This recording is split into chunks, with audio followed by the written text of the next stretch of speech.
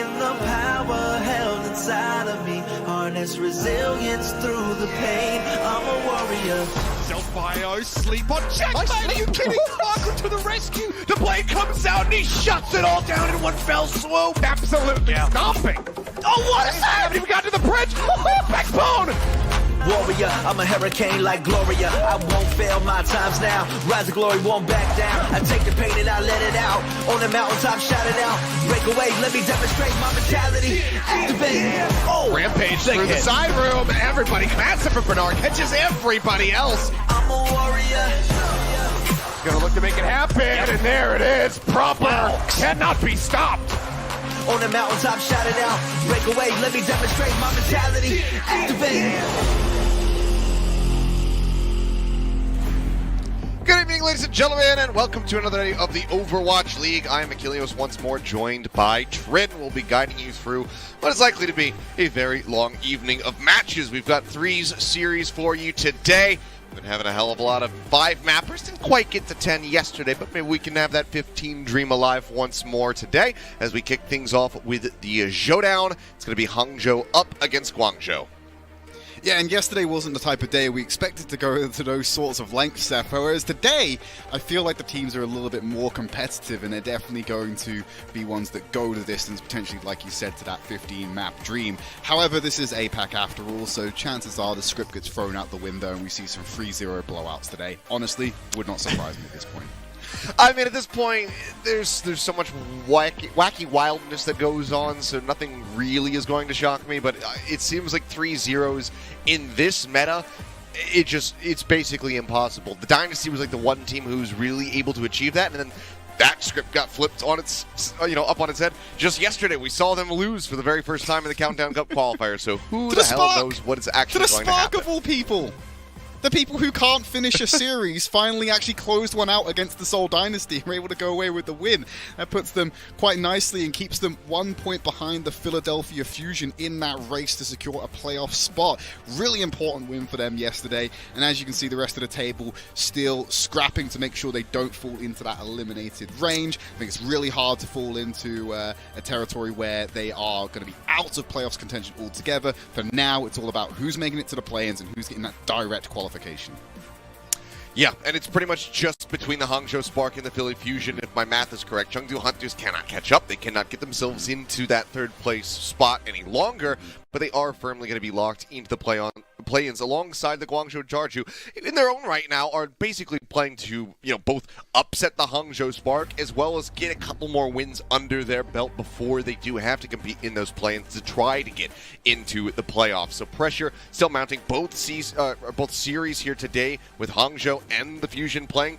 Incredibly important for those two squads who are looking to take that third slot. So we'll have to wait and see what happens. But for now, as mentioned, it is going to be Guangzhou going up against Hangzhou. So Guangzhou Charge, they could play spoiler. They've already spoiled the Valiant season just yesterday. Maybe they can do it a little bit more, a little bit less damage rather, to the big squad there in the Hangzhou Spark. The best of them here, and Fusion can pick up their series win later on tonight, and they're going to be pretty well set to go ahead and be locked into that third place spot. But here's our starting five for the side of the Guangzhou Charge. Nothing too concerning, nothing too shocking, as we still have Piggy starting things off here in that tank role.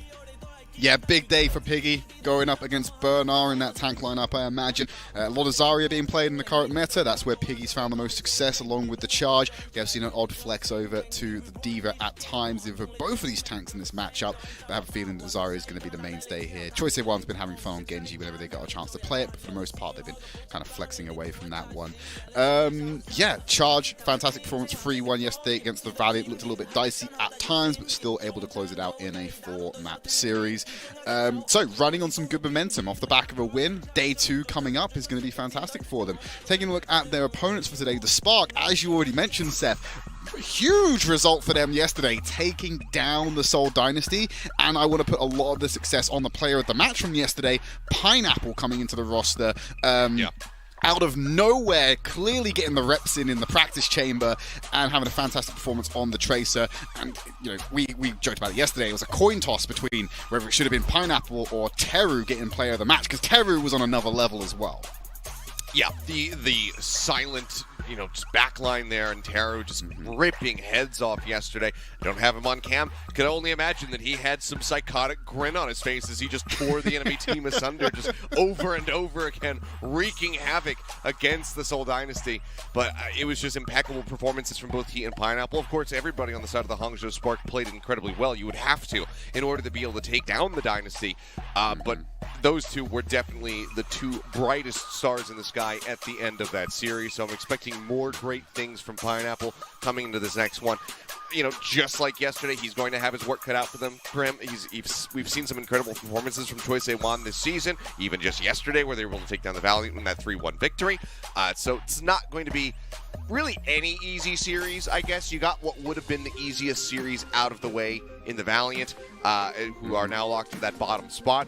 So everything else from here on out is just going to be a constant uphill battle. Here's our map set, though. We'll be kicking things off on Busan, then heading to Eichenwalde and Junkertown. If we get the 3-0s that you maybe are alluding to or expecting, Trid, that'll be it. Otherwise, we'll carry on our merry way and get to New Queen Street and then Lijiang Tower if it goes the full 5.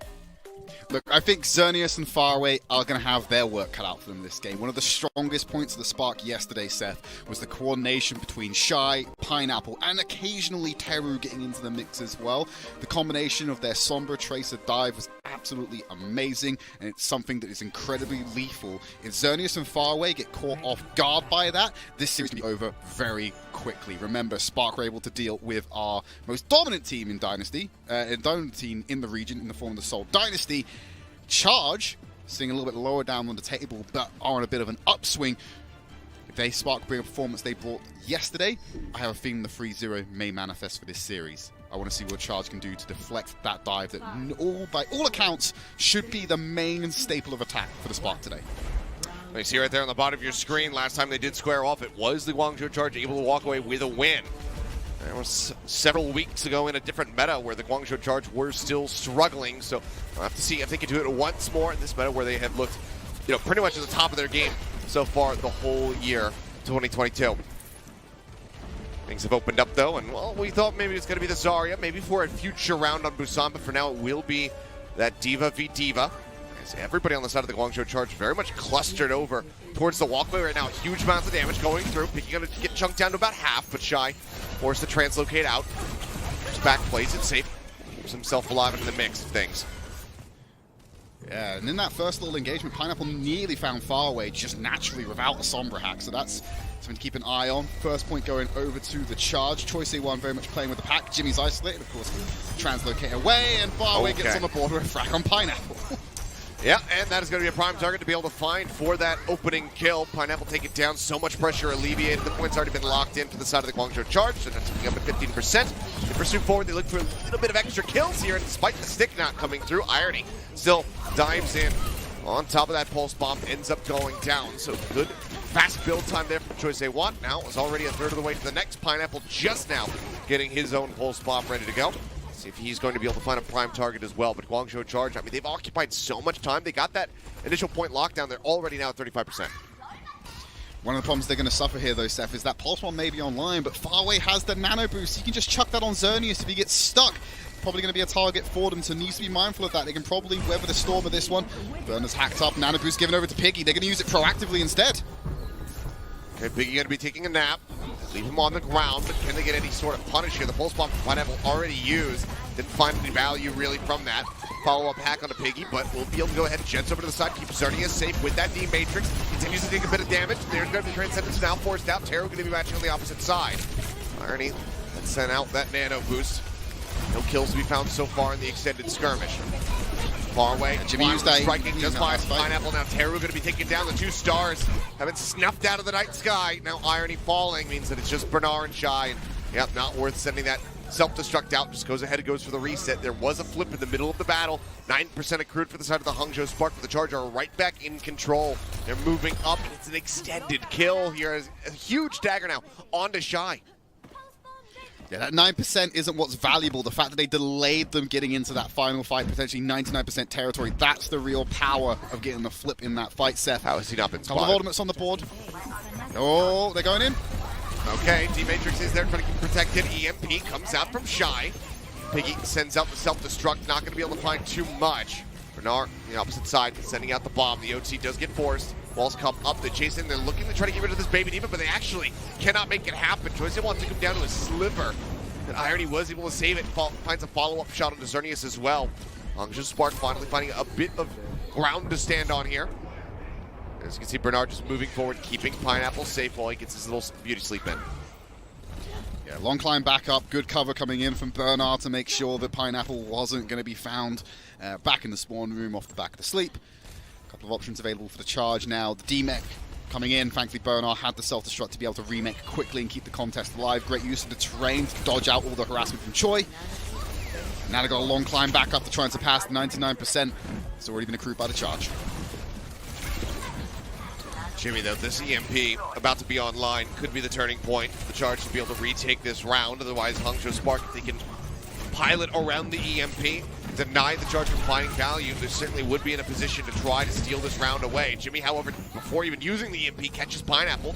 Piggy will lose out of the mech, but now the flip is there, and the Hangzhou Spark have to get themselves over to the point. They don't have the Tracer for the extension, so Taro, they use that Transcendence, but Irony, he was antied out and isolated. Jimmy is able to find the kill. Taro now needs to go absolutely nuclear, but the EMP cuts across. They find the break onto Bernard's mech. They take him down. It's kill after kill coming through as Pineapple tries to extend this for a little bit longer, but eventually will succumb to just all 5 members of the Guangzhou Charge applying pressure. There's the closeout, 156%. Mecha base is theirs. And right at the end there, you saw how difficult it was going to be for any kind of recontest. Not only were you down on numbers, you got a Transcendence and a couple of bodies of charge blocking the direct route back to the point for you to be able to even keep that alive. It just left Pineapple on the point as the lone survivor after just being over-oppressed from heals, because, to be honest, the Zenyatta pocket can do a little bit for healing, but not overly lots. So once Bernard had lost most of their HP, the chance of getting that back whilst also dealing with an active engagement and fighting against the Transcendence, just overwhelming healing pressure, and it locks them out of the fight, keeps them gone. The pickup onto Irony early on into that fight definitely was the last nail in the coffin, if you would, do the fight, unless someone went huge and had a pop-off moment. Piggy's fault now already. Yeah, it's going to be hacked. Xerneas takes a nasty hit. Quickly gets topped back up by Far Away, who's, I'm sure, more than happy to just go ahead and build up towards that nano boost as rapidly as he can. Piggy under fire, Discord Orbs go forward. They're trying to get the break, and they finally will be able to take him out of that mech in the end. Shy able to get it, but he gives his life for it. So now you trade out the Sombras. It's going to be a decent window for Jimmy. Was a little bit further behind to try to build up match and take the lead towards the EMPs. Terror just fishing for now, spamming out these right-click charge-ups, trying to see if he can get a straight connection, but it's going to be Xerneas who manages to strike first, finds Irony. Terror quickly finds some revenge here for his cohort in the support, and, well, Bernard going to be melted out of the mech, but I don't think it's going to be too concerning, given that Shy and Pineapple come up with a kill apiece. So the cleanup is there. Bernard goes off the side of the map for a quick little reset, and Spark have got control and 20% to boot. Yeah, you go for the reset there all the time. There's no risk of a flip coming in. By the time you get remexed, you can fly back with your boosters. It's the right decision for Bernard rather than trying to risk building up the ult charge back. You see Shy's got the good read on the path of ingress for the charge, knows where they're coming from, gets hacked, goes for the kill, and Piggy turns it around. Oh, just dear, completely Shy barrels him over there. Just charging forward, they get the elimination. Another huge pickup, and I mean, Jimmy, he's already got that EMP. If he decides to use it now, he can start lapping him. Good eat there from Piggy as well. Going to go ahead and absorb the pulse bomb out.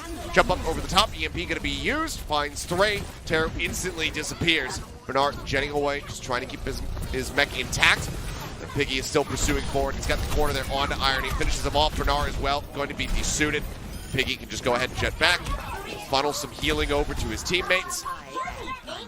And there you go. The flip is in. Guangzhou Charge taking control. 59% established for the side of the Hangzhou Spark, so not too far, back right now. They still have a decent lead to work with if they can get a quick retake. And just a reminder there of how annoying the Sombra could be. I'm fairly certain Irony lives if he had access to the mini around that corner, but it's hacked away by Jimmy. I mean, there's no chance of getting that additional healing and staying alive in the fight. Shy's hacked up. Gonna be found again. Needs to stop dying early in these fights. I mean, we've seen this time and time again. Last meta, this meta. If Shy goes down first, it's oftentimes a really bad omen for the side of the Hangzhou Spark. Transcendence popped here by Xerneas. Keeps everybody topped up, and Choi-Se-Wan, meanwhile, off screen, gets around the back, finds Pineapple, strikes him down. Guangzhou Charge is buying more and more time for themselves. Shy, again, out into the open. This time does have the translocator available. Jumps away. Say1, quick to go for the push, but knows that he will get surrounded here very shortly if he overstays. So we'll join back in with Piggy for a brief little moment. Says, you know what? I want to try to take down that Sombra, but we see Shy. He's already playing up, getting ready to get on top of the supports. Piggy going to be broken out of the mech. The self-destruct going to be used just to get himself back in. Everybody cuts around the corner to keep themselves safe for now.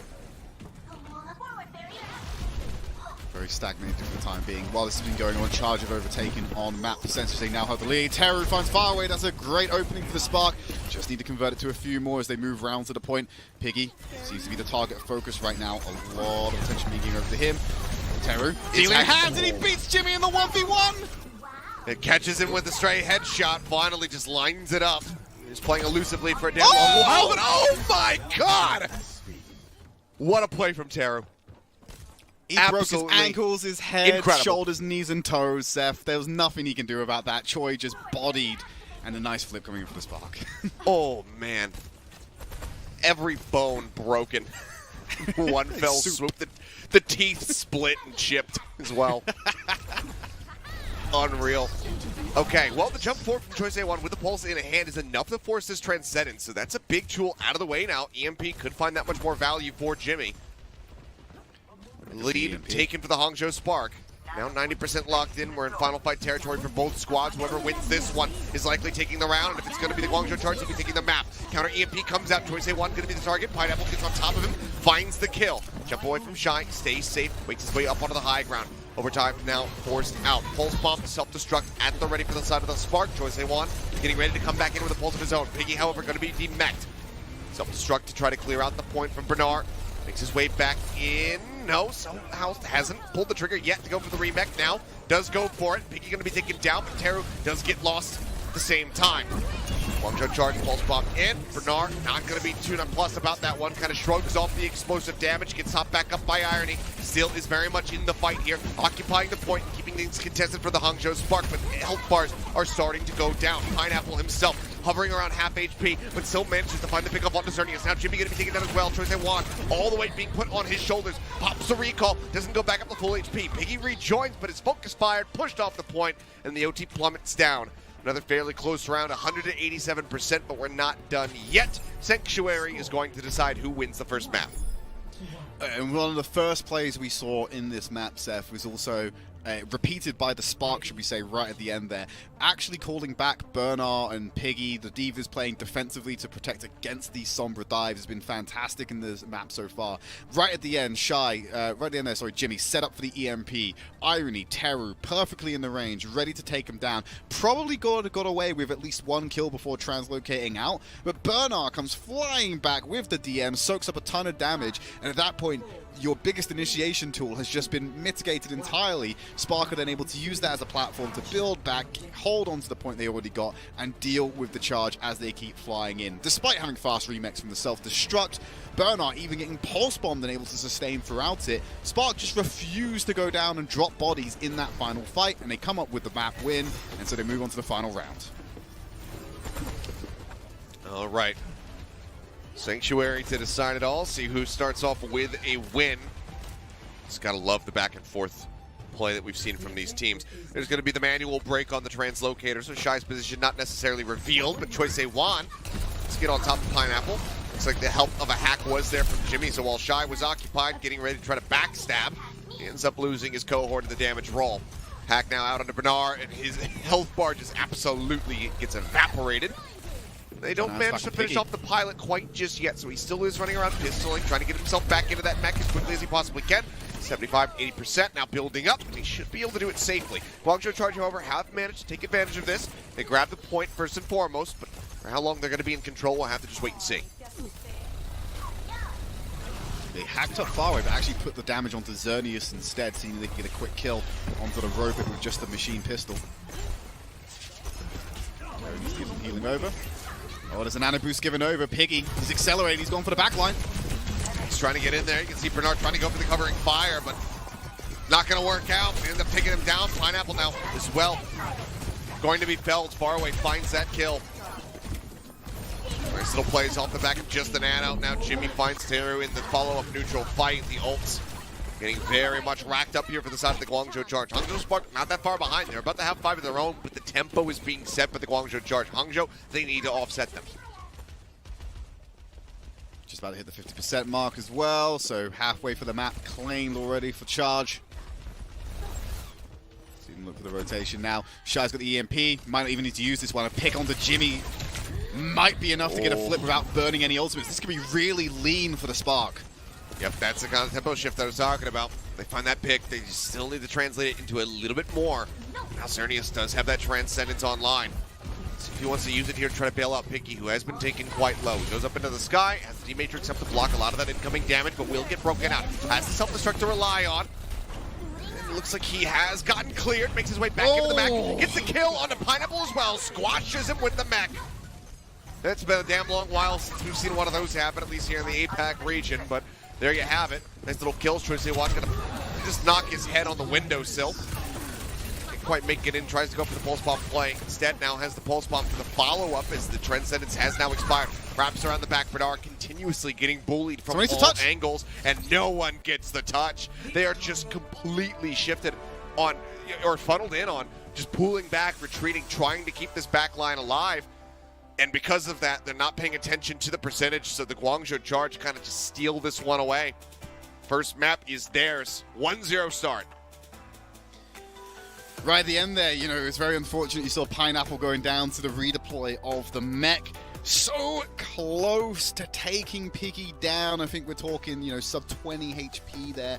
Few more sprays of the pistols might have got the kill, and that's why Pineapple was so willing to commit to that fight, get real close on top of Bernard, real close on top of Piggy, just to try and find that kill, even throwing the pulse bomb out in the end, but the remech animation comes in time. At that point, the damage transfers over to the mech rather than the pilot, and what you end up with is a squished Pineapple, and Piggy just gets to roam free on the Diva. 4v5 against the Spark. It just goes wrong for them, and Charge roll out with the first map of the series. Well, there is our first map of Control done and dusted. Obviously, can still very much have a second map of it if we can go all the way to the very end and get a Game 5. But for now, it is the Guangzhou Charge who start up 1-0. Eichenwalde is going to be coming up next. We'll see whether or not it's going to be a 2-0 lead for the Charge or if the Hangzhou Spark will be able to equalize. We'll see that when we come back to the break, so don't go anywhere.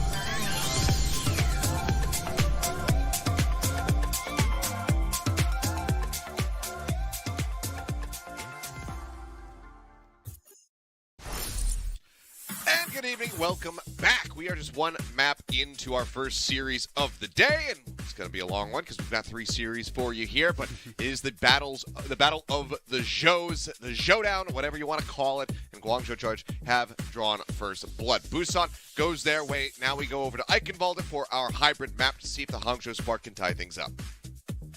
Yeah, really solid backline defense there. Pineapple and Shy have been well and truly muted in what was quite an oppressive tool for the Sparks kit yesterday against the Dynasty. Is not proving as effective against the Charge. I think that's mainly down to how flexible and how mobile a Diva can be to come back and DM.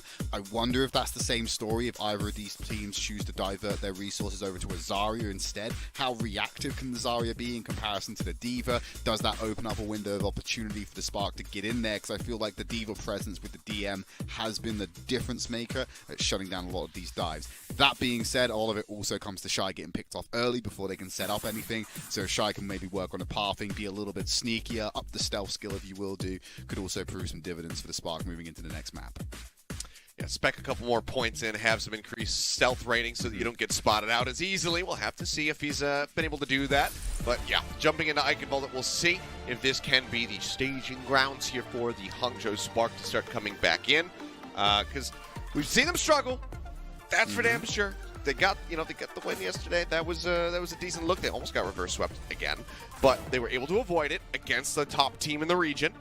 And now, suffering a loss early, they're the ones who now need to fire back, try to get themselves into the driver's seat. There's no shot that we see the cattle come out. Bernard just messing around with us, gives a quick little speed boost with that rallying shot, commanding shout. I forget what it's called. Shout. It's all based on shout. It's all based on like warrior abilities in World of Warcraft. They have so many shouts. I always mix them up.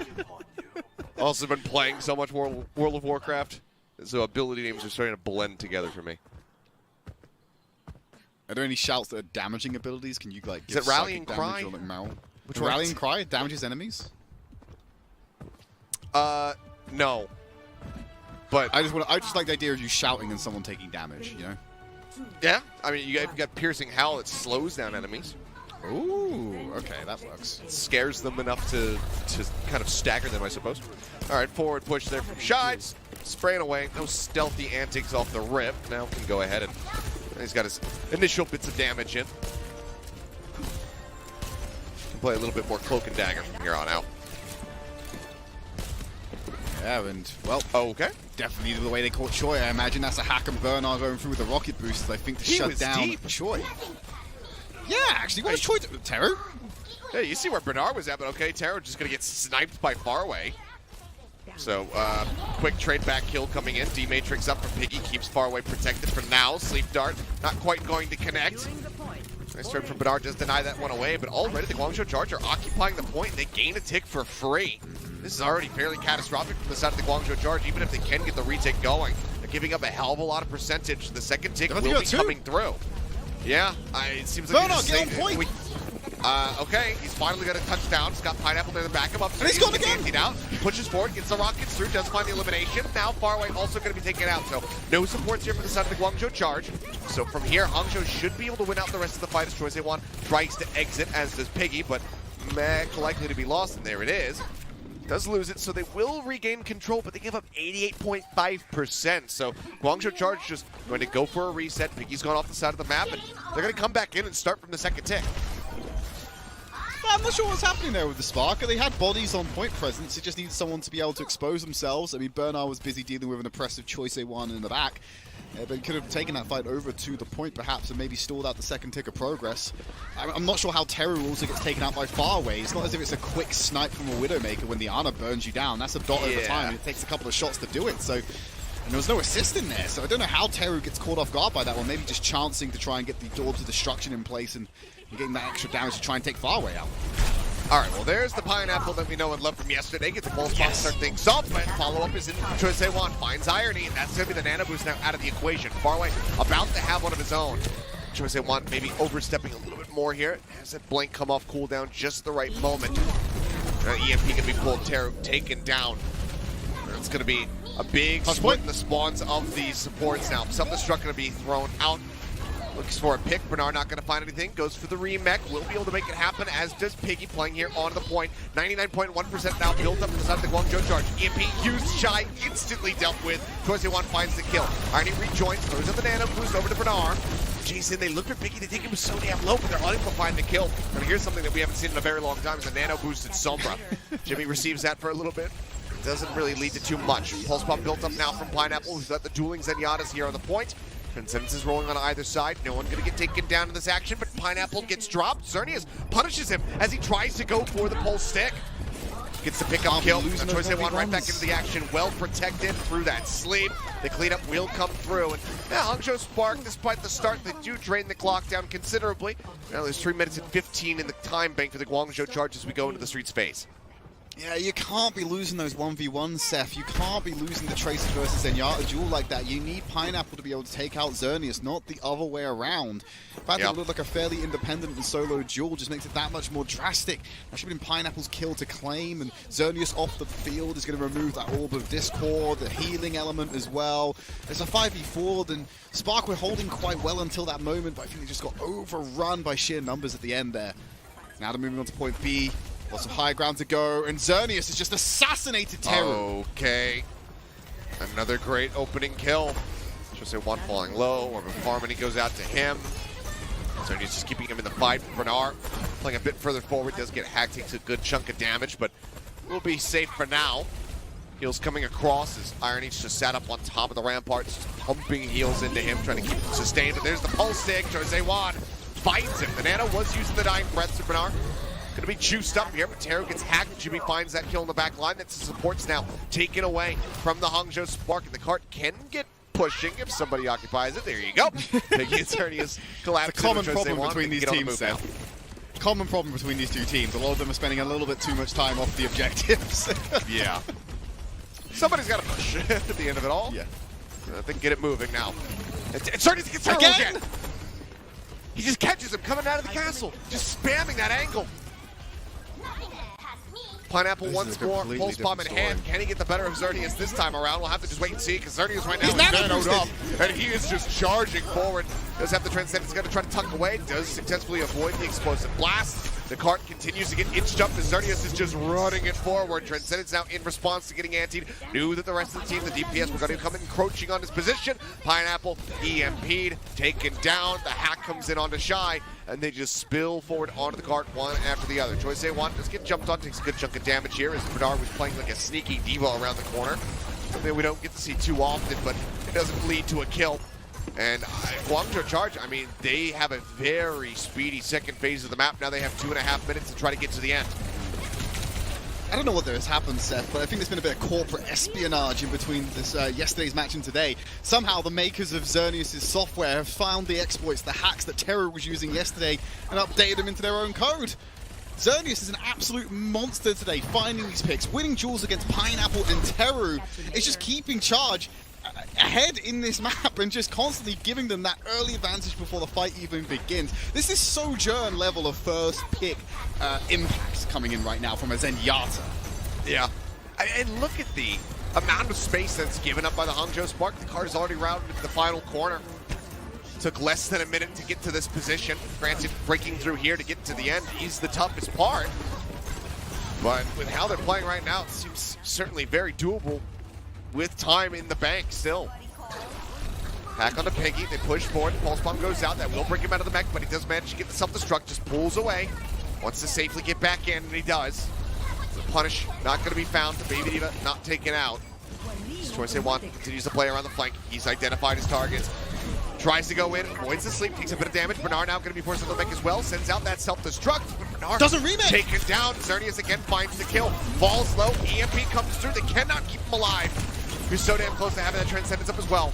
Piggy immediately wraps around, gets over to try to save Farway's life. But Farway says, I don't need saving, I'm here to kill people. Takes out Pineapple, now Transcendence is forced. Teru just has to pull back around the corner. Guangzhou charge still occupied forward space. And this should be Hangzhou. This should be their time to move up and actually contest over by the castle door. Yeah, still winnable, but not in lockout territory. They've gone sub 1 minute, Seth, so it does mean that there's a little bit more flexibility for Spark on their offense right now. And here's the reset coming in. Anti onto Bernard. Jimmy's getting in position. Xerneas has that Transcendence, big tool for them. They might want to use it to save Piggy's mech.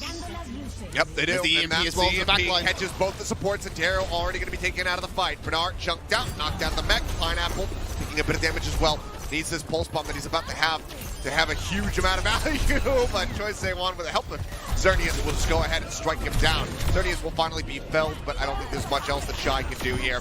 The cleanup comes in. Taro with the swap onto the Lucio is just not elusive enough. And with 7.2 seconds remaining, the Guangzhou charge will make it to the end of Eichenwalde.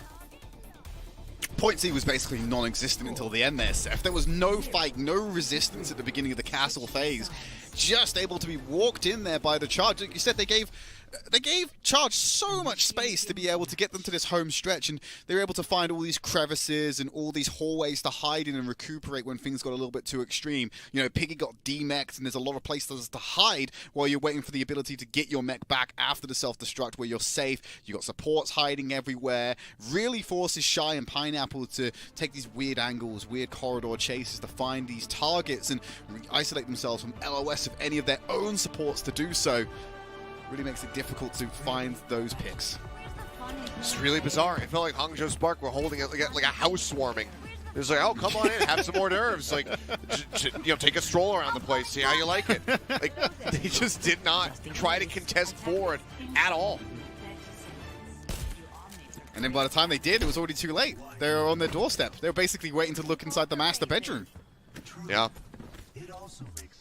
Well, Guangzhou Charge now going to be on the defense, and as long as they don't have as catastrophic of a beginning, should be all right. You see the pings coming down. They know Shy.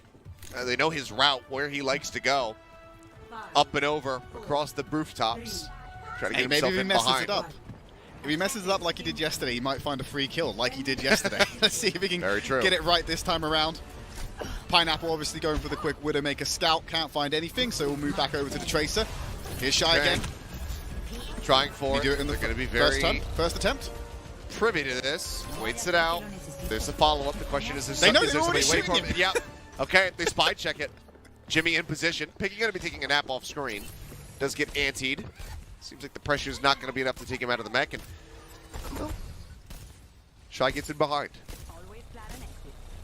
I know where he is. Just sort of decloaked there. Keeping an eye on Spotted out as his Pineapple. Take the mini pack away from him. As well. Gonna control a lot of that space and make sure they're able to go. Choice A1. Oh. Been found by Burner. Okay, but Shy's been found. He's sleeping, but the coverage is there. Bernard moves forward. Piggy now going to be taken out. And, well, as long as they don't have a catastrophic first hold, but this is exactly that. Choice A1 getting taken down, not being able to get the punish on the Shy. They break through with relative ease. Hangzhou Spark now going to have 5.5 minutes just about into the time bank for the next stretch. Big advantage for them coming into point B. They did not have to work as hard as the Charge did on their offense. Despite giving up a lot of the map early, they did manage to burn up a lot of that time back. So now, like I said, 5 minutes moving into point B. See, this section can be quite quick for them. They can carry a lot of that time back in to point C. It bodes very well for the second innings, and see if they can come out with the win here. But that's still a bit of a stretch. Whole 2/3 of this map to go still. Plenty more to be done.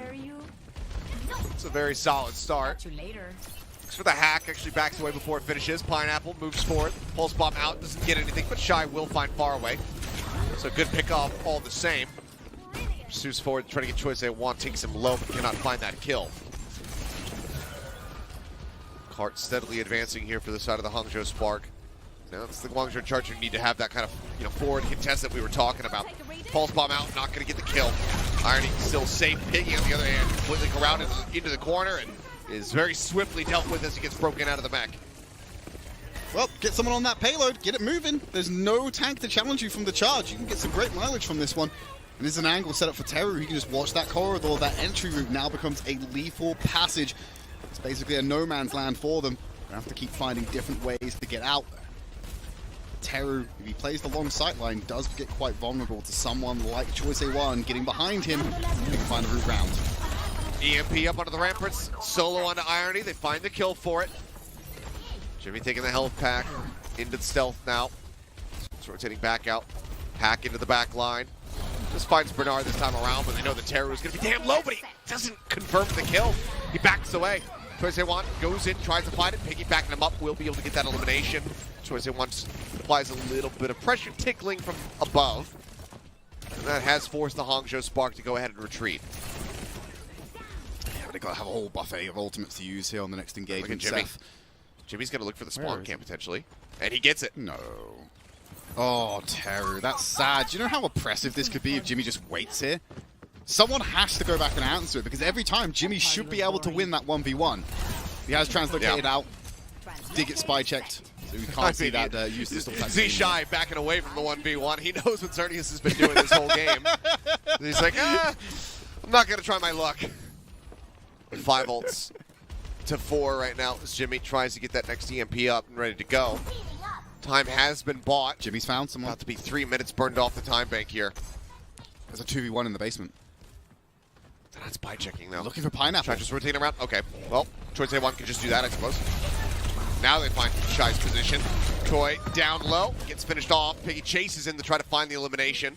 To counteract it. Can't quite make it happen. Now he's going to be isolated over by the cart. Jimmy getting ready to join back in. He's so damn close actually to having this EMP, so we're going to have a full-on 5v5 ults, but Xerneas just snipes another across the way. Denies the EMP as well. Gets into the Transcendence. What a reaction! Unbelievable stuff from Xerneas here. Just the clutch factor from this lad today has been insane. Look, Spark's setting things up, getting ready to go, and Xerneas comes in clutch. Yeah, now Shy's dead again. Oh, this is just... It's like poetry at times. Yeah, it's just gorgeous to watch. And I gotta say, you know what? I'm gonna do that hipster thing. I was a fan of Xerneas forever ago when he was Yveltal. I've been saying that, you know, I was one of the only people who voted for Yveltal as a role star all the way back in 2019 because I was like, this guy is incredible. And he is now he's playing Zenyatta, and he is just pounding. I love this guy. Yeah, dude, Seth, like, I'm looking forward to, when we cut back to camera, seeing the beard grow out, a little bit of a top knot come in. You got maybe like a decaf decaf coffee with some alternative sourced milk. Like, it's all coming up for you. I can just feel the hipster emanating from you. Oh, here we go. Terror's on the mark. And it's just beautifully executed. Hangzhou Spark, they're losing the plot. They're not covering this backline at all. They have to know that Jimmy has his EMP. He has already spawn camped them once before. They have to expect it again. He's getting in a position to do it once more. Look at the spy checking. Bernard looking on the all axis just to try and find out where he's hiding and stop that spawn camp from coming in. 45 seconds remaining. We're getting down to the last hurdle for Spark to get point B capped and get a time bank extension. Absolutely incredible. It certainly is still possible for them to be able to finish this map. Granted, you know, in overtime, but not the worst thing, given that it's only 7.2 seconds in the time bank for the Guangzhou charge. So it will be pretty close together, but they still need to make it there. There's a push forward. Nana boost out to Bernard. Xerneas under a bit of fire, gets hacked, reads that Pineapple is around the flank, goes for the kill, and it gets him again! He is reading it perfectly! And now he's nearly got another Transcendence ready to go. He needs to pump out damage. Terror going to beat him to the punch there. Self-destruct comes in. Choice-A-Wan finds Irony, gets the kill. Bernard going to be something for a brief little moment. Now the Transcendence is built up. Xerneas keeps everybody alive. Terror was only able to find one. The EMP comes across and catches the 4 remaining members. Oh no, he's off the map! He's going to be knocked off the side of the map. And suddenly, they actually managed to make this one work. Recall comes in. Jimmy manages to go for the contest, and somehow the rug has been pulled out from beneath the Guangzhou charge. It seemed like the fight should have been theirs. It seemed like that should have been them holding successfully in front of B. But the EMP, it buys enough space. The self-destruct gets the kill, sends Piggy off the side of the map so he cannot recontest. That might have been a different story if Piggy was just orientated slightly differently. If he lands, gets the bunny blaster, it's just extra damage on the map instead of instant deletion for them. It's an unfortunate angle to take. Definitely wouldn't have been a guaranteed save, but certainly would have helped the charge hold on to point B. 1 minute left in the time bank. Like we said, the lockout is not there because they have a sub 1 minute time bank themselves when they went on the offense. They're just playing to stop a second innings at this point, and it's more than possible for them with 40 seconds remaining. Good dash away. Choice-A-Wan avoids the hack. Pineapple has the pulse. Dash around the flank. See the D-Matrix tracking them from Piggy. Just perfect to keep Choice-A-Wan protected. Jimmy gonna make his exit. EMP is at the ready though. The Nano Boost nearly there as well from far away. So if Piggy gets into a bad spot, they have that as a bailout. Piggy with the child gate on the stairs. They're not allowing them up there at the moment. They're stopping the free territory to give it over. 20 He seconds doesn't find the remaining. hit. Yeah, they're running out of time. Jimmy waiting, ready to strike. Goes back into stealth. Looks to try to get across the opposite side, but doesn't get spy checked. Dragged out. Seems like he's more than happy to play this position. Running now down into overtime. The cart still not making it around this final corner. Pressure being applied. They're looking for choice they want. They force it. They make him reroute. The EMP now going to be used. Goes straight in only for Bernard, however. So overall, not going to find that much impact. Piggy instead now going to be broken out of the mech shine. Managing to find that one. Nanoboost on the choice they want.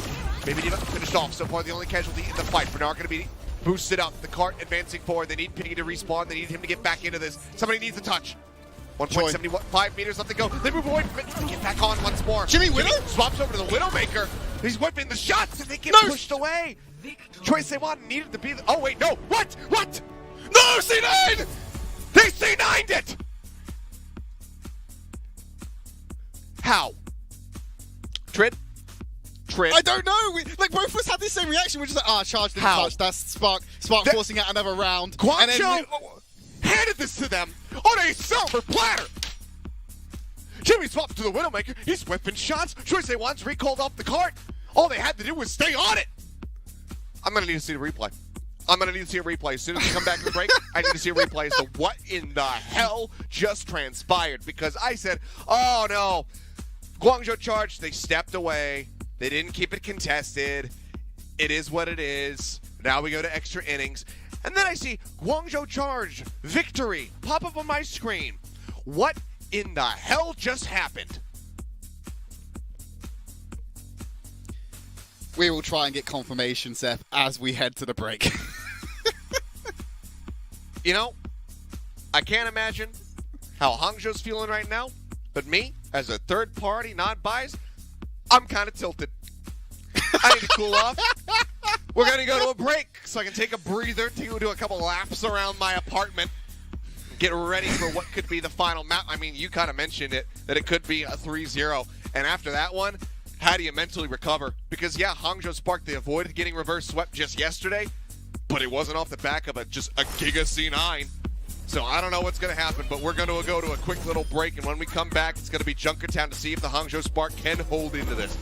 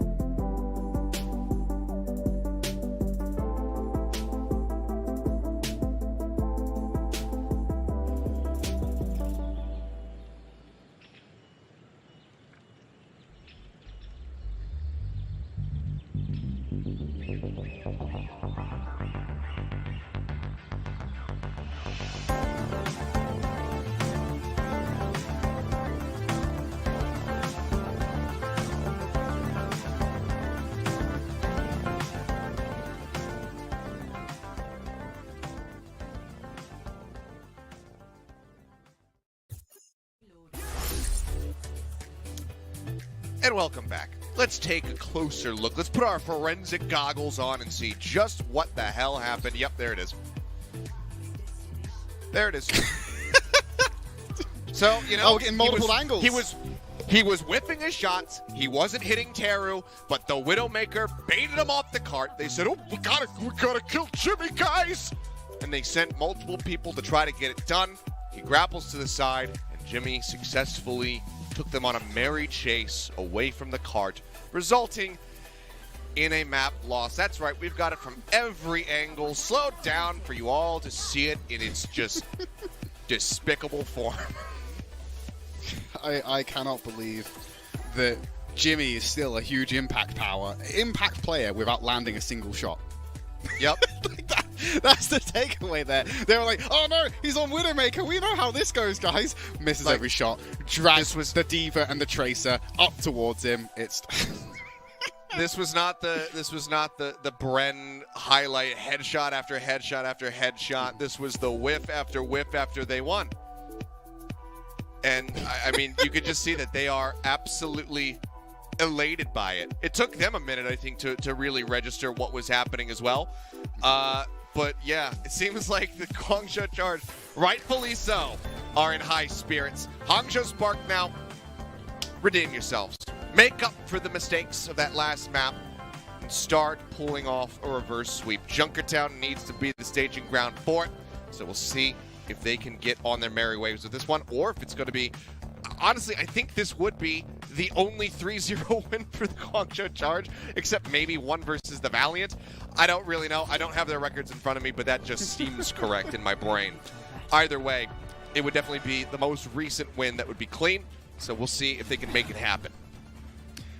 Look, Seth, I mean, in the break, we were having a conversation about, even as a third party, how tilted and a little bit mentally boomed we are via proxy. There's a steep valley of mental that the Spark are going to have to pull themselves out of moving into this third map, because if we felt it, you can bet everything that they felt that one. They're going to go onto the defense first, though, running out with the consistent composition they've had the entire series. I think Jimmy's going to be cheeky on that Widowmaker to begin with. But yeah, as they're highlighting there, we'll probably play the Sombra for the remainder of the map. At the top of the series, Seth, I highlighted that it was Shy and Pineapple's Sombra Tracer duo that was going to be really impressive against the Charge. Well, Xerneas and Faraway have had no issues resisting them right now, and Jimmy and Choice1 seem to be the dominant dive duo. Oh, man. This is what I said. Faraway lands the sleep on Shy, calls in Choi for the reinforcements, and just demolishes him. This backline of Charge is having a standout performance today. Production, do we have to play out the rest of this map? Can we just end? No? Okay. All right, we have to. Okay, so we have to watch the rest of this, apparently. So already, great pick. Shy shut down. Jimmy doesn't get a lead off of this, so Shy's right back into the action and is building up towards that EMP. He's fortunate for him. It's the one solid takeaway, the silver lining that can be found. And the cart is just now getting ready to move out of the choke, and they actually have to let it drift forward. So now it's out into the open. Bonus on Charge. Now to go ahead and continue this push. Xerneas safely just firing off here from the back line. Gets a couple straight connections in. Helps Chunk Irony down to about half HP. Now the anti-nade lanes onto him. Teru under fire. Choice1. He gets down and dirty. Finds the kill. Nice roll there from Bernard. Try to alleviate some of the pressure. But ultimately the supports are gone and A will be capped. Choi and Jimmy every time finding Irony and Teru in these fights. Both of them go down hand in hand. They give themselves a little fist bump as they walk away and go, job well done, fellas. Even with Bernard eating up the pulse bomb, still gets the job done, clears them out, moves on to point B, record pace. They got 5 minutes in the time bank. This is oppressive from the Charge, and it shows no signs of stopping. No, it does not. 4 minutes, 40 seconds for the second stretch here. Dash forward, looks for the stick, just narrowly misses far away. Explosion even gets some damage in, takes him down below half, but it's not enough for the execution. The Taro is just... I mean, Xerneas is just taking him to school. These volleys, charging up the right clicks, getting the nail down to them. Find these little like angles, you can just see peeking Bernard.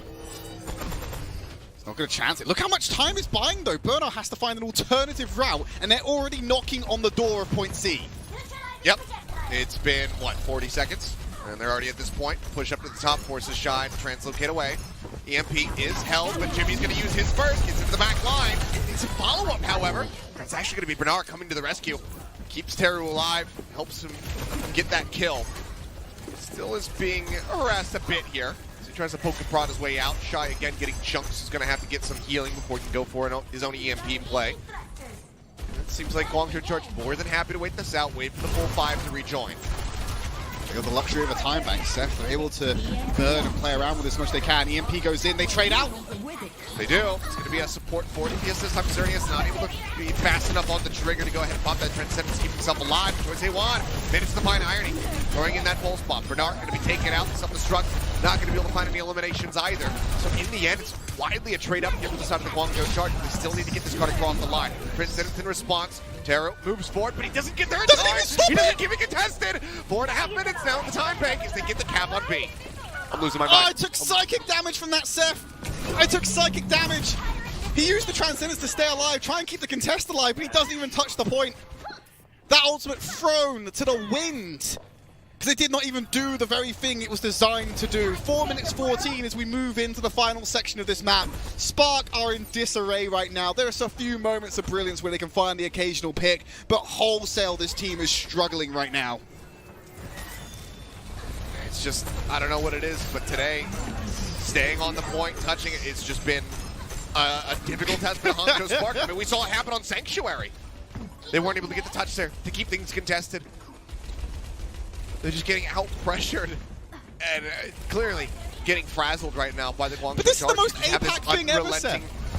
Aggressive play. Xerneas will finally get taken down. Pineapple able to find that pick. Shy going to be taking a nap, but it seems like he's playing in distance and does get woken up and is able to translocate out. Far away as well, now falling, so that's going to be a nice little stagger, separating the supports, spotting them a bit. The Guangzhou Charge do have to go for a full reset, so for the very first time it seems in this map, if not for this series, Hangzhou Spark are very firmly in control and they have this card unlocked. Yeah, they found the brake pedal on the car and they finally slammed it shut, and now the payload's going to be stopping for a moment. But as I was about to say, Seth, this would be the most APAC thing ever. Spark come off of one of the most ridiculous upsets so far, taking out the Seoul Dynasty, and then they just get themselves deleted by the Charge. I said that I would bring this up again if it looked like it was going to happen, and here we are, Trid. We were talking about this well before the matches even began. I said it would be a very Hangzhou thing to beat the Dynasty yesterday and then lose the Guangzhou Charge here today. And right now, it's looking like it's going to happen. But hang on a need minute, to be what is more like APAC though for them to go down 2 maps and then reverse sweep in a 5-map series? Teru finally has woken up and is actually starting to get the better of Xerneas in a couple of these trades, so tides have been starting to turn slightly at the end of Junkertown. Teru getting pinched here. Jimmy applying pressure from behind, but Bionave is in from Irony. He's able to keep him sustained. Again, forced reset for the Guangzhou Charge.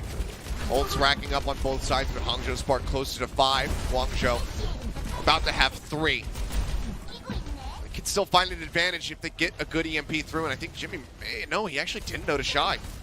Hack comes across on the Piggy, they apply a bit of pressure to him, but the heals come in, EMP out, into the back line, Irony gonna fall, Piggy able to get on top of Terror, then find the supports. That's the space that they've been needing. Nano out on Xerneas to make sure that he stays alive, and now Bernard gonna be broken out of the mech, he doesn't commit the self-destruct to the fight. Card again gonna be advancing forward. As the cleanup continues to be found, Pineapple cannot die here. Any additional staggers would just be catastrophic for the Hangzhou Spark. At what point, Seth, is the Nano Xerneas not a defensive tool, but actually your most viable option for damage dealing? Like, at what point are you stop using it to save Xerneas, but more so empower Xerneas to deal more damage? Because I feel like he has got to have Nano Prio this entire series from far away, and it's not always been to save him. Scott, could you imagine if we still had you know, 6 characters, 6 players in a lobby. You have 3 supports. Get the Kiriko ult in there with Xerneas nanoed up. Ugh. Sounds nasty. Nightmare Piggy gonna be hacked though. Takes quite a bit of damage. Slept, knocked out of the mech. 56 seconds remaining. Piggy going down means that they have to reset right now. Xerneas, if you're going to die, you need to die now. Grabs the health pack to actually extend for a little bit longer. But final fight, Hangzhou Spark definitely in a position where they can get this hold to happen. 4 ults ready to go. Jimmy, now dead. That's a huge dagger. Yeah, 45 seconds left in the clock. Jimmy can move around quite quickly with the translocator, stealth into the back line. Not close to that EMP just yet, but probably build this in this fight. Spark have so many tools to deflect this offense from charge. It's not looking good for a charge completion unless Xerneas does that! Oh, and they're going to get both of them. Shy slept. They get the setup. They find both of the damage dealers right off the rip. Bernard now going to be hacked. The push forward. The It's over. Arrow has to use the Transcendence. He keeps himself alive. Mitigates the pulse. Bernard out dropping down, playing alone. Irony trying to match. They drop into their demise. Terror found him. Taken out. The Nano is rolling. Irony able to find one. Far away now dead. Xerneas, the lone support, trying to keep them in this fight.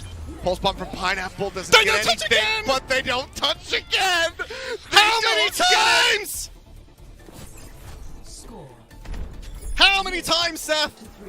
I'm just gonna curl up into a ball. I'm in the fetal position. I'm gonna be crying, taking a cold shower later tonight like I'm Ace Ventura. Oh my God, I cannot believe it. We were talking about how difficult that final fight was going to be for the charge to go. Look at the chat.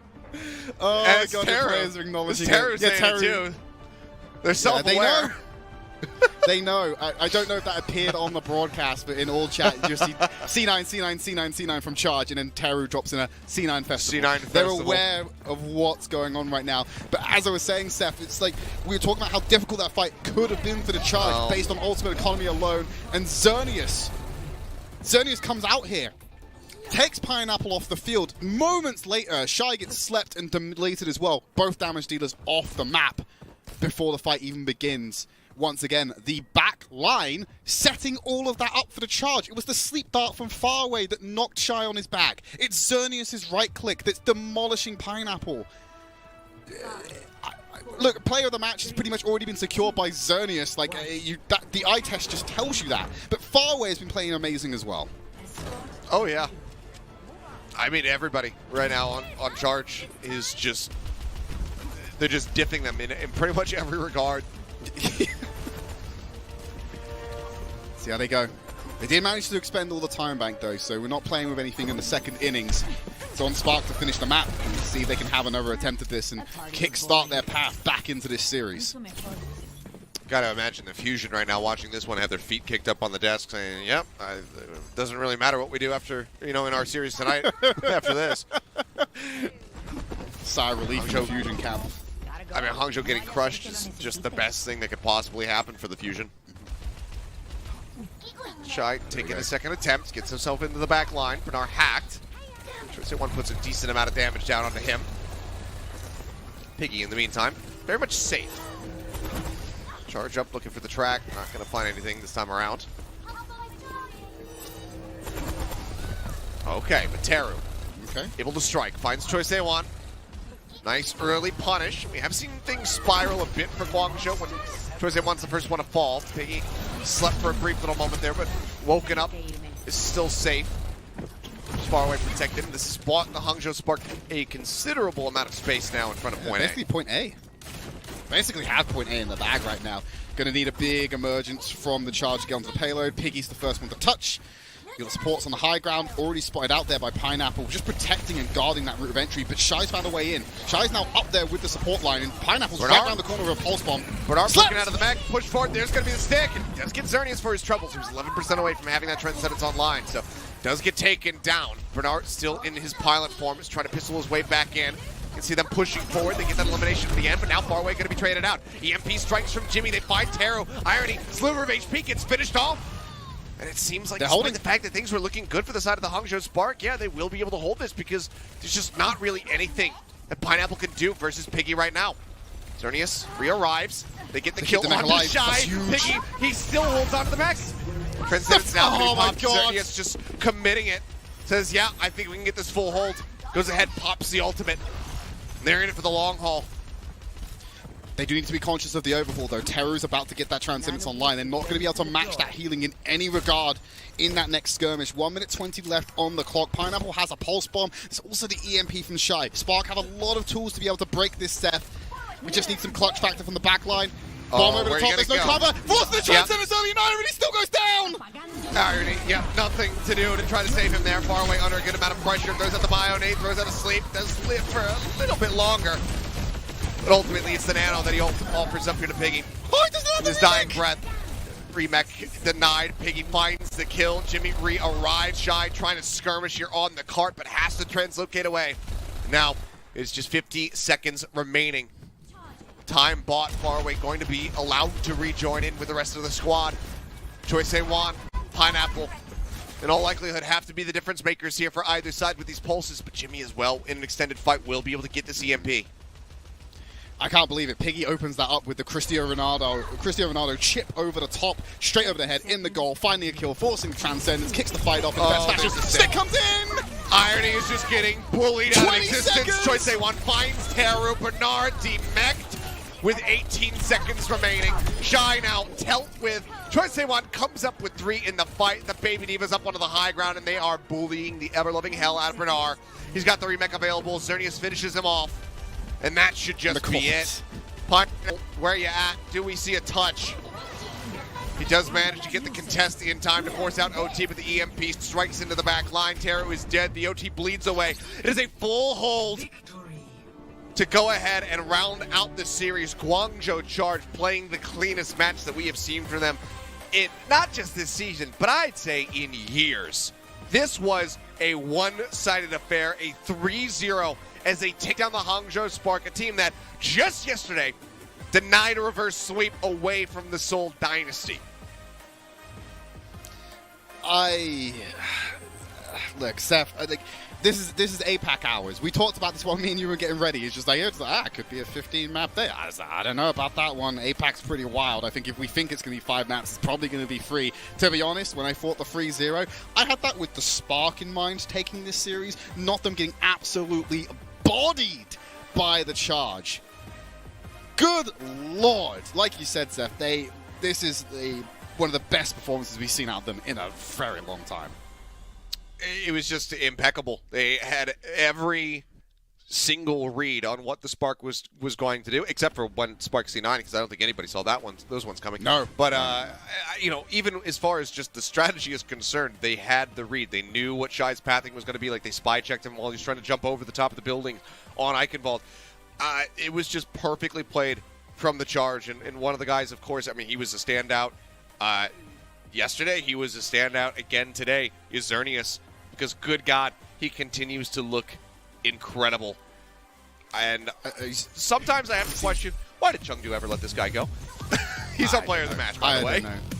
Yeah, 100%, without a doubt. Like, there was no doubt that this is going to be going. The only thing I'm doubting, though, Steph, is we're probably going to have someone check his PC after the game just to make sure, because this was not natural. What he was getting away with this series. Winning duels against Pineapple in neutral 1v1s without supports or assists coming in, constantly beating the hell out of him, and finding these ridiculous headshots with the volleys. Look at this! Teru just doesn't know what hit him. There's multiple Ragdolled times. over the bridge. Yeah, not only to Teru, he did it to Irony, he kept hitting Choi. Ugh! And then this time, clutch moment with the Transcendence comes in just in time as well, saves the rest of his team, sustaining Piggy at the end to keep the contest alive on point A, helping with the assassination onto the Tracer of Pineapple, then pops the healing to keep the mech up. Yeah, like you said, just unreal talent, and Seth, you can be a hipster all you want about praising Xerneas ahead of everyone else's time, but yeah, everyone's a Xerneas fan today. Certainly are. Half of his eliminations, he got final blows. That is Zenyatta. This was incredible from him. So, very well-deserved player of the match for Xerneas, and I just can't wait to keep watching him, perform like this, because he's just incredible. He's improved on his Lucio skill. His Zenyatta is through the roof right now. You know, if only we could get another Mercy meta back just so we could see him, you know, go back to playing that, because he was and probably still is the best in the world when it comes down to Mercy performances. So I would love to see even more of that, even if Mercy metas oftentimes can be a little bit more boring. But man, what a way to kick off the evening. I, you know, said maybe it's going to be 15 maps, going to be a pretty long evening, but that series took just a little over an hour to get through as we get delivered a very unexpected 3-0. But we're just getting started. We're going to have a game break after we go to a quick little break here, run some ads. We'll come back, we'll chat a little bit more about this, and then get geared up for our second series of the evening, which is going to be the Valiant going up against the Shanghai Dragons. We'll see what happens when we come back. We'll chat. So yeah, don't go anywhere. See you guys in a bit. The Overwatch League is brought to you by Upper Deck, the official trading card of the Overwatch League. And by TeamSpeak, the official voice supplier of the Overwatch League.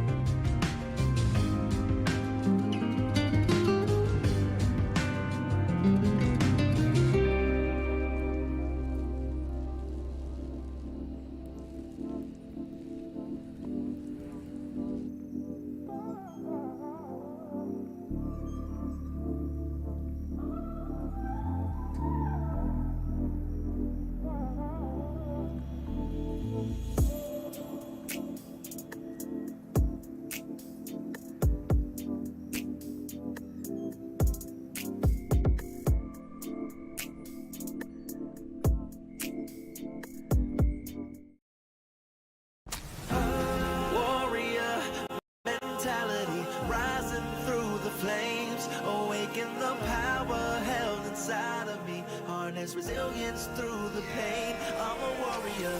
Self-bio, sleep on checkmate. Are you kidding? Sparkle to the rescue. The blade comes out and he shuts it all down in one fell swoop. Absolutely stomping. Oh, what is happening? We got to the bridge. Backbone. Warrior, I'm a hurricane like Gloria. I won't fail my times now. Rise of glory, won't back down. I take the pain and I let it out. On the mountaintop, shout it out. Break away, let me demonstrate my mentality. Activate. Oh, Rampage through the side room. Everybody massive for Bernard. Catches everybody else. I'm a warrior. Gonna look to make it happen. And there it is. Proper. Cannot be stopped. On the mountaintop, shout it out. Break away, let me demonstrate my mentality. Activate. Welcome to Watchpoint. I am your host, Sochint, back on the desk again, and I'm happy to join in the Watchpoint studio. That's right, we're right in there. That's us. Wow. Jonathan Reinforced Larson, Danny Lim Lim, and Matt Warrior Morello. He's a warrior. I think when people think of warriors, I think I'm the first person they think of. That is, yeah. Warrior spirit is what I... dressed like a Very much in spirit, not in body. Yeah. I am dressed like a warrior today. Thank you, Danny. You are with your chains, bro. Not sure where to go from there, but it is the final week of the Countdown Cup qualifiers, at least in the eastern region, and there is still some seeding on the line for the playoffs and the play-ins. 3 matches in the late hours of the night, or early hours for some of us, so let's get right into it. First up, it was the Guan versus the Hun. The show versus the show. The Spark versus the Charge. That's right. And the Charge, they just recently made sure that they were locked into the play-ins by beating the Valiant. And the Spark, according to Reinforced, they're back. Again. They're back. That's They are right. back. And, They were back. they did beat the Dynasty. So this matchup was all up for grabs. Who would establish dominance between those two explosive teams? Well, it was the Charge, and it wasn't even close. Reinforced. Well, the Charge are back. The Charge are back. I mean, Charge are back. This Charge team, they're back. I mean, they indirectly beat the Seoul Dynasty over the course of 2 days. Yeah, They didn't beat them themselves, but Hangzhou beat Seoul, and then Charge beat Spark, so I guess Charge beat Seoul. Are they the best team in the APAC region now? This is the best the Charge have looked since they had Nero and Happy. What? That was like what? That was 2019. Yeah, it's been a bit. Yeah, it's been a bit, yeah. Were they the best back then? Hotba used to be on this team. Hotba was on Froggy. the team, yeah. Froggy was on the team with Bishu as well. I forgot about that. Yeah. This is why you can't go out there and say stuff like the Hangzhou Spark are back, because they do you dirty the next time they go around. I mean, they're so... No, one said there was a time limit on how long you have to be back. They were back for like 20 hours. Like, in terms of consistency and stealing, I feel like that they're like almost like kind of like the Washington Justice. Okay. In the sense that, you know, Shy is kind of like Decay, where if he pops off, you can kind of like... Shy is you know, kind of like beat DK. everybody. Can we quote you on that? Are you saying Sure. Pineapple is like Assassin? Yeah. Wouldn't it be the other way around? Pineapple is kind of like the Pineapple is Decay. That is the best comparison of 2 players I've ever heard. Pineapple and Decay. Well, Pineapple wins the name game. What do you That's what this is all about. Pineapple would sell more jerseys than Decay. Is that what you're saying? We're really off to a great start in analysis. I blame Matt. I blame Matt. You guys Matt's on the desk. Apparently those guys have not. This is where we go with Guys, this. this is what you guys asked for. Hey, We Jimmy! got Matt on the desk, There we and this go. is what happened. Jimmy's in the lineup. Yep. Jimmy Yeah, popped that's up. right. Matt, what do you think about Jimmy? We know how Jimmy, I believe when I watched Mitch said Jimmy procreates, or Jimmy did procreate or didn't, you know, obviously getting a win here, it looks like he was popping off. I'm used to seeing Jimmy on like those long range hit scans, but seeing him on the Sombras, all right. Playing some good Sombra. But Danny is just... Some regular insight right there. Well, next up, maybe we can do better with this one. Okay, Valiant, they faced off against the Shanghai Dragons. We can try though. We'll try. I mean, Valiant, they've already been eliminated, Right, so I guess right. they were just playing for pride. Right. Shanghai though, I mean, are they back to final form, Danny? Or are they? They were struggling a bit in the earlier part of the season, but now they are definitely 100% back. They're already in the playoffs, and I think this match, they really showed that they're, they deserve to be in the top because they look scary. This first map on Busan, Valiant came out with Marvel playing the Winston. Couldn't really get much value against the Void He just went away. Diva, and looked really good. Lip on that Sombra, Fleta too on the Tracer looked phenomenal. I think the Diva comp is working really well for the Shanghai Dragons, allowing, I guess, Izayaki to sort of pop off on that Zen as well. And they also look really good on the Zarya comp as well. And who are you? Is the best Genji player? Johnny, are you gonna fight that? In Owl, in the world, like where? Or in this particular Or match? in this match, yeah, like where In is the he world. the best? Okay. In the world. I was Can looking anyone for come close? context. I don't know, but I mean, yes, Lip, Soldier, Lip is such a talented he's player sick. as well. Yeah, I think it was. I don't know. I think the next map was where we saw Becky on Echo and also that Easy Han on Sombra, and I don't know if I like that particularly. Yeah, I mean, we usually see like Tracer Echo in combination. Becky just putting his DPI to 3,000 doing a spin in the sky. With the Valiant, right, obviously losing this match, I still feel like they had a pretty good year though. Like nobody expected them to win 7 games. Yeah, and this was, I believe this was their last match of the season as well. I think so, they Correct me if tweeted, I'm yeah. wrong. But yeah, I mean, like you said, I think they had a good run. But I mean, they were going up against the Shanghai Dragons, so it was a tough last match for them. But hopefully we get to see more from the LA Valiant next season. I also need to say before, obviously talent is there, something we don't want. We just had Johnny say yesterday that the Spark are back. He just said the Dragons are back. We can't just get after every time somebody wins after a loss that they're back. I see this What kind I'm of hearing here forming is in just- front of me. Johnny, I just see that they're back. The next team. Oh, he's gonna say Philly. I would say Shanghai didn't leave, so I didn't understand They left for where I'm at. a little bit. What, 24 hours? Like earlier. Yeah, they stepped outside for a hot minute. That's okay. So they've been back for a while. They won the Summer Showdown, Danny. They did. Yeah, they've been back for a bit, man. Yeah, but it's still worth mentioning. Don't worry, Danny. I got you.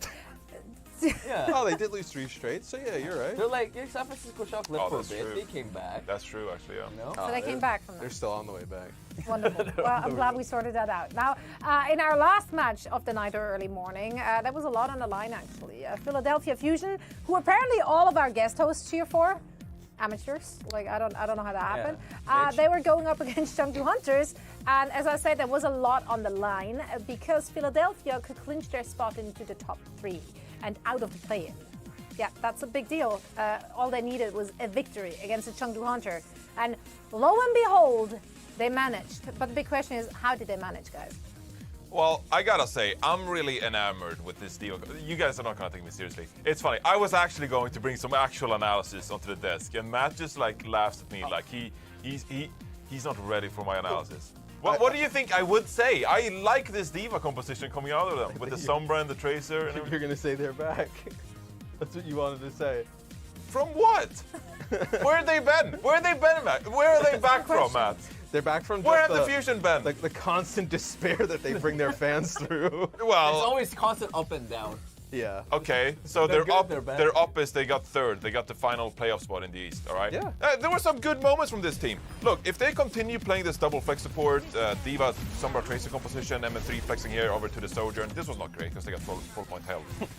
So this was not great. All right, just don't do this. Yeah, let's do this map. Who cares? But the other maps, like if Kuriko doesn't end up having a huge impact for the playoffs for whatever reason, and teams still rely a lot on this Diva, Sombra Tracer composition, Fusion could be like legitimately a good contender in the season playoffs because they look really good playing this composition. I find it really fascinating how some players get away playing Diva into Zarya compositions. Like here we're seeing Dicey play the Zarya for the Chengdu Hunters. But Fury, he understands this matchup. He's not going to take the one-on-one against Dicey. He's going to depend on MN3 and Cess to find an opening into the Chengdu Hunters backline. Then he gets nanoed himself, he dives with the rest of the team, and he doesn't take the tank battle when he doesn't need to. So I think it's really interesting to see teams be able to play this Diva in a fascinating way. That is straight up awful. That is rude. I did this actually in rank the other day. It's really satisfying. Oh, there was a Nono too! Monk just Nono Dicey. It's great. That was woeful. It's probably easy for you to do That was ranked awful. when What you're did he in, think like- was going to happen? He just Nono'd a sleeping Soya thinking something would happen. Nothing happened. You didn't change the other. That was just a wasted Nono. Just for everyone like not being in the truck, Reinforced literally almost fell out of his chair. Look, the trainer hunters haven't changed, all right? Sometimes you just see like the most entertaining thing from them. I just love it. It's amazing. Yeah, Philly Fusion seems to be really back now because this is their first time beating the Chengdu Hunters, right? Yeah, all season long. Yeah. That's correct. all season. Yeah. They're back. And I'm not saying They're back going I'm not into the saying they're back. playoffs. The Chengdu Hunters are like, no, the Fusion are back. They're gonna haunt us with the I win. know. Well, yeah, that sums up our three matches of the night. Thank you so much. Congrats to the Fusion fans. Yeah, no, they did it. You guys did it. Congratulations. And with only one more day of qualifier matches left, things are pretty settled in the eastern region of the Overwatch League. So let's take a look to see how the season went down in the standings. Whoa. And I'm getting excited here. Look at that. Fusion +1. Woo! Big +1. Getting in the positive direction in terms of map differential there. So Fusion has an opportunity to actually have a 50-50 win-loss record and qualify for the playoffs. It would be weird if they were 11-13 and they were qualified for the playoffs. They're already in. I feel like statistically that would be a slight anomaly. Well, Slight anomaly. Hex in the back, he would tell you that some of the teams in the NFC East they've qualified for the playoffs in 7 and 9. I mean, it's possible. You can be an under 500 team and still make the playoffs. But I'm more interested. I'm more interested in the play-in.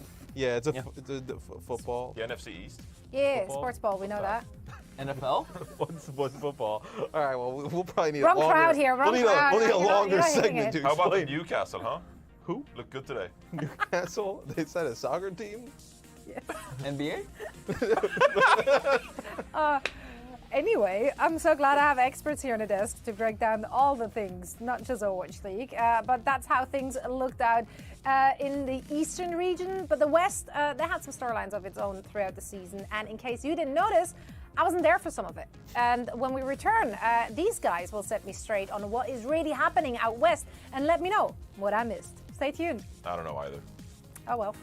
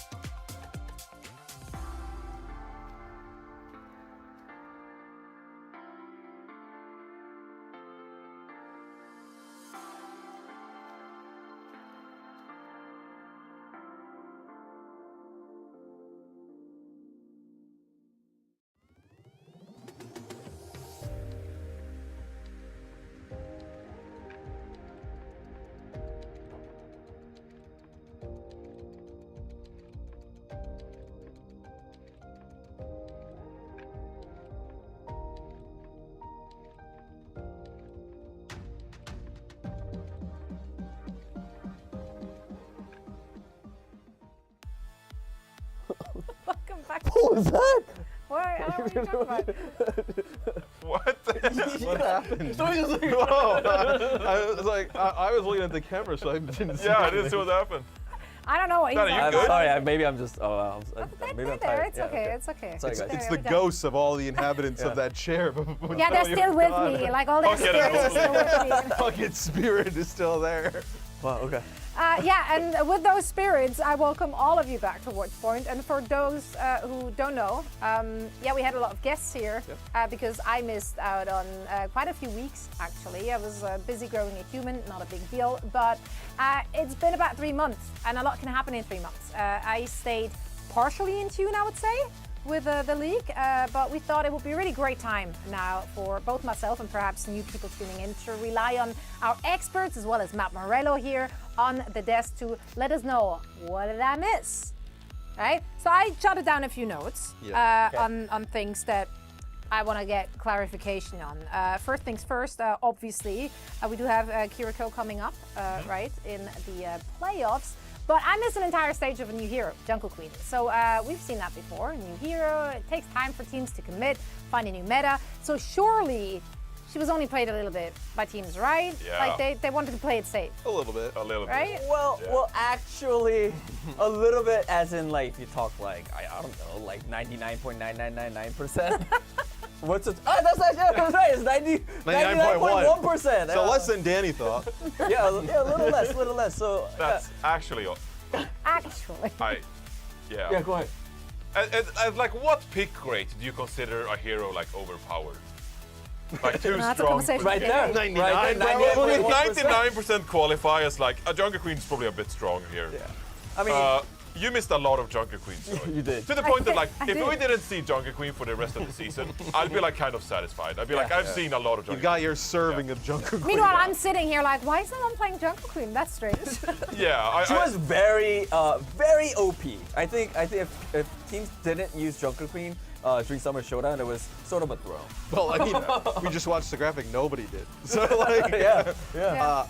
I think it was like the ability to give extra health and speed to The commanding shout. Yep, not just herself, but her team was extremely strong. And then also, like, even when you play on live now, like, the shout's not like super strong, but she can still live for so long by just like passively gaining the health back by doing some damage. So Yeah, if you're actually looking for like, why would people play Junker Queen? She actually like deals with Reinhardt and Doomfist like pretty well, because both Doomfist and Reinhardt, they have to be up close, right? They have to be like in your face. And so Junker Queen is like, okay, well, you're in my face and I have a big axe, and so I'm gonna swing the big axe and then you kill them. Yeah, So, simple math. Yeah, simple math. So, you know, big axe wins over Over a Doomfist. hammer.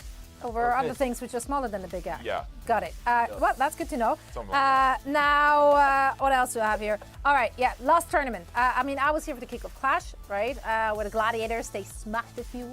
And then I saw the Gladiators dominate again in mid-season madness. So obviously, Gladiators are still like winning stages left and right, right? Right?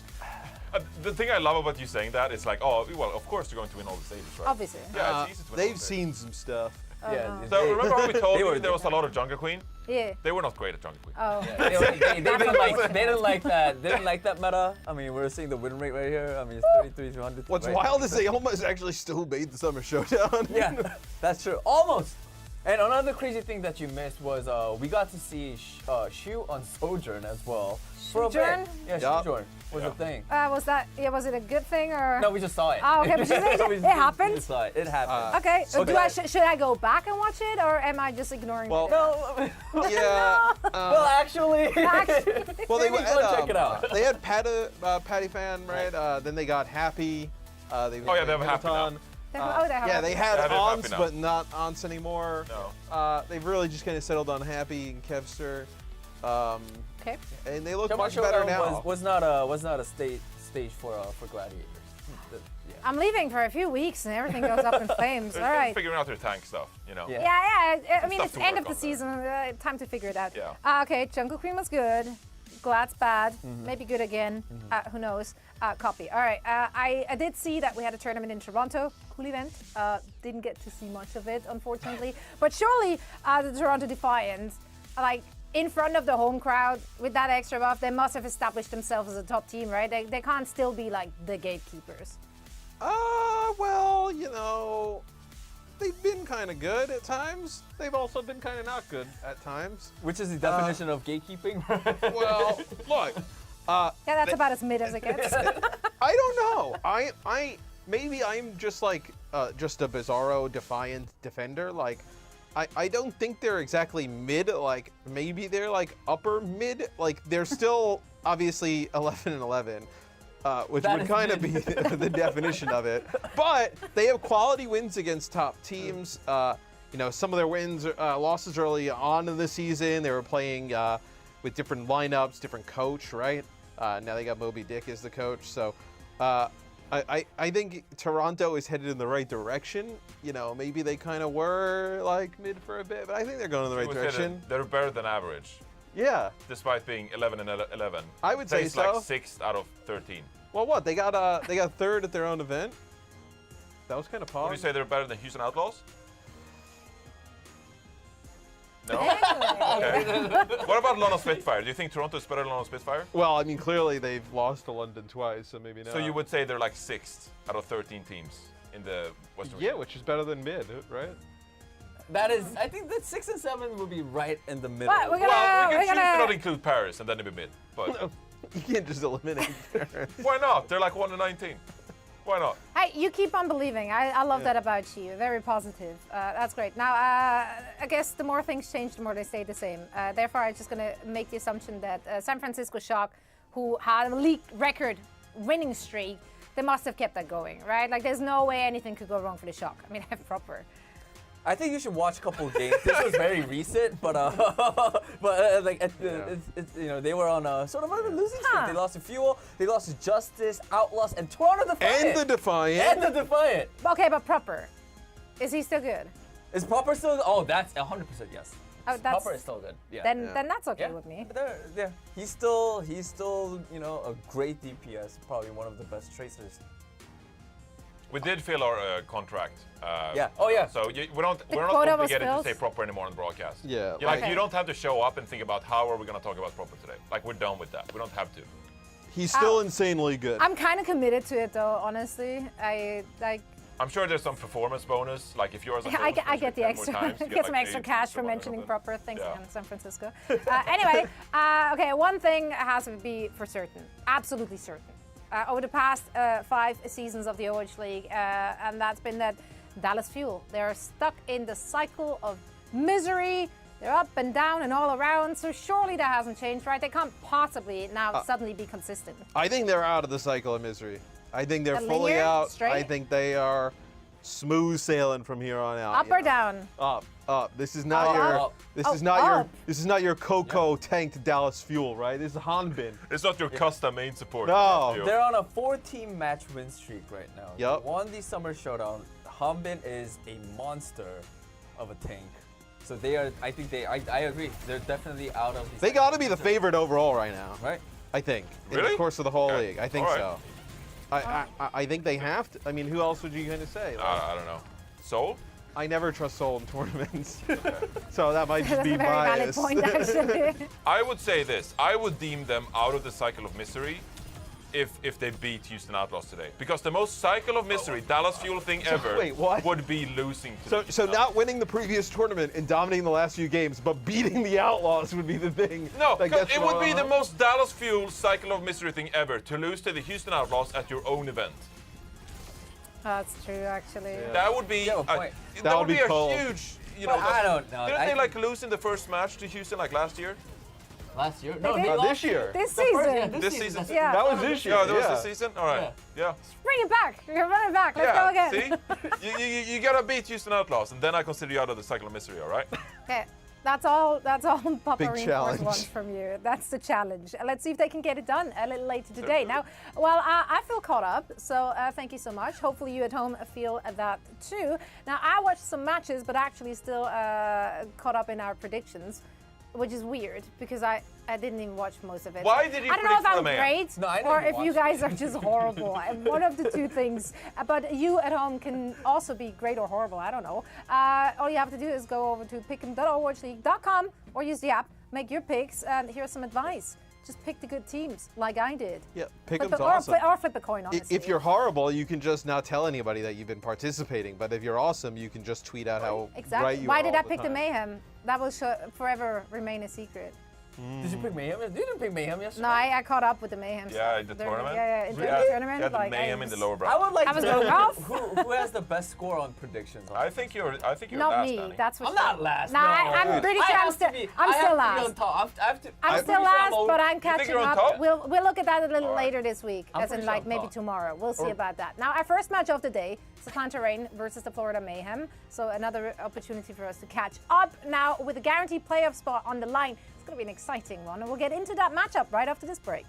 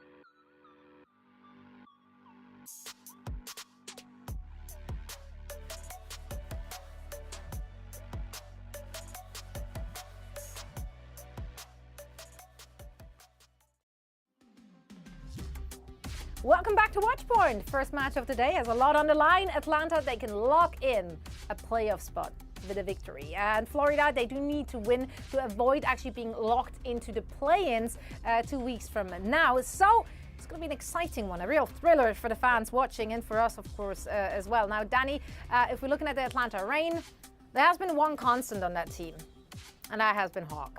Right. So what do you want to see from him today? I mean, I just want to see him on his signature hero, Diva. Like, I think he's been such a great tank player for the Atlanta Reign this season. And we all know that he's a great off-tank player ever since he joined the Atlanta Reign seasons before. Like, look at his stats on Diva.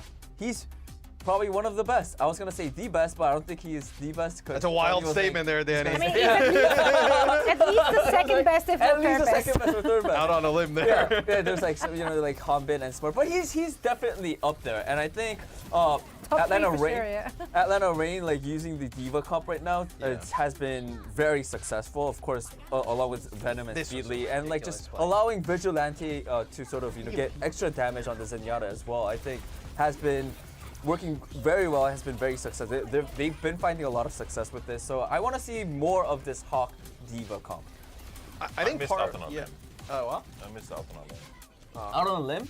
Yeah, when you were in that tree. I remember that tree. Put you in a tree. Is that that's the tree right there? The Yeah, one and behind we Zoe. saw you off. Yeah, we every didn't time. get that cleared by legal, so I haven't climbed up. There's some issues. That was but I was gonna say I'm gonna go out on a limb and say something, but I can't say anything right now. Well, that's okay. I'm gonna go out on a limb and say someone is the better Jode. What?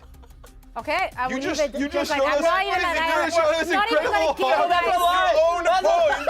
Your own point was that Hawk was the Jote, and then you undermined the entire I don't know. thing. You There's planted Jodes and there's Joders. out on a man. limb thing, and now I always a felt one-up. like I had to say That's fair.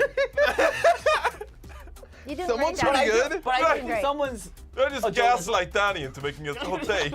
Anyway, Reinforce. Yeah. Time for you to make a point here. I believe you wanted to chat about the Atlanta Reign as well. Yeah, I wanted to talk about Speedly actually, and like the impression he's had in the league so far, because obviously he turned 18 pretty late into the season, right? And so he's only played these matches with the Atlanta Reign since the start of the season. And looking at the record, it's been pretty meh. At the same time though, Pretty they've meh. only lost to the Outlaws, the Gladiators, You the call Shock. it defiant mid, and then you say that's all that matters. Hey, they lost to three out of three of those teams are top 4. Okay, if you look at his Genji stats, the time to charge ult and the hero damage per 10 minutes, it's the number ranks first. It's the highest in the league, minimum 120 minutes played. And some of that is, of course, because he played most of the Genji in the Jotes meta, when creating numbers, stuff like that. But I think it speaks to the level of play that we're seeing from Speedly. Taking a look at his Echo stats this season, second in hero damage, first in duplicated kills, and he dies the least as well. This is a very talented rookie. And if he had more matches under his belt, I think it's worth asking, Even better, would yeah. he have been a Rookie of the Year candidate? Okay, Proper is by far like the number one, all right? But would Speedly have been there with like How about Reiner Hanbin? from the LA Gladiators? Hanbin Did you can't say win the Hanbin? Rookie Hanbin is not a of the rookie, Year. Danny. No, it's the MVP. I'm so out of it, guys. All right. I think it's worth remembering when we talk about Speedly, like actually just looking at his level of play. He could be a Rookie of the Year candidate if he had played more matches. And that is the level of play we expect from Speedly. I'm looking forward to seeing more from Speedly. He's going to be around in the league for a very long time. So it's time we start appreciating right now, so we can enjoy He's it. kind of getting robbed of the opportunity to be Rookie of the Year, which kind of it's got to blow for him because next year he's not going to be a rookie anymore, and Exactly. he only got to join at the very tail end of it, so he never got the opportunity. So maybe he can just be a Rookie of the Year in spirit. Yeah, can I be we'll see about half that. a Rookie of the Year? Can I just... Yeah, it's like a quarter Rookie of the Year. Yeah. Anyway, Matt, Florida, we Yeah. do need to talk about them as well. Hydron is one of the players which really stood out for you. Right, they played Hydron a lot earlier in the season, and then they went out and signed Exy, which we know Exy's really good at like those long-range hit scans, and Hydron went out of the roster for a bit. But now that they brought him back, he's looked really strong, and I kind of question why you even had to change things up even a little bit earlier in the season. We've seen Hydron on like Gibraltar have like sick Widowmaker games, right? We know we can play some of the Flex DPS as well, playing some Genji, the Tracer, and the Sojourn.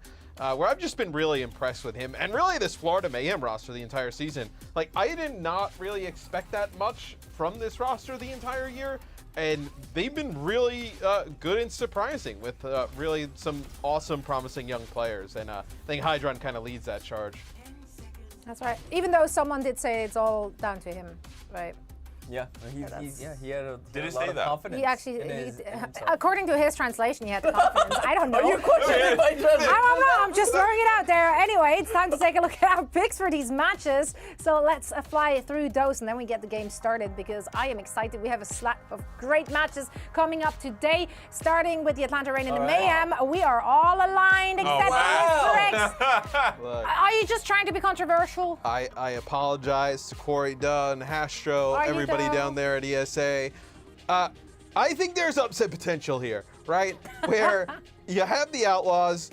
Pelican, he seems to really kind of like BM a little bit, wants to go in there, beat up the Dallas Fuel. I'm sure Jake's got the rest of the crew really kind of like firing up. And we've seen Dallas at live events maybe not have the best of performances, playing at home.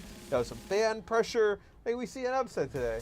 the fan pressure? Is that a buff in this scenario? Yeah, I think it'll be a buff more than. Okay, well, we'll see. Maybe you look like a genius or not. Like, either way, it's going to be an exciting They're not going to boo the Outlaws. Nobody ever boos the Outlaws, even Texas. Actually, Dallas. They'll Yeah, cheer. but of course they're gonna boo the That's Outlaws. actually what's happening.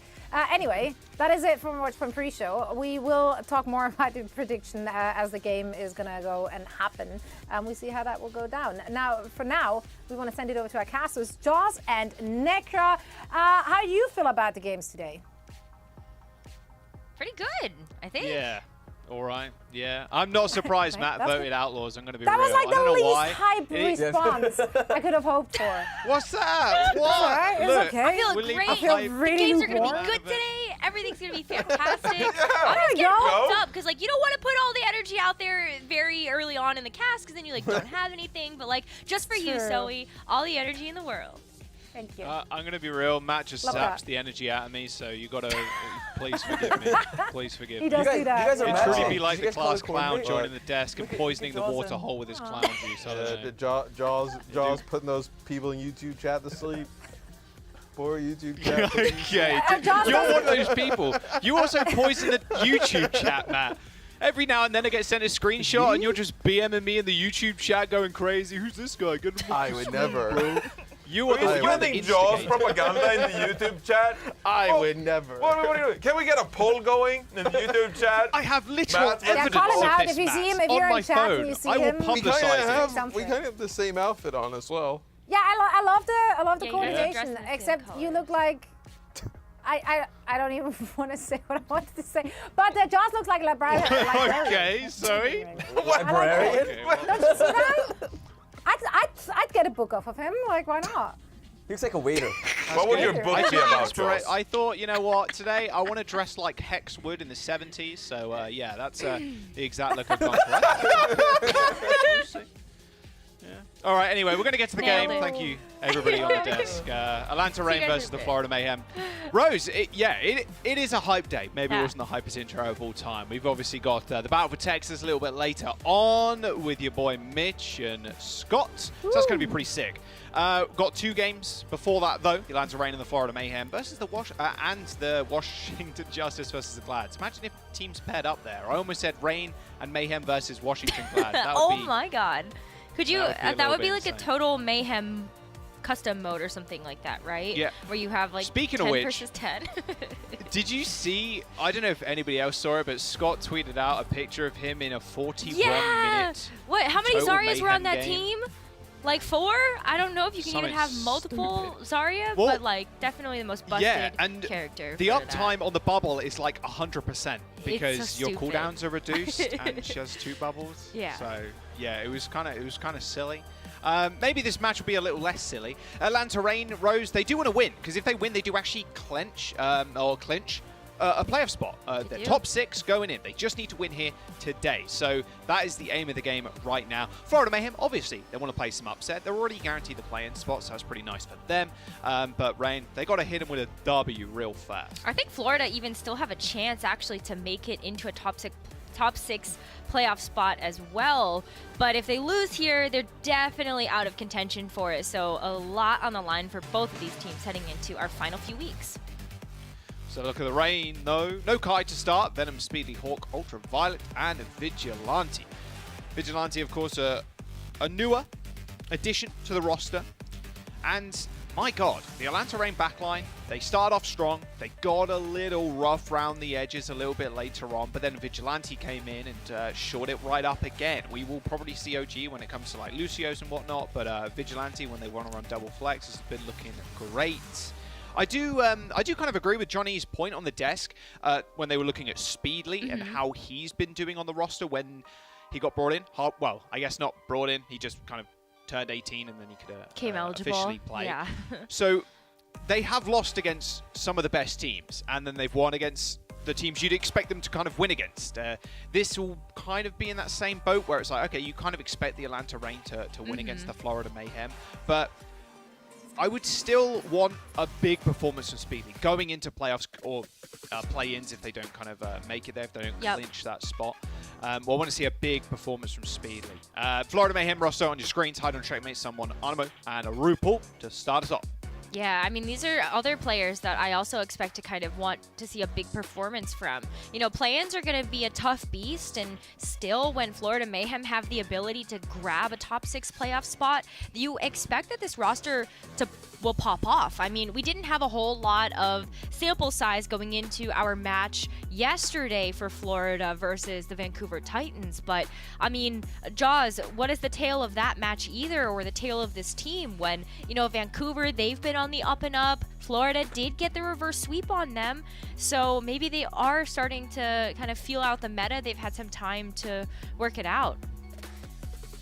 Yeah, I'm still always curious when we're going to see Xe jump back in, but Hydron's been doing pretty well, and especially with Tracer being quite prevalent, especially on control maps. Not too surprising to see Hydron just slotted in for the Florida Mayhem, jumping into our first map in just a moment. You know, what I think is really interesting about yesterday's match, I mean, when we saw Florida Mayhem versus the Gladiators and versus Uprising, Hydron was actually the one to play the Sombra, but backtrack to yesterday versus the Vancouver Titans, and it was Checkmate that actually picked up those Sombra duties. And so when I look at the DPS lineup of Florida Mayhem, I kind of wonder, you know, why did they switch those DPS roles up between the two of them? Maybe it's just to put Hydron on the Tracer because he looks so good on that hero, but also, you know, you have to consider how are the DPS going to be working with someone. And I feel like there was a little bit of a lack of synergy in the first 2 maps where, one, Vancouver Titans were kind of going crazy, but 2, I felt like someone was getting over aggressive. Hydron and Checkmate weren't quite in the right places either, but it seems like they've kind of figured it out, and they're going to be sticking with the Tracer Sombra, but Checkmate on the Sombra. It feels pretty scary going up against the Sombra. We talked about this yesterday, though. Like, Sombra is rather oppressive against tanks like D.Va. Not so much as Zarya, because you can kind of bubble. But yeah, D.Va can be quite a spanner in the works. See if they want to change anything up just before spawn doors open. No, they won't. Okay, so it's going to be someone on the Winston instead. Much prefer the D.Va in that matchup. D.Va does so much more extra damage nowadays. Echo for the Atlanta Reign. Another good hack target for Checkmate. Looks like they want to force the issue fairly early on. Checkmate hitting that Translocator pretty damn quick. Someone's already going pretty low. And Speedly has managed to isolate and headshot Hydron, who's also fallen to, what, sub 30 HP there. Had to jump back to a health pack. But meanwhile, on the front line and on the points, looks like Atlanta Reign going to be able to kill 2 and cap. Yeah, and this is where I feel like the D.Va actually becomes really powerful against something like the Echo. I know you're not able to Defense Matrix away the focus beam, but you do have the ability to kind of stop the Echo from getting that first a little bit of damage to get you to the point where the focus beam would be a finishing blow past that half HP mark. Otherwise, like, look, Speedily can just go after your backline, and you don't have enough cooldown sometimes as Winston to be able to jump back and react quickly enough. Oh man, Venom earns his pulse bomb so quickly. There was a D-mech there, so you'll count that as kind of a trade on the tanks. Hydron, who spent the majority of that last, like, pre-engagement just harassing Hawk and Venom in their spawn. Florida Mayhem do manage to come out on top. Hydron surviving there was humongous. Good sleep onto the Tracer, however, does end up getting finished off, but Florida Mayhem still managed to cap that point. Couple of low members in the front line for the Florida Mayhem. RuPaul's coming back in just a moment, so someone's going to have to play a little bit more cautiously. You can see RuPaul getting chased away and now chased down by Hawk, who's been nanoed on the point. A rather quick flip once again for the Atlanta Reign. Yeah, it's going to be a quick take back. I mean, Florida is going to be trying to posture to retake it as well, but they really can't do much more than just try to contest the point just a little bit. Hydron going down here too. Where's going to be the follow-up for this EMP? Who's there for this? Very little follow-up.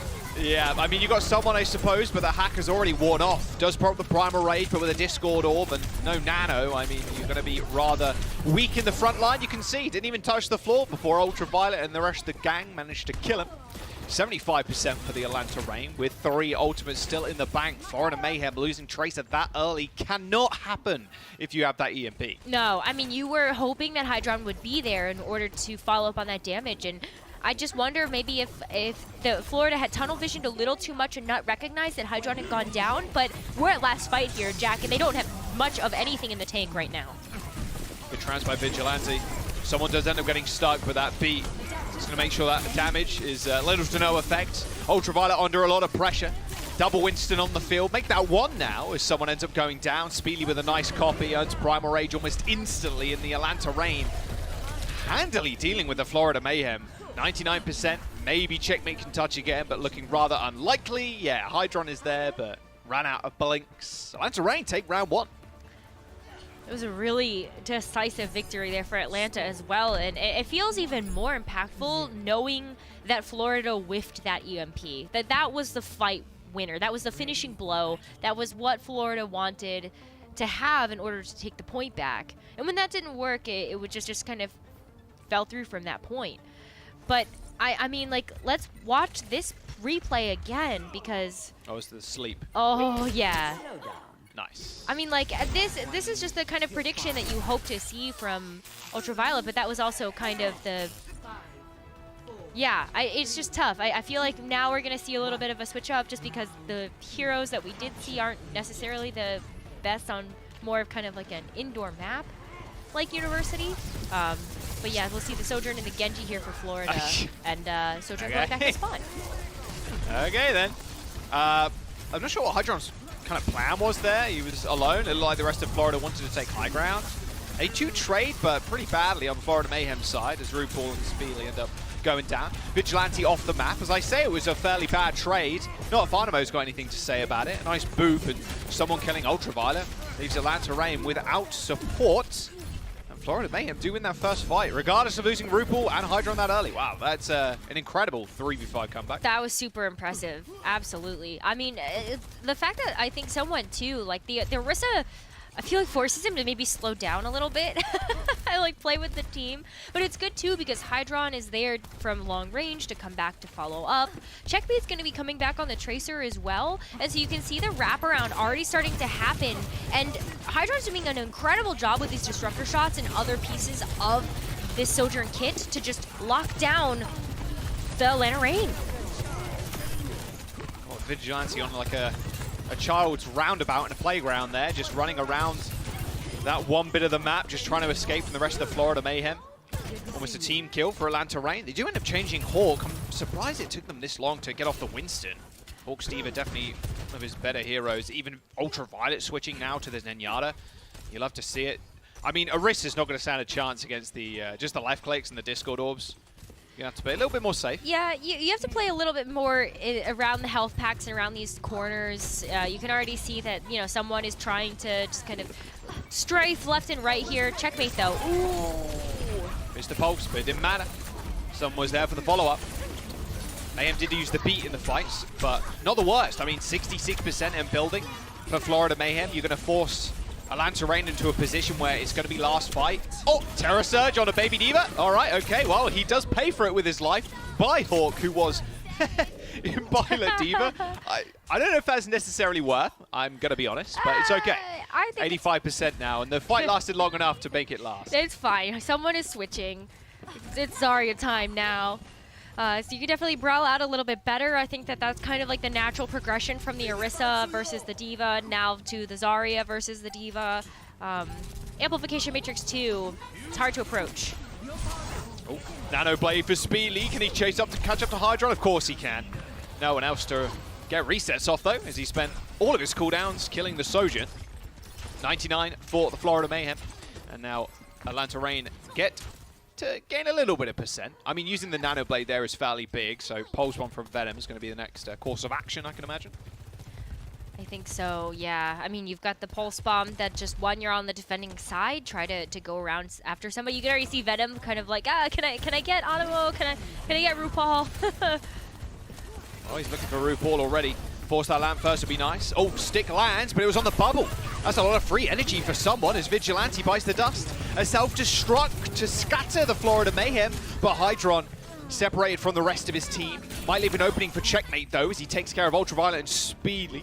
As Florida Mayhem end up recapping. Anybody to touch? No, not at all. Florida Mayhem take that next round. All right. One decisive round for Reign, one decisive round for the Florida Mayhem. Okay, you love to see. Yeah, this is really competitive. And a lot of it has come down to the hero choices that both of these teams are making. I think Florida in that last round just kind of out-meted the Rain. You know, the Orisa was really smart. They were able to just kind of run at the Rain, and then maybe the swap to the D.Va came a little too late, but also at that time, too, someone could kind of counteract that with the Zarya. So it was just really smart positioning from Mayhem and also being able to play to their individual strengths as marksmen. But now that we're going over to City Center, it's a way more open, way more mobile, and we're going back to similar compositions that we saw on Gardens. So you're going to see the Echo from Speedily, Venom's Tracer, but then it's the Tracer, Sombra, Winston for Florida. All right, a lot of success on the first round, of course, with the Echo. Echo on this map too is so crazy to hold high ground or like push people off high ground. I really like that pick. Can Checkmate get a hack? He is looking for it right now. A little bit of poke damage, but Hawk's right next to him with the Matrix, so all good. You're expecting Speedy and Hawk to kind of play together, or close to each other, enough for the Matrix to be useful to Speedly.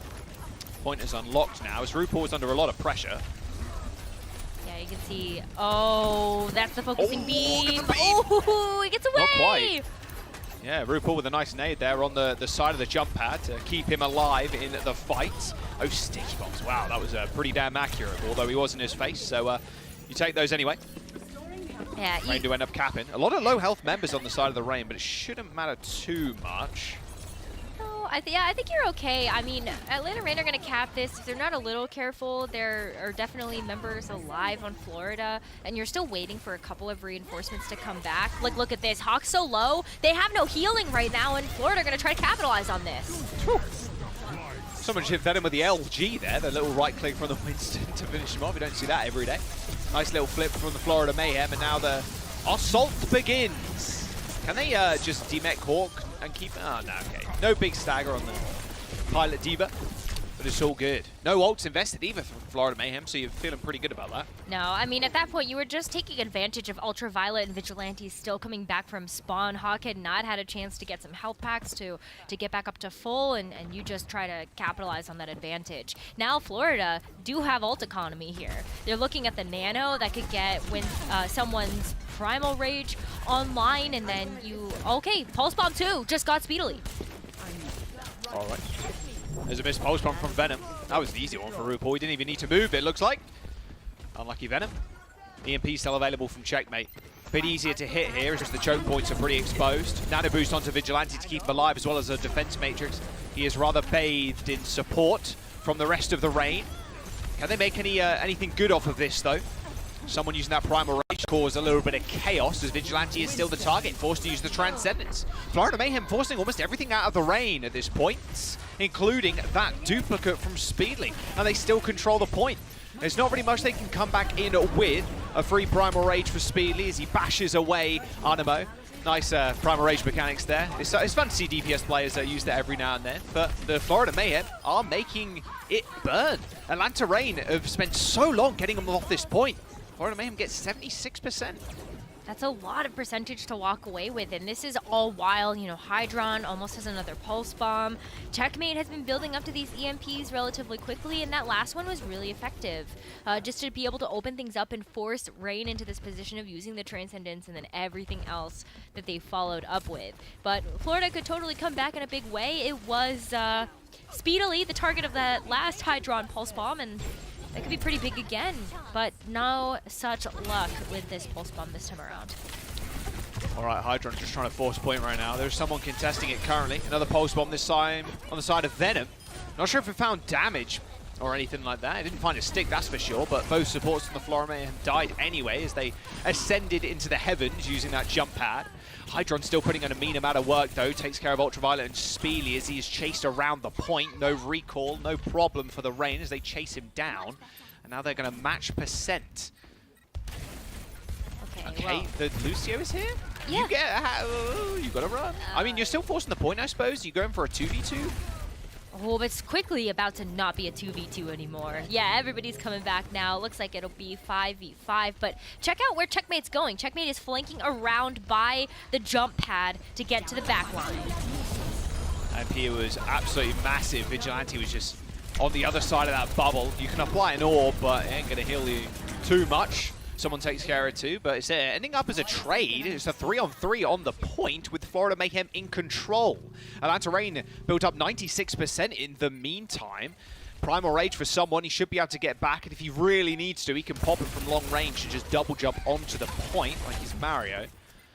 Not looking like Chris Pratt though, that's for sure. Atlanta Reign still trying to juggle the point right now, as Hydron is putting a lot of pressure on it. Oh gosh, locking down both of the healers for the Reign Oh, too. Huge sleep. Nice sleep, instantly taken care of. He was trying to get the Pulsum on the backline. The Atlanta Reign still not in control. There is one person left on the point, and it is someone. Use that Primal to get a bit of extra space, but he lets go with the points. Ultraviolet does end up going down, as Florida Mayhem need to keep themselves in this, so they use the beat to get back in. Arnamo and RuPaul do get that overhealth, as someone now retreats into his supports to make sure Venom can't get the assassination.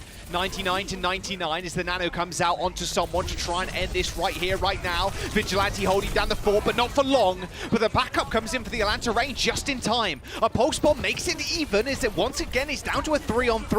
Speedly copying into the Tracer, might earn himself a couple of Pulse Bombs, but Hydron is doing a lot more just on the vanilla Tracer. RuPaul does end up going down, and overtime is still present as Speedly earns himself a free Pulse Bomb, chasing down Arnamo, but he's a little bit too slippery. Speedly throws out a Pulse, hits Hydron, but he managed to get the recall off just in time. The Pulse Bomb doesn't end up killing him as Checkmate manages to take care of Speedly's clone and Speedly himself. Overtime ticking down, Florida Mayhem in control as they take the first map from the Reign. Wow, that was so back and forth at the very end. I really thought that after Hydron got slept by Ultraviolet, that was it. But that wasn't it. So, Florida, they're coming back with some spice today, Jack. They don't want to be out of playoffs just yet. Man, that was potentially the scrappiest thing I've ever seen. You'll have someone knocking on your door in a minute looking for scrap metal. Yeah. Atlanta Reign and the Florida Mayhem. Little loggerheads, pretty close map one so far. Florida Mayhem up. Now we're going to Hybrid as our next map. We're going to an old favorite. We're going to Kings Row after this.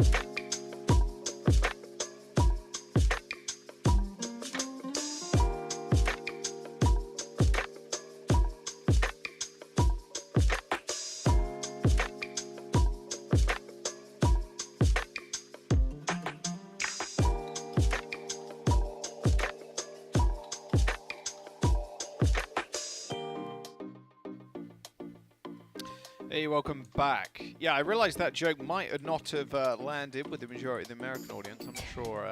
There was some, I was talking to Rose. I was like, "Is that a thing in the US? Like scrap metal people come around shouting down the streets that they want your scrap metal so they can get some money for it. They take it away for free, kind of thing." It's not, but it like yeah. should be. That's such a smart service, because like I can count a very specific number of times that like I've had like something like at my old family home that I wanted. Like that we wanted to get rid of, but it was like an old basketball hoop. Yeah, they take that. Like they would 100%. take that because it's like metal, like a metal pole. Yeah. Yeah, like you can't just put that out for the garbage. So it'd be great if like someone could come by and pick it up. Yeah, I'll tell you what, they're not great when they screaming and shouting at 5, 6 a.m. in the morning. I'm gonna 5 or that out 6 there. in the morning. Yeah, not great. Normally you just leave it outside. They come Wait, pick it up. aren't you but yeah, already anyway. awake at that time? I personally, yeah. Yeah. Not when I live in the UK, though.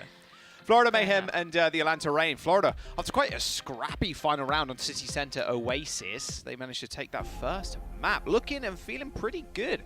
Sermajed coming in for Florida for Kings. So you can imagine a little bit of a double flex here for the Atlanta Reign.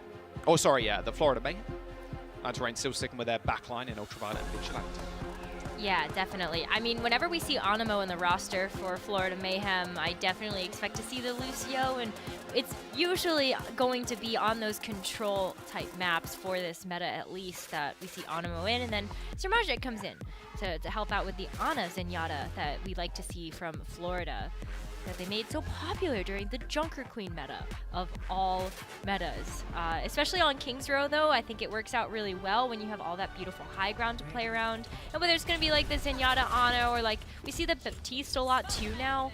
I like the Immortality field maybe just a little bit more this meta, but yeah, this is what is pretty typical for Florida, feels like. Yeah, feels very Florida Mayhem, that's for sure. Yeah. Ashen defense is super nice too. A lot of nice little choke points. You can throw that dynamite. Wonder how Atlanta Reign are going to approach this. I want to see what Venom plays. Maybe plays the Tracer again if they want to go looking like a dive comp with Hawk on the D.Va, Speedy on the Genji. I think so. I think that you can use the symmetric teleporter maybe to just get you out of spawn, even if you care about like being able to use that. So it looks like Venom's gonna go ahead and set up the teleporter and then let everybody through and then go back for the Tracer. Yeah, so basically kind of classic dive here. If you get shots down on a Tracer like that, yeah, look at that. That's dominance right there, asserting his arm. Yeah, so ideally what you want to do, right? Oh, what a nade! Oh my Woo! god! Little lamp though from little RuPaul. Okay.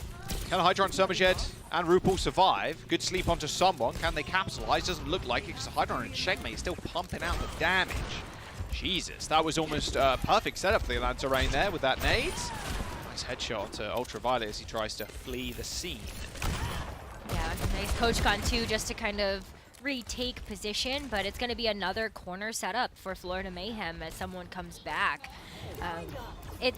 This is going to be a little bit difficult for Reign to break. There was some really nice things that came together to allow those nades and that setup to happen, and one of which was just Vigilante, getting that damage down onto Checkmate to force him backwards.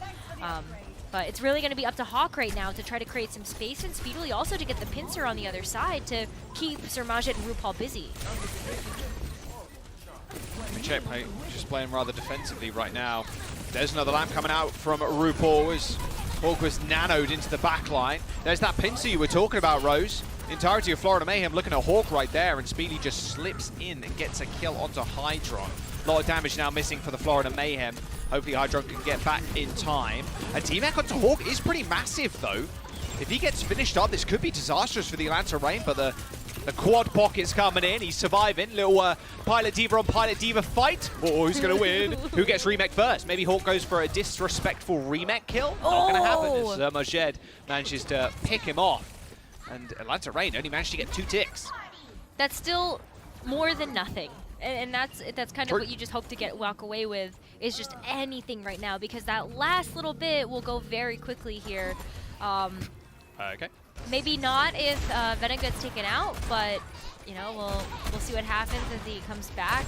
It's still like minute 45 left, so 3 good attempts here in for the Reign, and they've got tons of tools to be able to do this now too. They just used Pulse Bomb last fight, and they've got everything else now.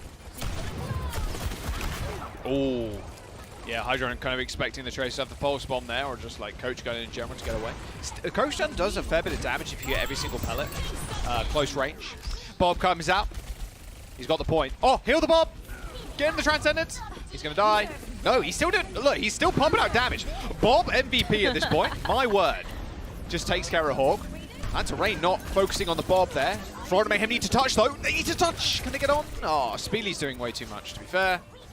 Not gonna happen. All good. All good. Bob looked like he was going to just win them the fight there, so single-handedly, but Speedly had other things to say. Okay, now Hawk sacrificed himself so that the bomb would get the Bob. Yeah, and then Speedly can just go nuts on high ground. Cool. Florida now, they have a couple of people coming back from late spawn or far spawn. So they're going to have to wait a little while to be able to get back. And there's no shield either since you're running the D.Va, so it's a little bit more difficult to take bookstore. Oh, well, you can do it with Ant Matrix, though, that's for sure. Yes, you can. 2 D.Vas on the field for the Atlanta Rangers. Speedly hits him with a dupe, double D-Mech. Look at that. Both D.Vas instantly D-Mech'd. Rather, oh, another D-Mech. Can he get another remech? He's got another remech. Can he get D-Mech'd? He gets D-Mech'd. Can he get another remech? No. Okay, copy ended. All good. The infinite cycle of D.Va remechs there. He eventually gets taken down. I was waiting for the one that was going to be a kill, like a remech kill. I was waiting. One of them was going to be. Yeah, it's like that's what he was hunting for. Yeah. It's like Matt playing D.Va, just only getting remech kills. Just int into the enemy team just because you want to remech in their face. Yeah. Exactly. Checks out. Checks out. All right. Well, you know, not too many casualties though for either team. Like you use the duplicate. Speedly's changed over to the Genji now. You've got the Nano available too from Vigilante, maybe to help Speedily get caught up with the ult charge. We're just, yeah. I mean, D.Va makes a great Nano choice too. Damage. Jesus. RuPaul did not stand a chance. Yeah, Nano D.Va is something to be feared. Vigilante actually using Transcendence to stop himself dying from the Pulse Bomb. It looked like he was kind of hesitating there. It was like, man, maybe I should use it, maybe I shouldn't, but decided using it was the better course of action. Lanterrain caps second. A rather slow first point take, a rather quick second point take, resulting in 3 minutes for third. Yeah, they still have a lot of time left to work with. Whoa, okay. Big switch up here. Atlanta Reign actually just swapped Ultraviolet and Vigilante, so that makes a little bit more sense why they would just use the Transcendence. Not only is it an insurance policy to get them over that point B line, but Vigilante's going to take the Zen now.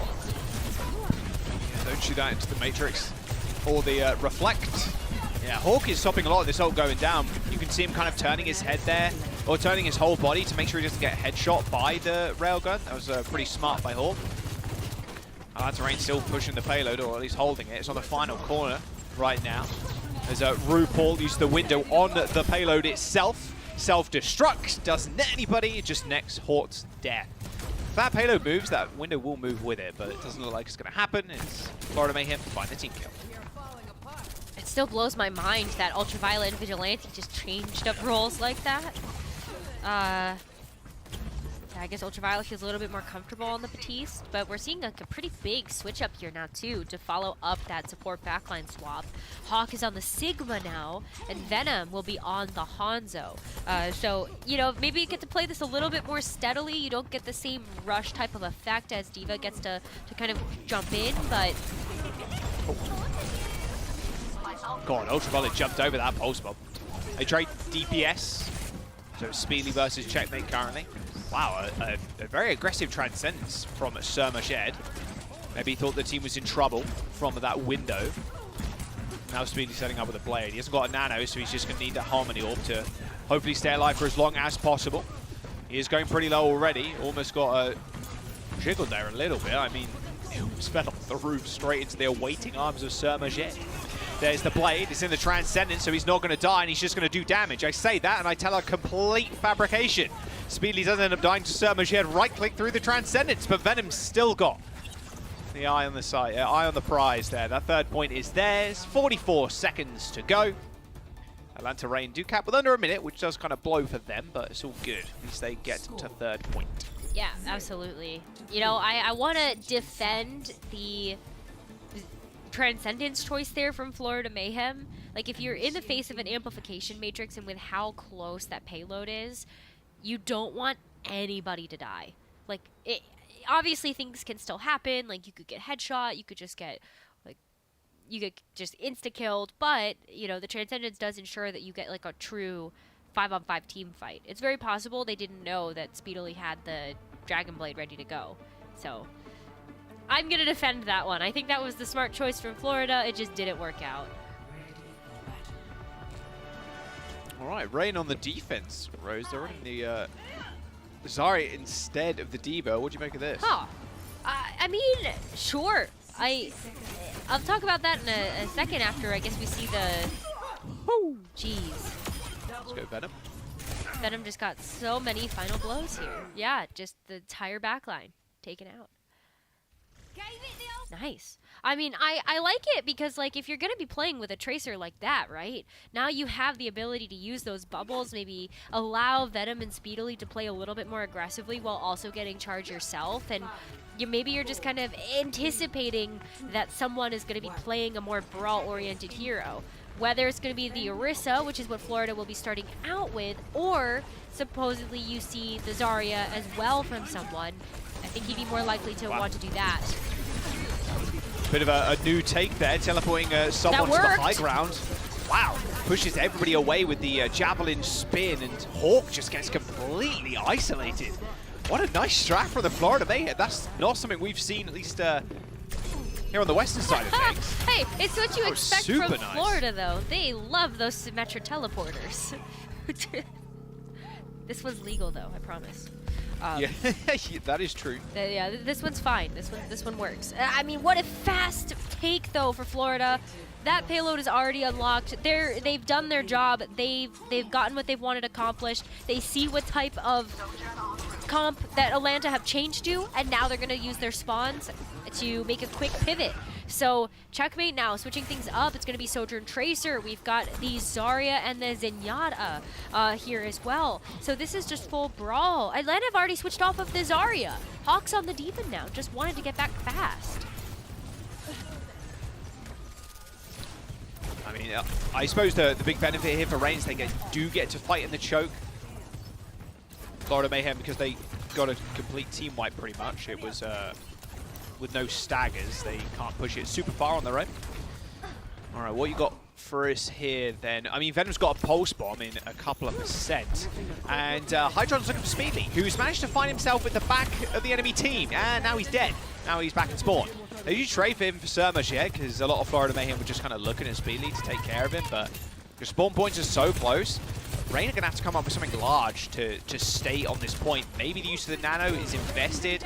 There's Venom's pulse bomb. If you get anything, or at least anything extra. Ooh! I expected something to happen there. I was like, either Vigilante's gonna die or Hydron's gonna die. One of the two of them are going down. Very aggressive window again. There's the Nano boost onto Speedly. Yeah, you can just fly straight over the window. Yeah, thank you very much. Venom and Hawk's mech end up falling. And Checkmate cleans up Hawk. Wow, this Nano play onto Speedly not working out in Atlanta Reign's favor whatsoever. You saw his target was someone for the majority of that time, and someone just kind of dipped out. Plus he has bubbles to absorb all that damage. In the entirety of the Reign weren't expecting the Florida Mayhem just to kind of swiftly jump into their backline. No, definitely not. I mean, I feel like Atlanta Reign and a lot of these defenses just haven't been able to stand up to the onslaught of Florida. Maybe like getting caught off guard maybe a little bit still. Like they just need to take a deep breath, and they've got to defend here, or that is an insurmountable time bank. Oh man, another death for the Atlanta Reign first. 2 tanks on the field. Zarya, 80% charge. You got to keep Speedly up. He's going to get that grab almost instantly. You can see that tracking looking pretty nice. A Transcendence from Vigilante to stop that Graviton Surge from doing much. A copied Graviton Surge on the payload, but Surmashad's going to make sure the team's okay with a Transcendence of his own. And Copy ends up wearing off, and so do the rest of the Reign's health bars. Oh my word, what a speed run for the Florida Mayhem. 4.5 minutes to go on the last point, Rose.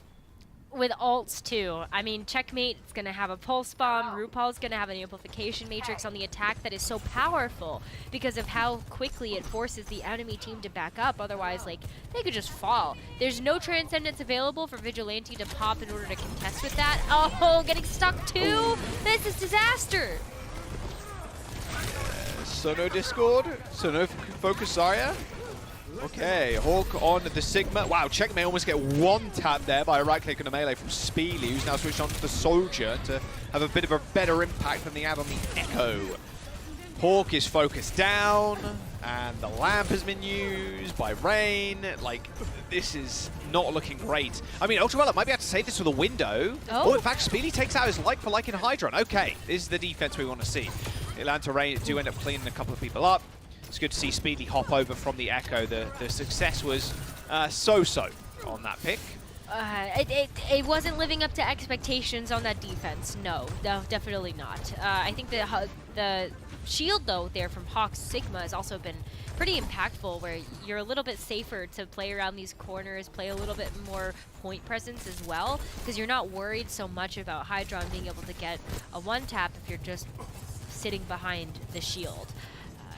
This is still dangerous territory. Oh, taking out someone's actually really big, though. You stopped the ultimate generation for quite some time. My goodness. All right, they do trade, but it's all good. I mean, someone dying, you have to reset if you're Florida. Yeah. Ideally, they get the grab. They have Transcendence for this next fight. Wow, the overclock being used by Speedly just to elongate this stagger, which is pretty nice. I love the tempo that Atlanta Rain are playing right now. Surma shed off on a cheeky flank, kills the Tracer, but dealt pretty quickly. Pretty quickly after that one. There's a bit of an interesting problem here for the Florida Mayhem. Like, the Atlanta Rain have stalled out for such a long period of time. They can use Flux next. Yep. It's going to be harder for someone to get in position for a grab. Like, they can stall this for quite a while. Might be able to match the time banks. Even still, if someone gets in position for the grab, Atlanta Rain have bought themselves enough time for Vigilante to have the Transcendence as well. And so that's why taking out someone was so big. But also, there's the Amp Matrix, nice there's grab. Trans. There's no follow-up. Plus there's Lamp and Transcendence. Like I said, it takes them way too long to kind of set up. And you saw Rain, again, playing super high tempo, pushing up, using Window really aggressively. Yep. And the Florida Mayhem end up switching their tank. They are going to the Winston instead. Once again, Rain can play at the doors of point 2, basically, or that first corner, because they have that Flux. Yeah, I mean, you could honestly just lock everybody down here. Venom 2 is just behind the Florida Mayhem, looking for Surmajed, maybe even Hydron, just anybody to be able to stop, or at least force out this Transcendence, too. Oh, that'd be huge, because then you don't have the Transcendence anymore for the Flux. Oh, has to hit that recall, just didn't work. Little to no blinks there. Decided to go towards a health pack, then decided better of it, and it actually cost him his life. A minute to go. Atlanta Rain are definitely going to be able to match the time bank here. The Florida Mayhem, with only a minute, is going to be pretty tough. Nano, Blade, Speedly dead. There's the Flux. He's going to try and go for the Sigma, but it's not going to cancel Flux at all. He actually gets rocked, and a lamp is there to save Hawk. Vigilante is dead with Hydron on the flank. He's having a little duel with Ultraviolet right now, but Ultraviolet is preoccupied, meaning Hawk cannot get healed. Payload is getting pushed, and Atlanta Rain have pushed that 4-minute time back down to a mere 35 seconds, and Speedly even holding down the fort with a overclock of his own. Checkmate takes care of 2. Eventually, Speedly is taking care of, on top of that, 25 seconds for the Florida Mayhem, turning into a minute. What a speed run for Florida Mayhem through what, point A and B? Yeah. But the Rain's change in tempo just put a spanner in the works, and Florida Mayhem just could not match it. So I think the switch to the Sojourn was very smart. You know, Speedly's Echo just wasn't being as impactful as you would have wanted it to be on point A and B defense. And so the Sojourn just allowed you to have a little bit more of that kind of like quick kill potential. You saw it take out someone. The Zarya was offline for a while. It allowed Vigilante to catch back up with the Transcendence ult charge. And then just like that, you know, Atlanta put themselves in a position where they could play really aggressively with their ultimates. We've seen this from a few teams so far too, Jack. Like London Spitfire using their EMPs so early to be able to make tempo plays. And this is just a meta that does allow for you to do things like that because it's so easy to snowball the charge that you have or the, you know, the momentum. Like Florida was doing that on their attack push for AMD, just kind of quickly taking out targets. But then the defense too, right? Rain just kind of was able to sit there because of the tools that they had available and how quickly they were using them. I love seeing that from teams. Oh, Are they doing it again? Are they really going to hit him with it again? Surely this doesn't work once. again. Fool me twice, like, we'll see. Rain do look like they're split up. And okay, so Venom's going to make the call that they are going the Orisa TP. Okay. We'll see how the supports from the Atlanta Rain do deal with this. Because last time around it was pretty devastating. Okay, they're going to TP to this high ground. They're going to push Hawk away. Use the rock already. Lamb's coming down for the Florida Mayhem, making sure they don't die in that corridor. Of course, Hawk can do a lot of damage with those hyperspheres, but they're determined to kill the Sigma. Yeah, no real support as Ultraviolet and Vigilante had to drop down, so LOS was broken with their Sigma, and resulting in Hawk's death. Recall for Venom as the point is going to get touched, at least for the moment, in the Florida Mayhem. But with Servershed dead, lack of speed is a big problem for this comp because their idea is just to kind of run people over. 10 seconds to go and the Florida Mayhem are split across the map. You can see someone on his own on the wrong side of the team. Oh yeah, look at that. I mean, you're forced to make these quick swaps here. At least someone is able to get there. Kind of pivoting around, trying to soak up some damage. It's pretty nice. That lamp not going to be enough to save someone. That healing couldn't get pumped into him in time. Nice little boot there onto Venom. Doesn't isolate Surma yet for the time being, but the kills are coming through for the Rain. And with overtime here and Hawk alive, Ultraviolet and Vigilante just sitting all the way at the back line. Looks rather unwinnable for Mayhem. And it is no checkpoints on point A. And now the Atlanta Rain only need 33% in 1 minute and 19. I mean, that's still not much more time. But the 20 seconds could be very valuable. That's another attempt to be able to go at this as a team of 5, especially if you're going to take one of those swifter approaches. But if Atlanta Rain want to go for something like the Echo, that could take them a little while to actually get set up. The Echo Tracer, you know, you need to wait for both DPS to be in position and then Hawk to also initiate the dive. So I'd like to see Atlanta Rain come out with something that just has pick potential, like insta-pick potential, and maybe the Genji is going to be the right call. But we can at least talk about the Florida Mayhem defense. And this is what we saw before from their first attempt, the Ashe and the Tracer alongside that Diva. Okay.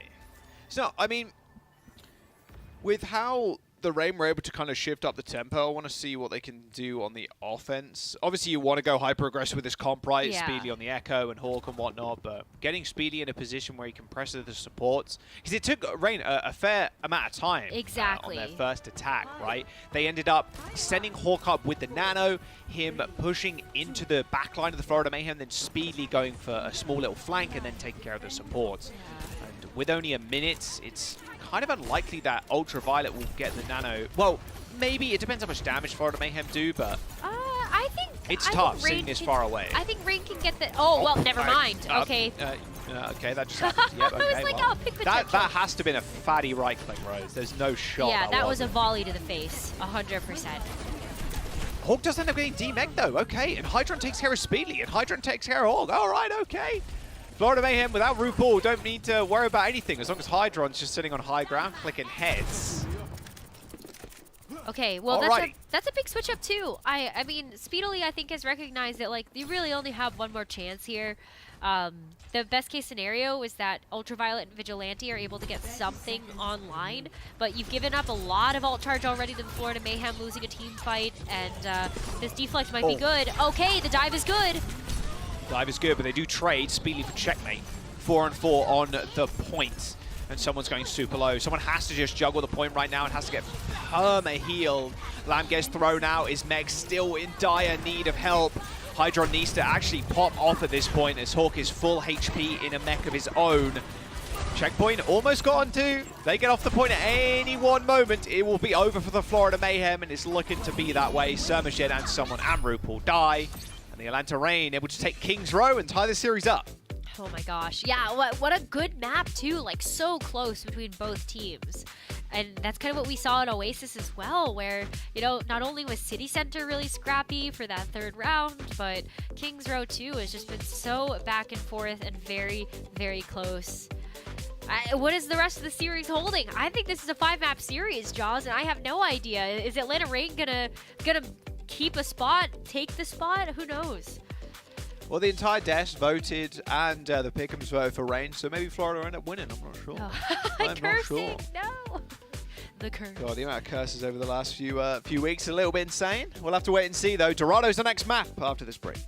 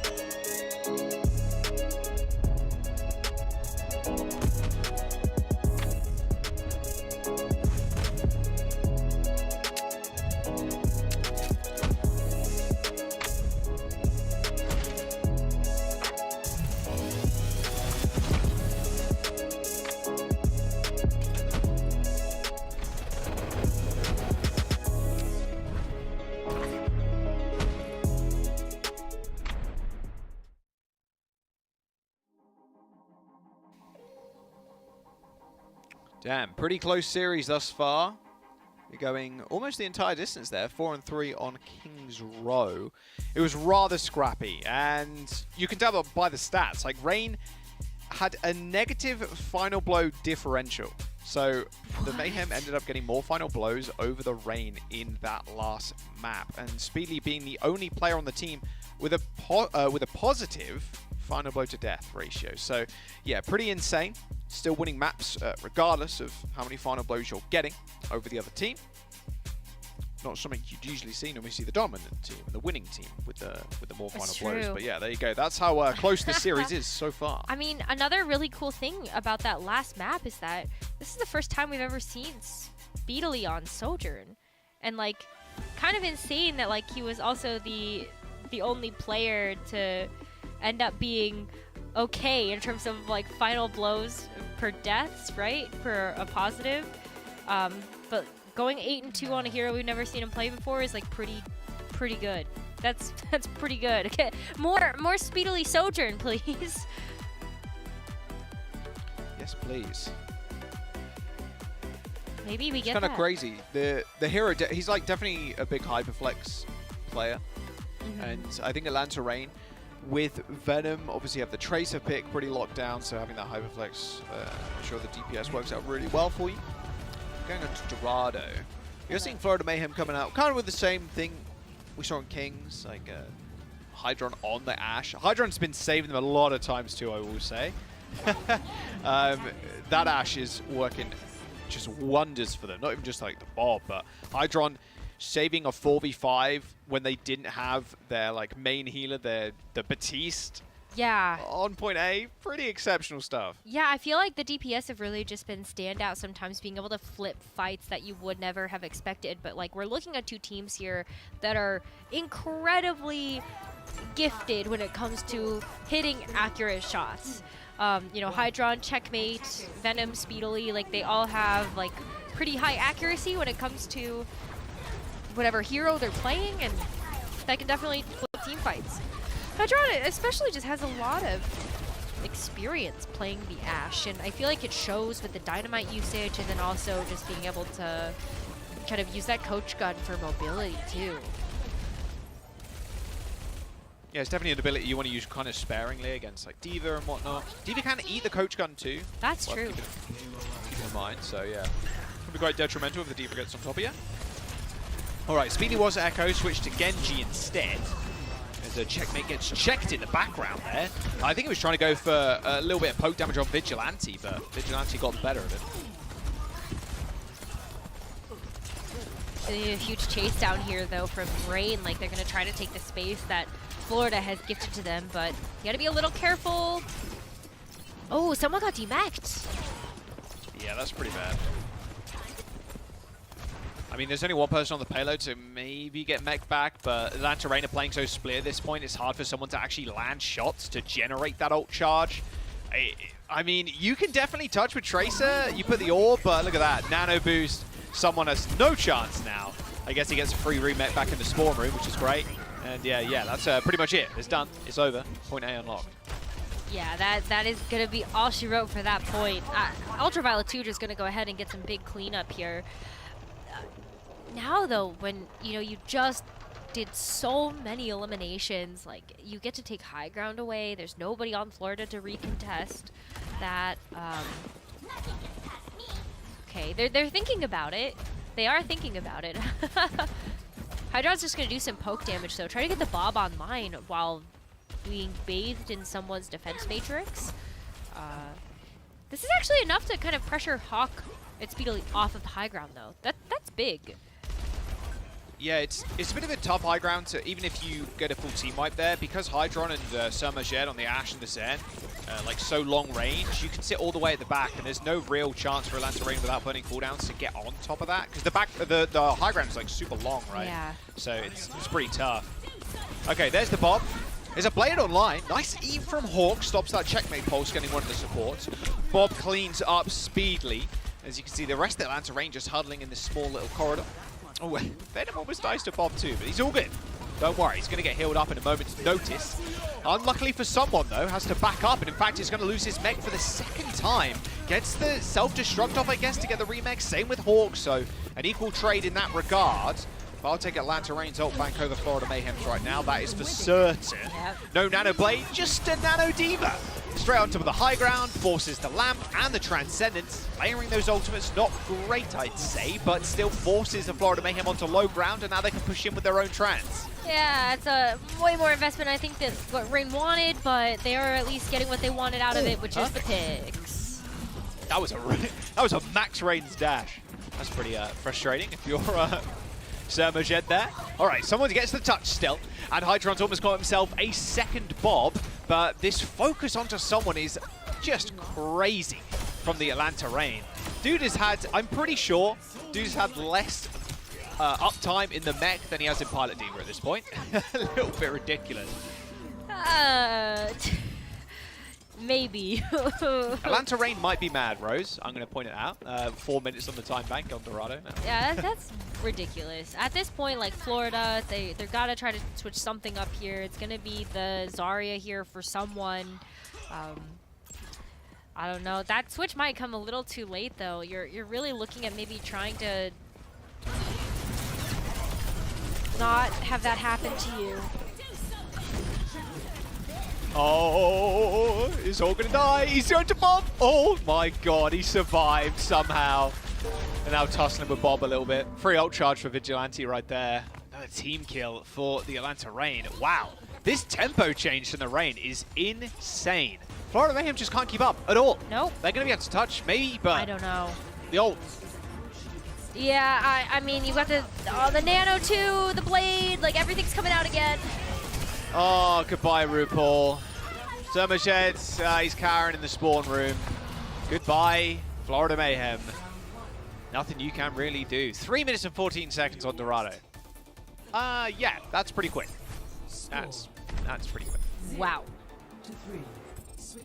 Okay, well, it just feels like King's Row is to Florida Mayhem as Dorado is to Atlanta Rain right now. That's the only comparison my brain can draw at this point in time. Hasta la noche, más oscura. What does that say? I can barely read English. It's moving too fast for me to translate. Yeah. But something in the light.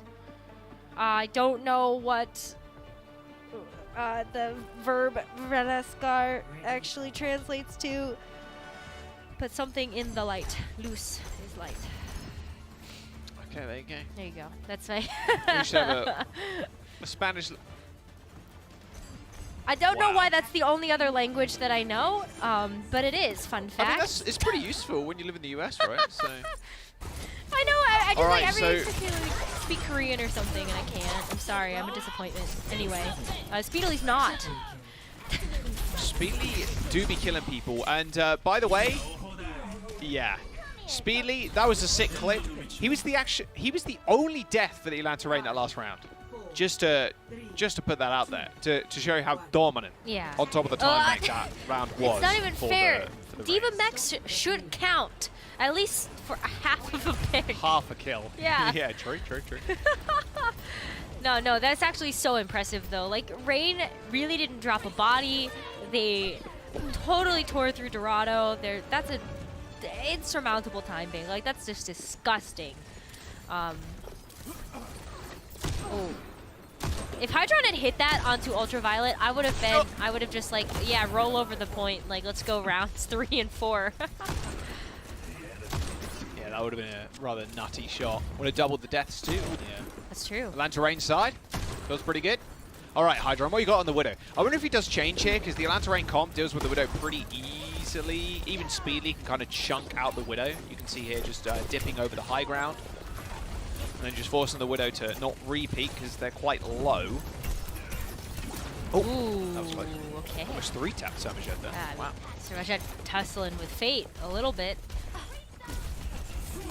Oh no.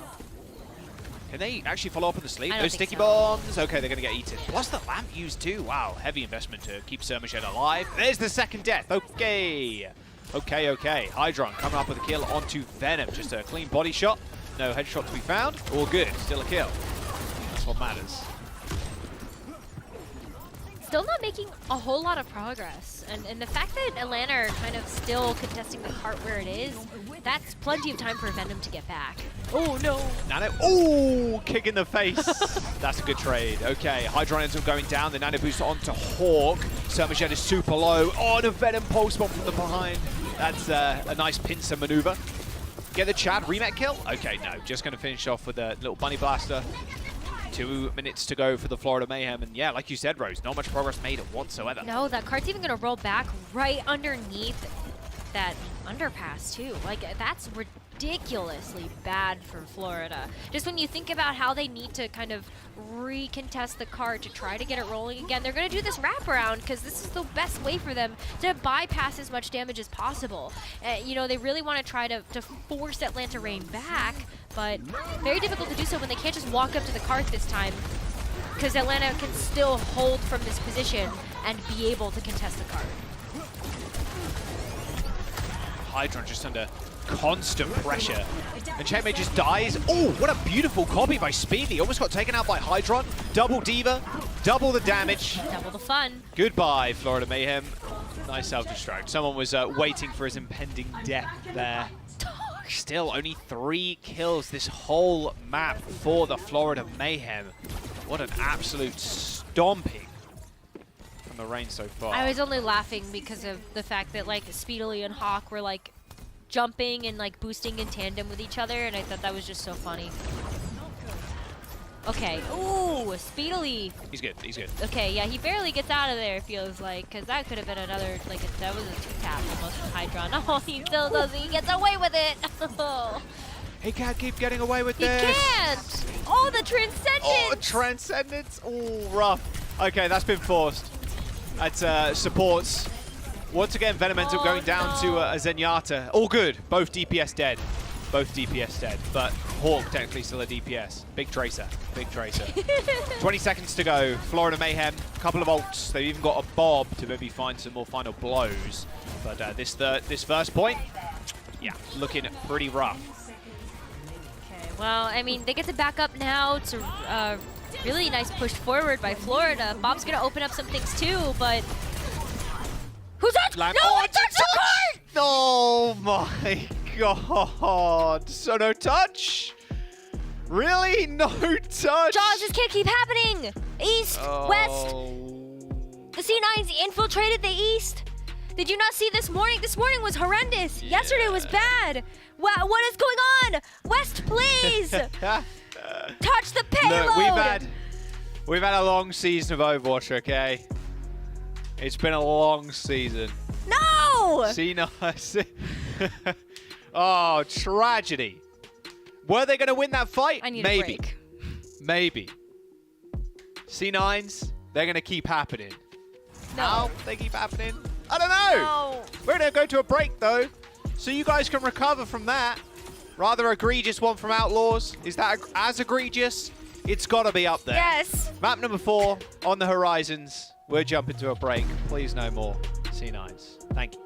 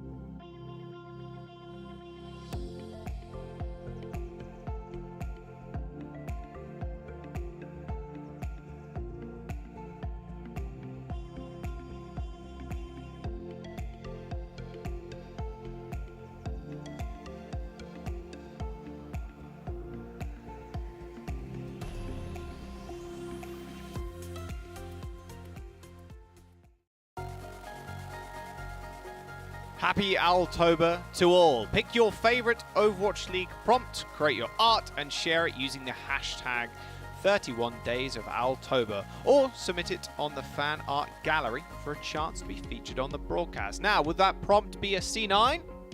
Will it? Swear well, to God. we just had another one. Tragic stuff, honestly, all around.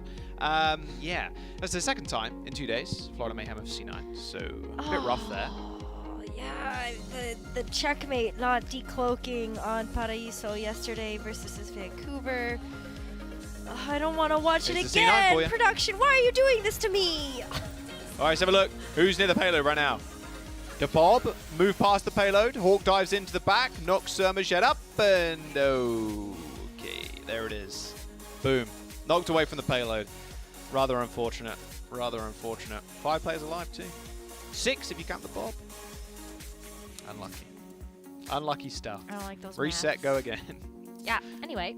New Queen Street. Let's talk about it. Atlanta Rainer at match point now.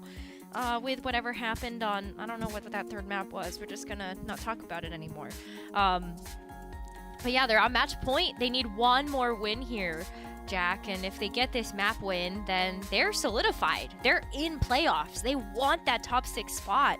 And Florida Mayhem, they're not going to play upset here if they win, but they get to keep their own chance too at making it to a top 6 playoff spot. So there's still tons to play for here. Like, Florida needs to kind of recoup, but Rain, like, they could just book their ticket here. Yeah, they could run away with it. Clutching the top 6 seed is pretty damn nice. I mean, you go straight to the playoffs, right? So even better. Plus, it's on a different patch. The play-ins and playoffs are on a different patch, so Atlanta Rain want all the practice they can get on the Kiriko patch. Have to wait and see how New Queen Street ends up panning out. No substitutions here. Surmajet in, RuPaul still in, so no Animo, so no Lucio. Just going to be double flex again. Yeah, I mean, heading over to New Queen Street, I think there's some really nice flanks that Hydron and Checkmate can take, especially if we're going to keep looking at kind of like the Ashe or the Sojourn, the Tracer as well. I don't know if you necessarily need to have a main support option when you have all of these different doorways that you can just kind of walk through and get nice angles through. So I would like to see the Zen and the Baptiste again here from Florida. I think it's been really powerful, especially when, you know, you can see the amplification matrix set up there coming out from RuPaul, and then of course, like, Surmajet's aim is so fun to watch playing the Zenyatta. Yeah, he's super aggressive. That's what was quite scary about him originally. Although people have kind of sussed that out a little bit, and he can put himself in difficult situations for his team to bail him out. All right, New Queen Street. No more C9s. I guess it's a little bit harder to C9 on the bot. I mean, it's not impossible. Don't say it. A little bit no, more difficult. stop. You're putting it out into the universe. I am, because it's funny. My heart can't take it That's anymore. what it's all about at the end of the day. I can't take it.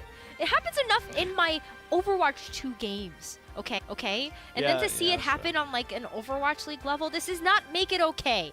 I just want everybody to know, whether it's Overwatch League or whether you're playing Overwatch 2, pay attention to the payload. Don't C9. Who's touching payload? I'm always. Who's touching payload? Am I touching payload? Tracer, you touching payload? Okay, you touch, I leave. Okay. And then it's your fault if you C9, because... So you absolve yourself. Oh, you're the worst. Yeah, normally it's the Tracer anyway. If the Tracer has pulse, it's like, okay, you get on payload, like, you know. If it's OT, normally the supports hang back on payload. You're the worst. You're the worst. People are not pushing up. That's just how you play it. If it's OT, support sit on payload, and then the rest of the team kind of plays near you-ish. I know.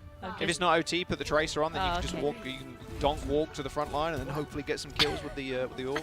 All right, that's the Joss advice. Blame your Tracer player in your raid games, everybody. Anyway, well, we got 2 Tracer players here for both of these teams. We've got Venom and Speedily here playing Tracer Sombra, and then we've got the Sojourn and the Tracer here for Florida. And everything else across the board is pretty standard. I mean, it's the double flex support, but the D.Va versus the Orisa is what makes me really excited, because someone can just kind of, spear people, stick it to the D.Va. Someone do be dying, though. He do be getting melted. Oh my god. Yeah. love the Orisa on this map.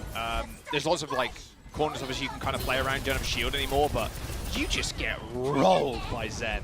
Your head hitbox is still the size of planet Earth, so it's pretty easy to hit. Yeah, so I'm not sure if someone's going to stay on the Orisa here, or he's going to switch. It looks like he's wanting to stay for the time being. Okay. You said planet Earth, and I was like, oh, so basically when she mitigates damage, it's like gravitational pull. No, not quite. Her head literally has its own like head hitbox. It's got to be the largest head hitbox in the game. It has to be. It has to be. It's up there, No that's way. for sure. Maybe with divas, someone's dead but again. Rest in peace. oh, he's dead again. Rest in Oh no. pieces. That's rough. Wow. Okay, Venom died. All good. All good. Not so good though, because you get checkpoint literally within what, like 2 No, minutes. they're just gonna grab. Oh wow. That's not great.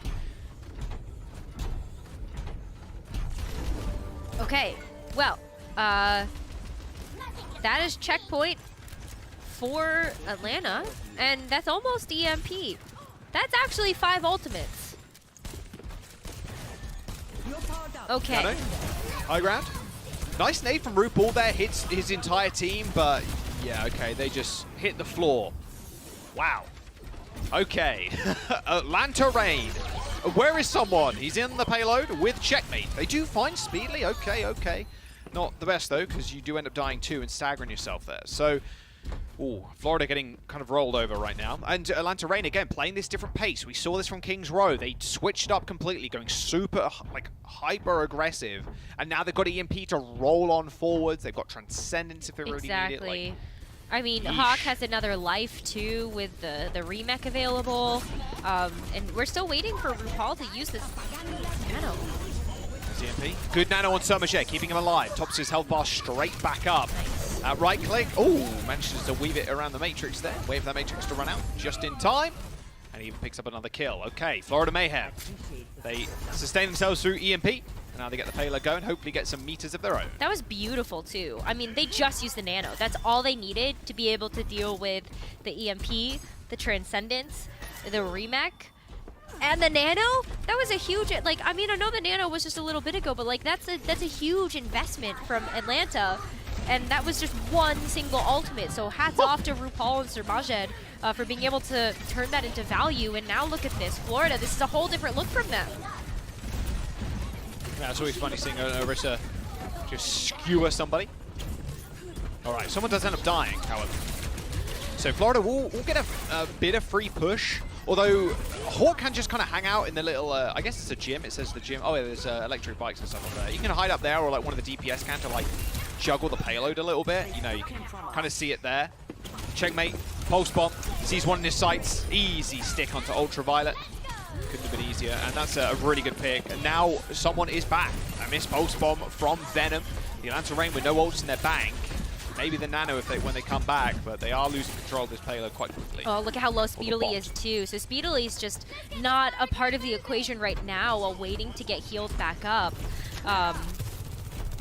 You know, trying to go on flanks too to make sure that he's getting that damage in to get that blade online as well. But it looks like that has been enough stall for at least Ultraviolet to get the nano.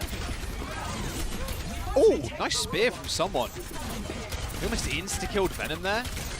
Someone is playing a rather aggressive form of the Orisa. Like, he's not really holding the front line at all. He's just kind of going to the back like he's a wrecking ball player. I mean, it ends up working out if you can land a spear, but you are on your own. You only have one fortify, not two.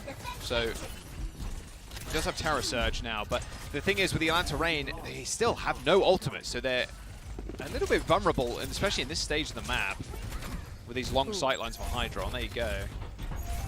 Yeah, you're just playing to keep the lead though. So you can still play to contest the card, and even if you go down and take an eco push to Hydron's Overclock or even the Terror Surge here from someone, this is still where you would rather be because you're buying yourself another fight for if Florida actually win this out. You get the card roll. Distractions from Hydron there.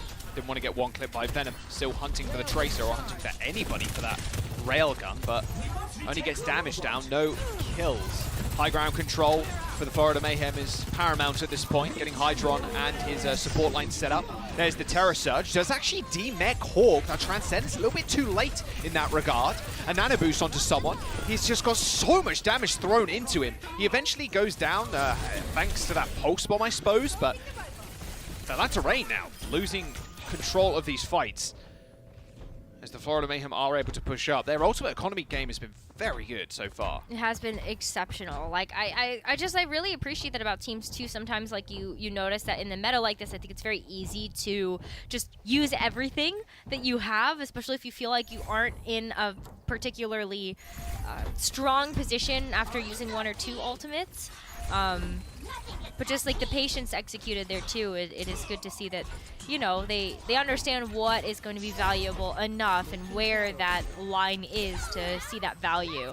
Ultraviolet here still has a nano. Could kind of use that with the Dragon Blade or the Diva. Either one. I think I would be worried though about kind of like another happening again of like the Nano, the Diva, use the Dragon Blades, or Majed, use the Transcendence for both. Because that did happen on Dorado or King's Row. Turnable. Nano Blade. Transcendence used. Can he get the slash and dash? He does have it on. Yes, he does. Hydron was half HP anyway, but a slash and dash was needed through that Transcendence. Very nice kill to even the things up. You do invest 2 ultimates to get that kill. And like you were saying, Rose, the Atlanta Reign are just playing right now like they want to just stall the payload out for long as possible. Yep. Sizable lead for the Reign, and they do end up just winning the fight anyway. Gonna get some few extra meters, I can imagine. Or maybe not, it depends how quick Florida Mayhem are to re-engage. Yeah, I mean, at this point, there's 2.5 minutes left. That's a 3/4 of the time bank that's gone. And Atlanta Reign are in still pretty firm control. Not only are they gonna be, you know, pushing that bot back to get even more distance, but, you know, they have ults to do it with now, too. Speedily just switched over to the Sombra, so we might have the, or not just, but you know, he's kind of working back up to having an EMP. Okay, but Hydron keeps getting picks. It just has to translate into actual meterage. Yeah, that's exactly right.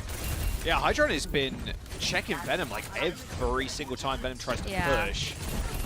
It's been quite an interesting 1v1 with the Sojourn winning out more often than not. Pulse one for checkmate, available. Nano boost onto someone. He's decently high energy, but he's getting focused down. He's got a Discord orb on him. He was hacked. He gets a good Graviton Surge onto Hawk, but is the follow-up there? Doesn't look like it is. It's only him fighting Hawk right now. I guess the Ana's there too. A lot of damage still thrown out by Hawk with that self-destruct, killing RuPaul. Someone's got infinite bubbles. He even bubbles the Pulse Bomb from Venom, who's had a decent impact in terms of damage in this map, but Venom's kills not really racking up to the same level as Hawk's right now. A lot more deaths, in fact, too. Like 7 deaths for Venom right now, 4 for Speedly, 3 for Hawk. Most deaths on his team trying to find openings. But with only a minute to go now, Rose, 40 meters separates both teams.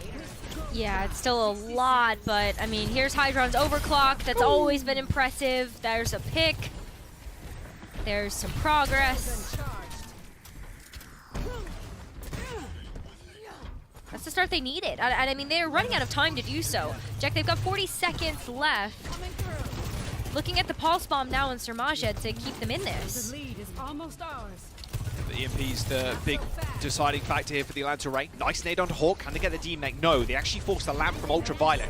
Checkpoint unlocked for the Florida Mayhem as that 30-second mark approaches. Pulse Bomb demechs Hawk as Speedly does a little bit of extra damage, earns himself that EMP. All the Atlanta Reign now need to do is just hold for that. I mean, they do end up losing both their DPS to Florida, so Atlanta Reign might be able to just go aggro. Speedly's gonna face check Sir Marjed, who used the Transcendence in the last fight. A split approach from the Florida Mayhem with constant eye on the payload is what is needed right now, but looks like everybody's just piling in on it. The EMP is available from Speedly, but actually gets checked by Checkmate to force him back. Hits that Translocator, and now the tempo very much in favor of the Florida Mayhem with the Graviton Surge used on the Baby Diva as they find some kills, Rose. Okay, look at the check that they did on Speedily. Bought themselves enough time. I was going to say they were in a great position because Surmajed had just used the Transcendence, but Venom, hello? Oh, he just jumps in, gets an easy double kill. All right, making up for the deaths, I suppose. That really Overtime evens here out. with someone on the payload is the only one. And Speedy can just hit him with a fat EMP. It should be pretty easy. No C9s, please. There you go. EMP, Hawk back on the Doomfist. They have no support, so, well, they do now as Ultraviolet jumps up in the air and lays down that lamp to make sure Hawk doesn't fall down, but Hydron is there on the side. Ultraviolet not able to heal him up in time as Overtime is here and 2 meters remain before the Florida Mayhem bring this to a game number 5. Ultraviolet using the Dexo boost, but actually gets booped into the wall by Surma, getting finished off. A Transcendence from the Atlanta Reign to keep themselves in this fight. As the Florida Mayhem members coming back, trickling in. Both supports are now on the point with Checkmate earning himself a pulse bomb. This looks very winnable now for the Florida Mayhem. At the very end of it all, they managed to clear off Hawk for the second time. Florida Mayhem bring us to a map number 5 on what seemed like a very lost map from the very beginning.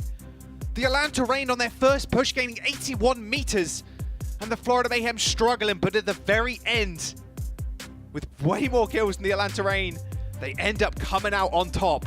What a clutch pick from Hydron at the very end, take it down Hawk on the Doomfist. That was absolutely huge. I mean, you just eliminated the biggest HP presence, probably, the one of the best stallers too on the team, and yeah, holy cow, we're tied up.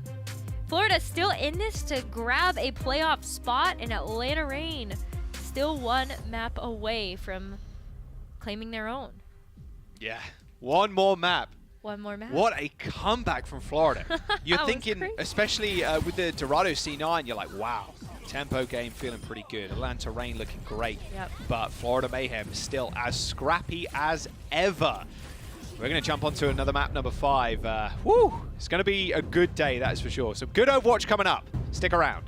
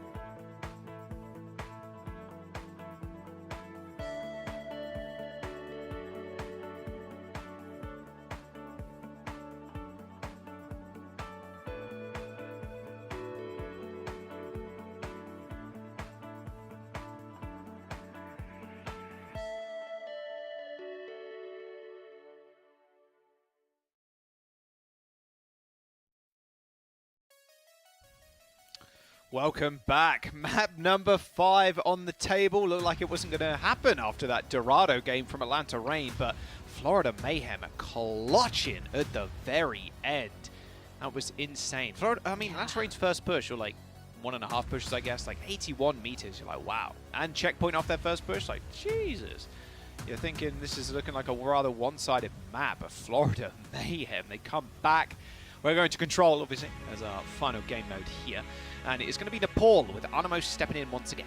Yeah, so I mean, I'm expecting here to see a little bit of Lucio, just to be able to have that speed available. It's just great to be able to get back to the point very quickly, and also if we go over to Sanctum or Village, and you have so many amazing areas that you can just kind of hop around on as Lucio. We've seen at least Atlanta Reign play with this lineup on Nepal so far this stage. It's been a lot of Tracer, Echo, Orisa, Baptiste, and Zenyatta when we did see them play against Toronto. But for Florida, I mean, this was a loss against Boston. So maybe they have kind of figured it out before. This was the first week of games for Florida. With their match versus Boston and versus Vancouver, I think they looked better when they were able to play with the Tracer Sombra from Checkmate instead. So we'll see what happens. See what happens as we enter into the map. It all comes down to this. Jeez. Yeah, a little bit absurd that we are here. See what can happen. It was, well, we go back to map number 1. Well, it was one-sided, one round, one-sided the next round, and then very close on a round number 3. Let's see what they're going to run, especially on this map. I can imagine Hawk just goes back onto the D.Va. D.Va's still super good here. Yeah, but I wonder how that would fare against, like, well, because, like, during their match versus Vancouver, where they did get that impressive reverse sweep, Florida actually played, like, a Sojourn May Orisa combo on Lijiang Control Center.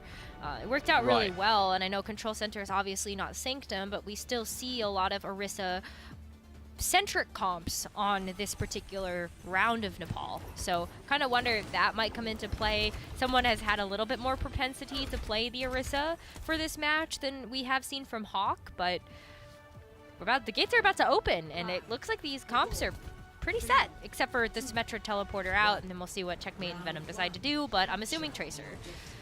Okay, some Orisas. Nice. 2 abilities to push people off the map. Never gonna complain. Never gonna complain. Speedly and Venom changing up though. Hydron and Checkmate, very different support. DPS lineup there. Oh, nice little. You see that? Little bit of movement there from Venom. That was really nice actually. Just dodging his way around the pit. All right, the spins have been used. Yeah, to isolate. It's pretty tough, especially on this point in the map. You can use that spear spin, or javelin spin, just to push people out of the LOS, the healers. Yeah, I don't think you're getting away with that one, unfortunately. No. Checkmate. Nice first win there by Atlanta Reign.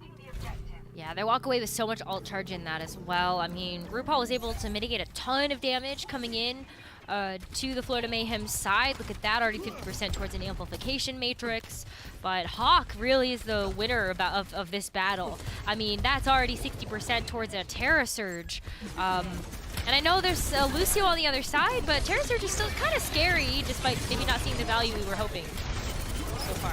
Fortify there from someone, stop getting pushed back by the javelin spin. They've already burnt their lamp as their supports weren't. A 45-degree spear there from someone. It's like a thorn in the side from Venom, and he pulled that out, chucked it away. Oh yeah, oh poor Vigilante. You're gonna get locked down by the disruptor shot, and then there you go. Really nice take back there from Florida, and this is without any sort of resources having to be invested beyond just kind of the immortality fields on both sides. Oh wow, Animo's out already? Hawk can just come in with the Terra Surge, and Florida have to be careful here. Oh, yep. Not sure where Venom's pulse bomb went there, but yeah, it disappeared. There you go, double Orisa on the field. True battle cavalry coming out from the Atlanta Reign. They're all pretty low. Checkmate pulls the play, just goes in. Okay, Checkmate. Sees Hawk pretty low. Triple kill for the Blade. All right, Florida Mayhem. That a 1v3 scenario almost there for Checkmate. Sees his opportunity and dashes for it.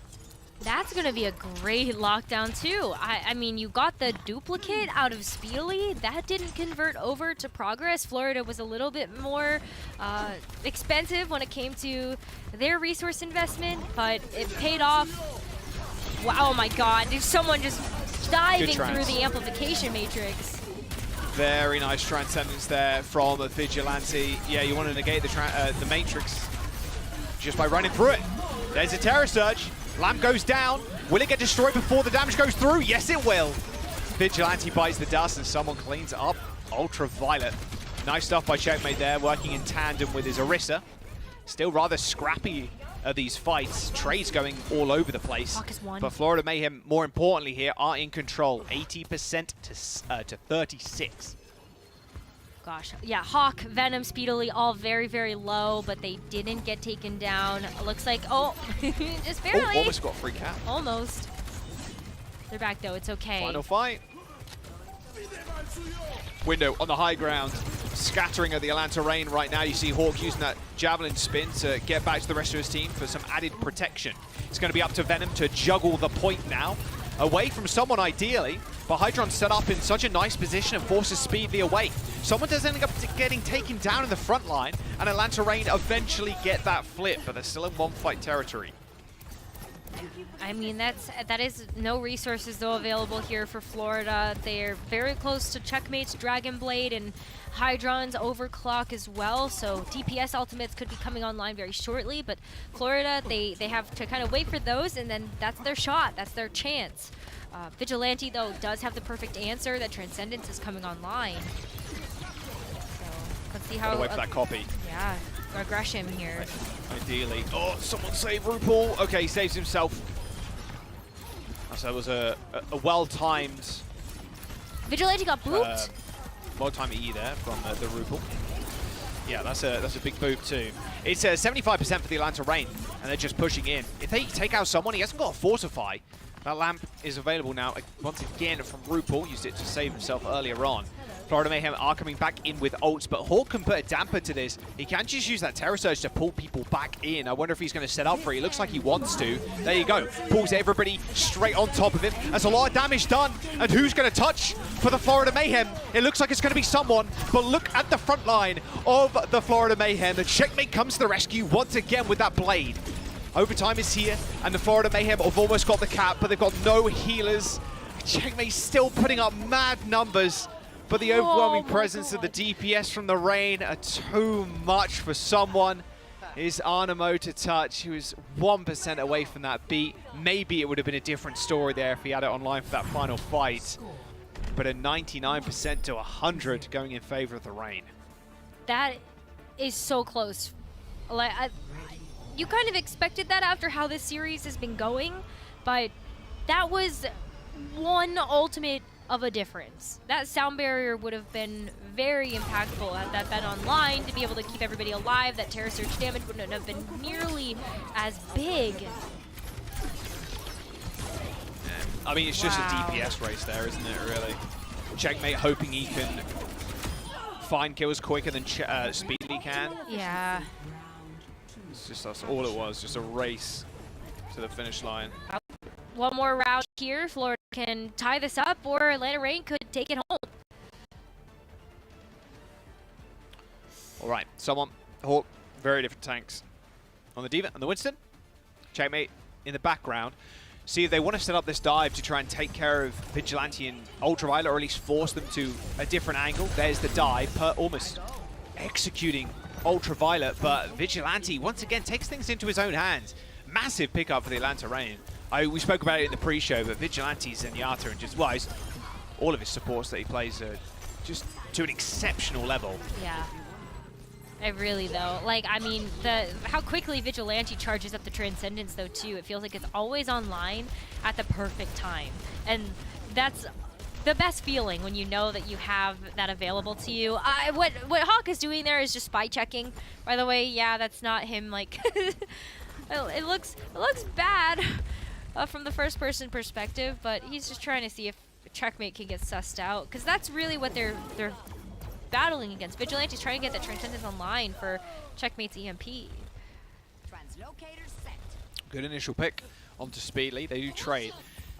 Now, how the Florida Mayhem really approach this, they just need a hack and then an engage. That's what they need to do just over and over again. That is their main tool of just focusing someone down.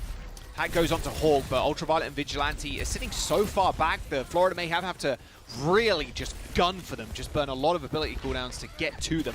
Pulse bomb for Venom. He spots his mark. RuPaul misses the pulse. Venom does not miss those though. Throws the pulse bomb out, and now the Florida Mayhem are without an Ana and without a Nano, which was coming up rather soon. 55% and only a Nano on the other side invested for the Reign to hold on to that point. I mean, that's the dive versus dive. You're really looking at which backline is going to be taken out first. And when Atlanta Reign are playing so close together, I do feel like maybe protect RuPaul a little bit more. Like, it's not his fault that Venom is coming after him. He's playing Ana. But there you go. See? Good trade. There's the backline there for Atlanta.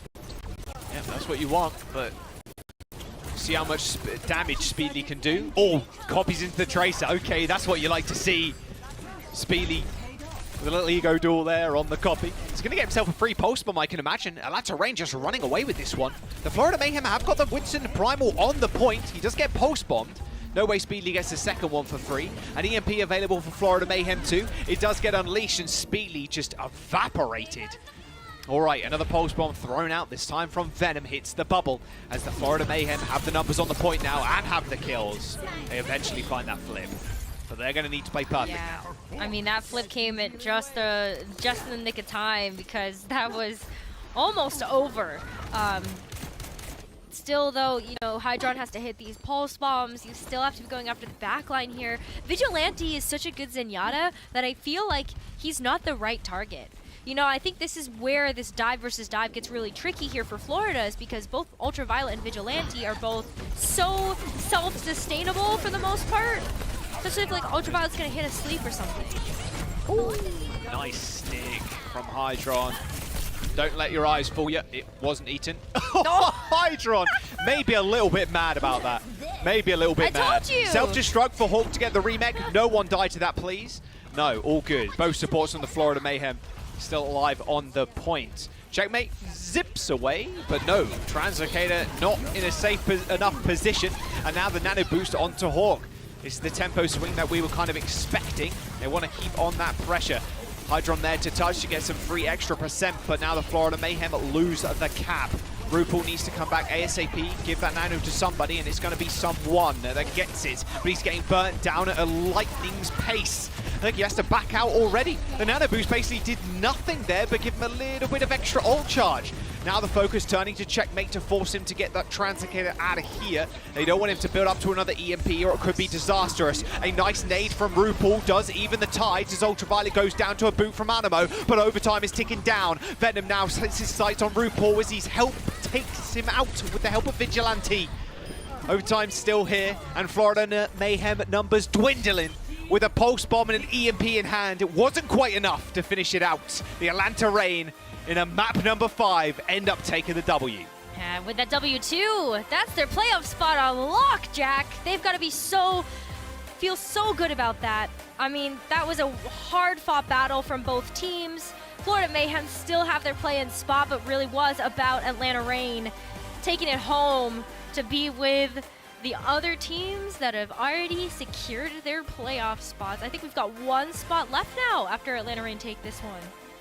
Wow, yeah, what? I mean, that was a lot closer than I think Atlanta Reign wanted it to be, and I think a lot of people that predicted Atlanta Reign wanted it to be as well, right? What an insane game. Mad props to Florida Mayhem taking them that far, even at the very end, extremely close rounds of control. They had the Pulse and EMP. Oh, it feels so bad to lose that. I mean, you normally look at the second to last fight in Control and like how things, which kind of dictates how the end of the map plays out. Hydron going down, you see him in the player cam, like, oh my god, like I went down to that, and you know, kind of screaming because it ended up as a trade, like, which they didn't want at all. They want a clean victory there, a clean fight, so then they can roll on to the next fight and then play it at their own pace with a Pulse and an EMP, but it didn't end up working out that way.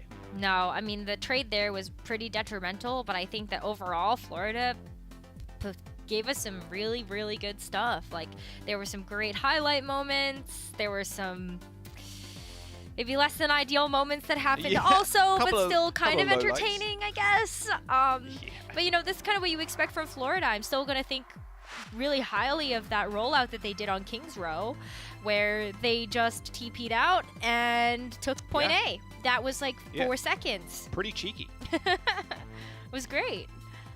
Yeah, player of the match today as well on the side of the Atlanta Reign is going to be Speedly. Yeah, his copies looked great on the Echo, but just his all-round performance and the amount he's able to kind of flex to really just enables the Atlanta Reign. Looks like they got the perfect DPS duo, especially for this meta. Venom can just play his best hero in the Tracer, and then Speedly can just flex around whatever he needs to play. Yeah, for sure. And don't worry, we're still going to see some of Kai. We definitely see him on more hit-scan-oriented maps like Circuit Royale, Junkertown. So no worries, Atlanta Reign fans are going to see a little bit of everybody this meta. But Speedily today, whether it was the Sombra, the Echo, the Sojourn, like we didn't even see the Sojourn before this match from Speedily, and it was so impactful and definitely ended up helping them on Kings Row. But yeah, Speedily, there you go. Perfect addition and really showing up here for the Atlanta Reign. Sticky bomb kills per turn looking pretty nice. I thought that was like pulse bomb kills almost. I was like, wow, you got 6.8 pulse bomb copies per 10. That's pretty insane. But yeah, he had some great duplications too on the Echo. Played a whole lot of heroes. I mean, this is only stats for Echo for this match. So yeah, it's worth keeping in mind. Atlanta Reign take it, and they got their playoff spot. That's what they wanted. They came into today. They knew they needed to win. They clinched it. They got top 6. They're guaranteed in that playoffs now. And Rose, it's getting pretty slim for a lot of teams out there. They want to clinch that final spot. The Florida Mayhem put up a heck of a fight, but it might be in the hands of a few other teams at this point. We're going to jump to a quick break. We've got one more game before we get the Battle of Texas. Don't go anywhere. We'll be back soon. The Overwatch League is brought to you by Upper Deck, the official trading card of the Overwatch League. And by TeamSpeak, the official voice supplier of the Overwatch League.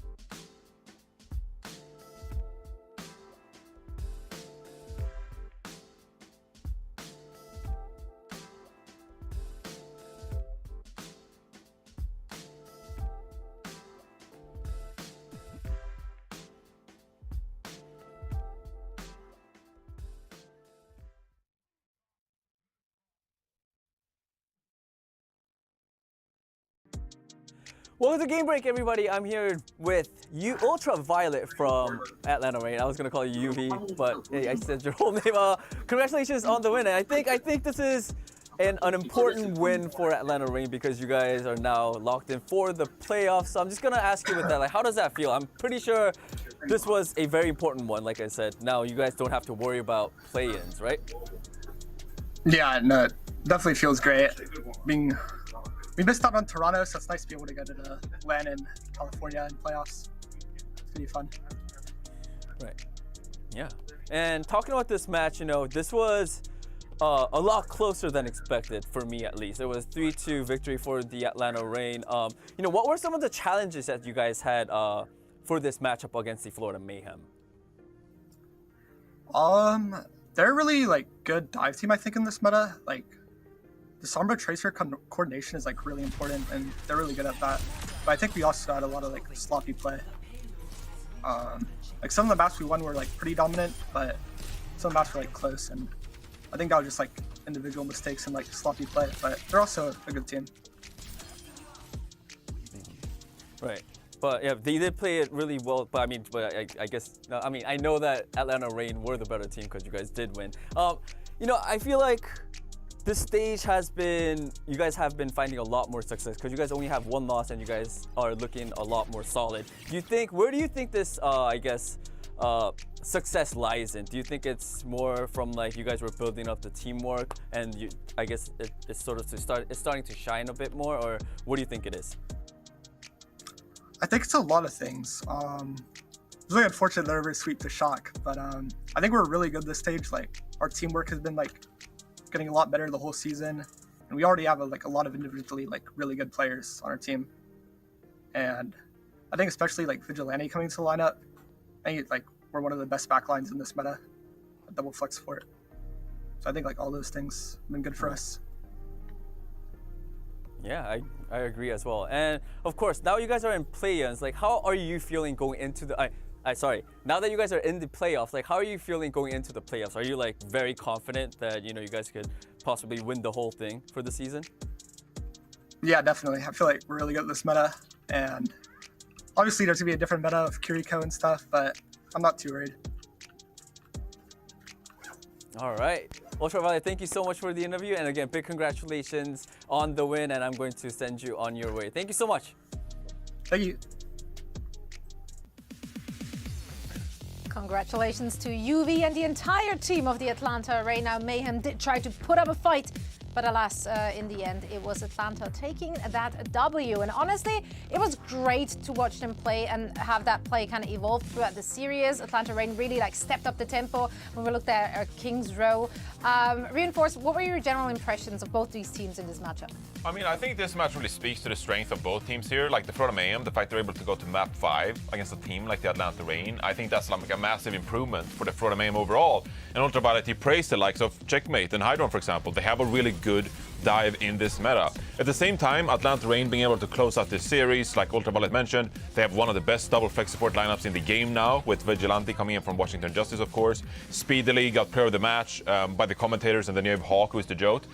In the last 9 matches, Atlanta Reign have gone 6-3 in the regular season. So they used to be 7-7, now they're 13-10. I think a lot of people have this impression that Atlanta Reign, they're struggling in the regular season, they only take tournaments seriously. I would almost proclaim that narrative dead now. Come on, they've been really good in the regular season. They almost beat the San Francisco Shock. They went to map 5 against the Shock, and now they're able to close out series like this against the Florida Mayhem with a stacked team. I'm really impressed by the Atlanta Reign as we draw closer to the playoffs itself. And if, as Ultraviolet said, if Kiriko doesn't have a huge impact on the meta, they are primed for a deep playoffs run with this roster. Absolutely. I do want to touch on Speedily there as well. We just saw him on that Sojourn. It was actually the first time we see him on that hero, and he played really well, Matt.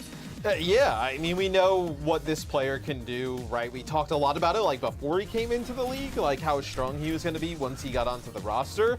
And for me, it was actually Nero, I think specifically Kai was playing really well. It's do you really want to kind of break that up? But I think having Speedily's just flexibility and the way he's played on so many different heroes, it's been really huge for the Atlanta Reign. I also want to give a little bit of props to the Atlanta Reign coaching staff. Making the decision early in the season to say we're going to focus on Hawk as our tank. He's going to play all the tanks. given the time he needs to learn it, because I think, as kind of metas develop, we see how impactful the tanks are. It's going to be beneficial that he's getting all that extra reps on all these different tanks. Danny, Mayhem, I mean, up until the very end, you were still a believer that they can maybe take it back. But 2 days in a row now, egregious C9s from that team. How does that make you feel? How does that make me feel? I mean, C9s are, I think, for any team, it's bound to happen. But like you said, yes, 2 days in a row is not a good sign. So, I think a simpler way is to focus more on the objective, on the payload, right? But, yeah, I don't. Yeah, it is what it is. Unlucky. Very unlucky indeed. Now, more on the lucky side, though. You think it's a skill issue? Once or twice, maybe a little bit of luck, 3-4 times. Some foresight, You could expect those C9s if you don't touch the point. It'll animate. It does happen usually when you don't touch the point. That is correct. And now, Atlanta Reign, they did touch the point, successfully so, and they did clutch their playoff spot, which is fantastic. One less thing to worry about for that team. And why are you all grinning? Like, No, I'm just. Looking at you. I just tried to transition out of Danny's your just weird. explosion of laughter. Yeah, he's just so giggly. Giggly, I like that. Always. Are you guys so like Happiness, used yo. to this? I've been doing this whole season. Yeah, but you're very giggly today. I want to be giggly, So now I tried to listen to you guys and Hex, our producer, at the same time. And Hex, you have to repeat all the information. you Florida gave me. can't make it. Yeah. They can't or get they all that can? done. Yeah, Can't. They can make the play. Can't. Yeah. Like they cannot. Cannot. Be more specific in my ear. They cannot. please. They cannot make playoffs. There we go. Florida, that They're is. unable. No playoffs for Florida. Yeah, but play I in. didn't know. Play-ins. Play They in. could Play make in. play-ins and then make the playoffs through the play-ins. By playing the game. But they can't directly qualify The for the dream's playoffs. not dead yet. Yeah. This is a few Not more entirely. steps. They need to play a little bit more. Yeah. Yeah. Wasn't that what we were saying, or did I say? They have to something? qualify. They have to qualify first. Let's move on to the next game, I guess. So, Washington Justice going up against the LA Gladiators. I do believe that all of us picked the Gladiators to win that one, but how much confidence do we actually have in that prediction, given that they had a bit of a shaky up and down last few months, let's call it, whereas Washington Justice, they've always been shaky, so where do you go from there? Is this a bit of a sleeper game? We all picked Like, picked Boston yesterday. Yeah. The Justice ended There's up an winning. upset potential here. I am that's- very yeah, that's anxious what I about my mean, pick. yeah. you're anxious Yeah, about I it? am anxious about my pick. Yeah, I made the pick. I was like, I just looked at the match and I was like, oh, it's Washington Justice against the LA Gladiators. I'll predict LA Gladiators. I feel exactly And then I how had like felt that yesterday. moment where I just like, is Reiner gonna be good enough on tank? Like against the New York Excelsior, he struggled. He played like Soria and like it was not good. And That was like, same.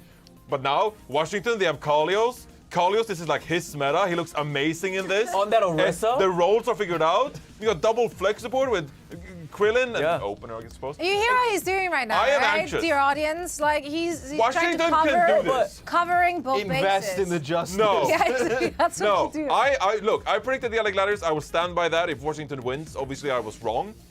But I'm Yes, worried about that's how being it wrong. works. I'm worried about being wrong, Zoe. Washington Justice could very realistically win this because Kalios has looked really good. Yeah. I'm worried about Kalius Orisa. Washington I'm just Justice worried could in win. general. Yeah, like in a I'm good just- or a bad it's way. just a lot- Both? Fair. Lots of feelings, big feelings here on the desk. Let's hand it over to our casters to see how they feel about this upcoming match. Any Washington fans over there? Washington. Yes. Washington. Chargers. Neighbors? I think Washington are gonna win. Oh, it's Jaws and Oh. Necro again? Necra? Yeah. He's Necro, chosen Necro again. It's us. For Washington and Gladiators, it's us. Sorry, Johnny. Would you There's like a- to be would you like to be up here instead? Like, I'll take Johnny. I didn't hear what it said. What did it say? Focus! Johnny's frozen. He's just I'm so happy worried. to see He's you so guys. worried I about am his delighted that you're casting this second match, Jaws. I can't wait to hear the tones of your voice, the way Tones of his your breath work, your immaculate Overwatch knowledge. Whoa! Just, I'm really happy that you're casting this match, Jaws. You were like, Yeah, Yeah, you know, Great. I you can't gotta wait use to the welcome my diaphragm or whatever it's called. You know, you gotta cast with your belly. Yeah. You know, Jaws, it's what Johnny skill. does when you guys cast is he goes into the back and he just watches your webcam and just watches you breathe.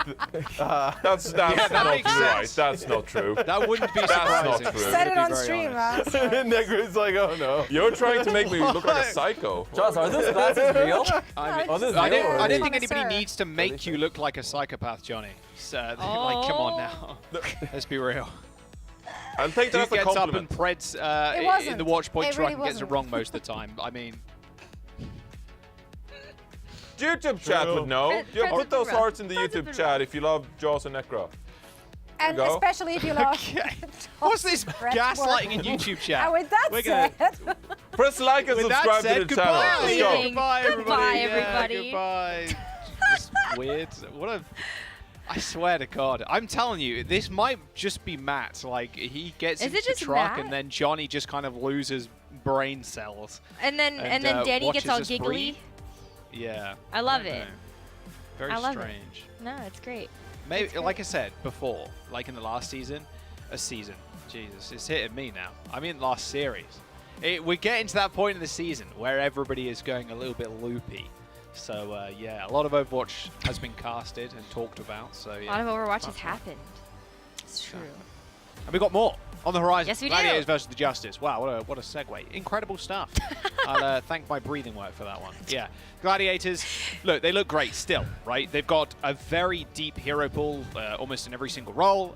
The Washington Justice, on the other hand, yeah, you probably should be scared a little bit of Kalios's Orisa. But it's still the Glads. Like, you can never count out the Gladiators. They had a bit of a rough time in some previous metas, but in the Justice are 11 and 12. Almost the definition of mid, right? It feels every single time we play what version of the Justice shows up. Are we going to see Decay and Assassin go absolutely ballistic? Yeah. Or are we going to see a little bit more of a subdued look from the Justice? Ideally, obviously, they play to their fullest extent here. They still need to fight for one of those playoff spot rows. The Gladiators, on the other hand, kind of already locked in. Yeah, Gladiators are definitely locked in here, but Washington Justice are still, looking for their glory for their final match of the regular season. Washington Justice fans, this is going to be, the last one for them until we get to at least play-ins for them. And so it's exciting to see, just the evolution of this team overall, Jaws, just from, where they were at the beginning of the season, very wish-washy, still trying to figure out who they wanted in their starting lineup. And now that we have just a solidified team of 5, Washington have performed way better. Like, I feel like they are actually, doing the job time and time again. They just got a pretty incredible win yesterday versus the Boston Uprising. I think everybody had predicted Boston to win that one. But it was a Kalios thing, Kalios just showing up, Assassin and Decay also putting in the legwork there on the DPS, and this is kind of like a similar look of roster and type of composition that the Gladiators struggled against in their match versus New York Excelsior. That was a 5-map insane series. to say. Yeah. That is insane to say. The Glads struggling against New York. Wow. All right, Kevster, Happy, Reiner, Shu, and Funny Astro. I keep saying it, but yeah, I cannot wait to see Shu on the Kiriko. A lot of these flex sports, I think, are going to go crazy. If Kiriko is played, of course, not entirely sure just yet. We'll have to wait and find out. Gladiators will be finding out rather soon, though. Obviously, they've locked in their playoff spot. They're in 3rd place right now, just below the Shock and the Dallas Fuel. With Astro in, he's getting his map. He's on control. Astro in. Other map types, Astro out. Yeah, that's kind of the classic of what we've seen from the Gladiators. And a lot of teams have this where they have kind of like a Lucio specialist that might come in, like I guess Onimo, like Onimo is to the Florida Mayhem. Funny Astro will come in to play that Lucio role. And then from there on, we will usually see Skewed. The only difference is that versus New York Excelsior, it was actually all Shu and Skewed we didn't really see Funny Astro at all. And so Gladiators, I think maybe they recognize that Funny Astro really is the strategy here when he's been in the roster to play these control type maps. We've seen a lot of Winston and a lot of Doomfist coming out from Reiner. How is that going to fare against what we've been seeing from Washington? It's been a lot of Orisa lately. Yes, it has.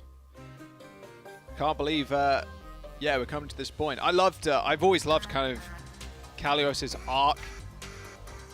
Coming back into the league this year, was in the league in the first year, in its inception, back to Open Div, Trials, Contenders, straight back to the league. It's been quite a journey for Kalios, and just as being in the play-ins, I want to see how they're going to perform. Of course, the classic like Decay play-in buff is almost, or playoffs buff is almost here. Mm-hmm.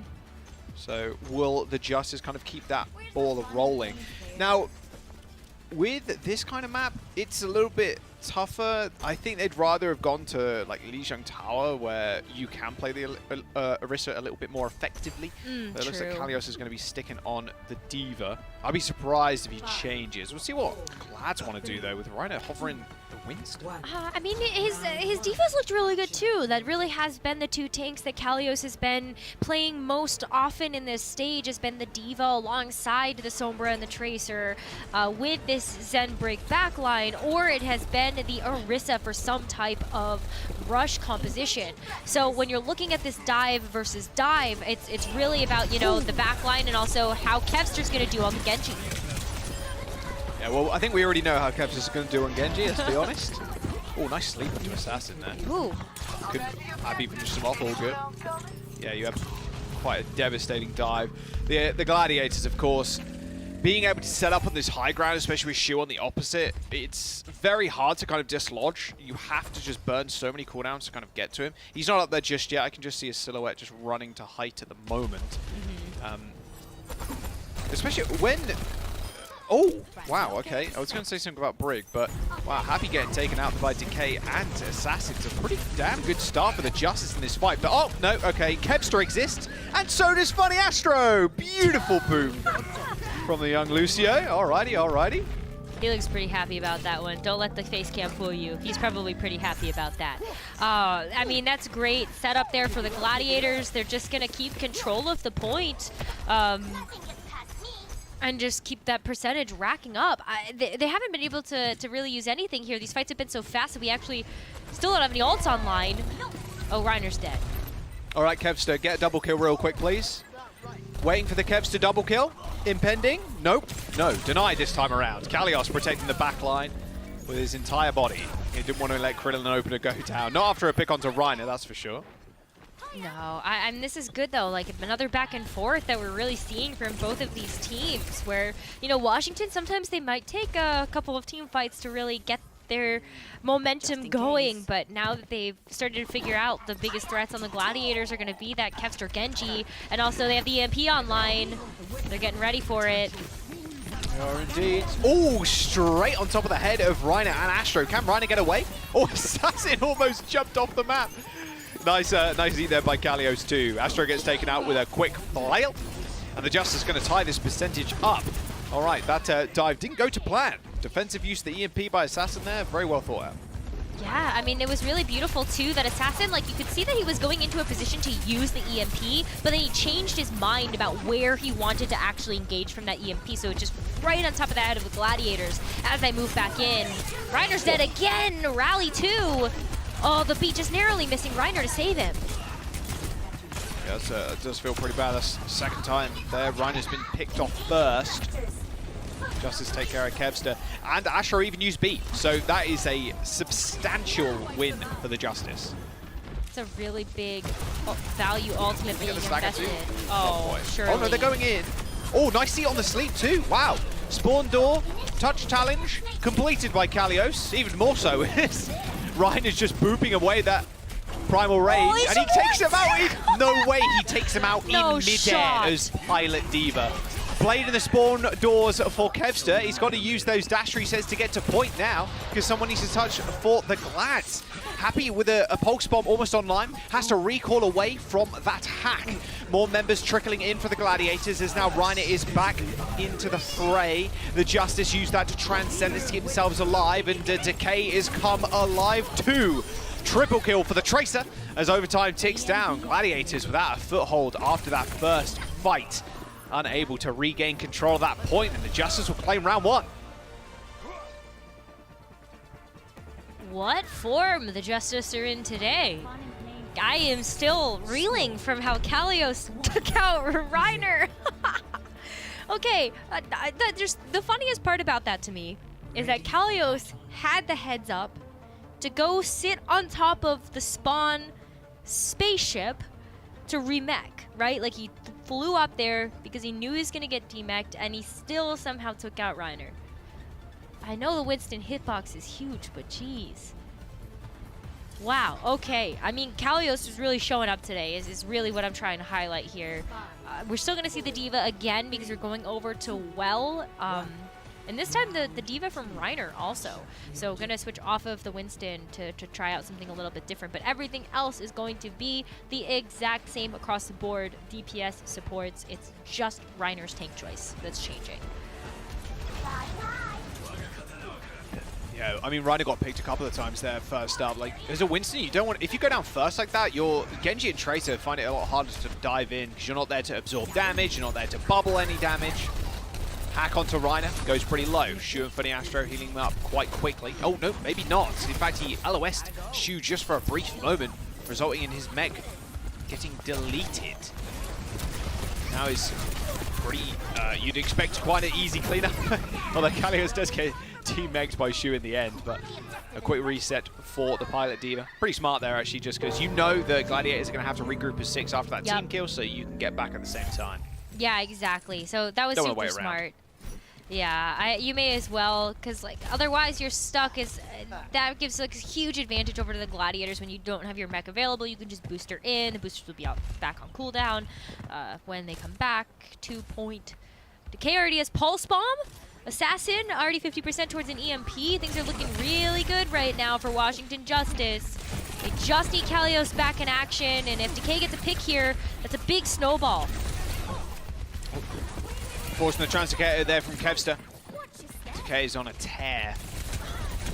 The point is being half flipped by the Gladiators. Decay has the recall, he has the Pulse Bomb. The stall potential from the Justice is quite immense. Especially with Kalios having that remech. Oh, the Pulse Bomb getting thrown out. Does end up missing, but still a lot of damage down. Reiner had to retreat to the rest of his team, but he was always already half HP. Decay is still not dead, mind you.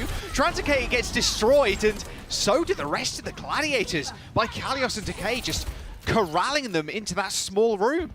I mean, you get the body block there from Kalios' Diva, and then where do you go? Like, if you try to escape, you're walking into Decay's pulse pistols, and that doesn't feel good either. Already 63%. By the time the Gladiators come back, they're going to be walking into an Assassin EMP, and we're close to last fight territory here, Jack. If Shu and Funny Astro get shut down, that's it for this round, and that's it for this map. All right, Happy, you got to open this up with some big EMPs incoming. It does go out. It hits Astro and Shu. Astro does end up using B. It hits 3, but Kalios with another eat on Happy's pulse bombs. A rather unhappy Tracer at the end of it all. Self-destruct. Oh, Reiner still goes Assassin. But Assassin still picks up the Pilot Diva, so it's not the worst, but you do end up losing the point anyway. But 99, Justice are happy with that. They burn almost everything at the Gladiators' ult bank. Well, in fact, it was everything. Yeah. I'd say it's fine. Yeah, they just dropped the whole. They used the whole bag. It's great. I think that the kill was actually really worth it for Assassin. You know, you get the final blow into Reiner, it's just extra damage, and despite being taken out there, Reiner doesn't really get much from it since you were taken out by the bomb. Assassin already is 30% towards another EMP, and so if Gladiators, like, they have to play this perfectly, but they just used everything.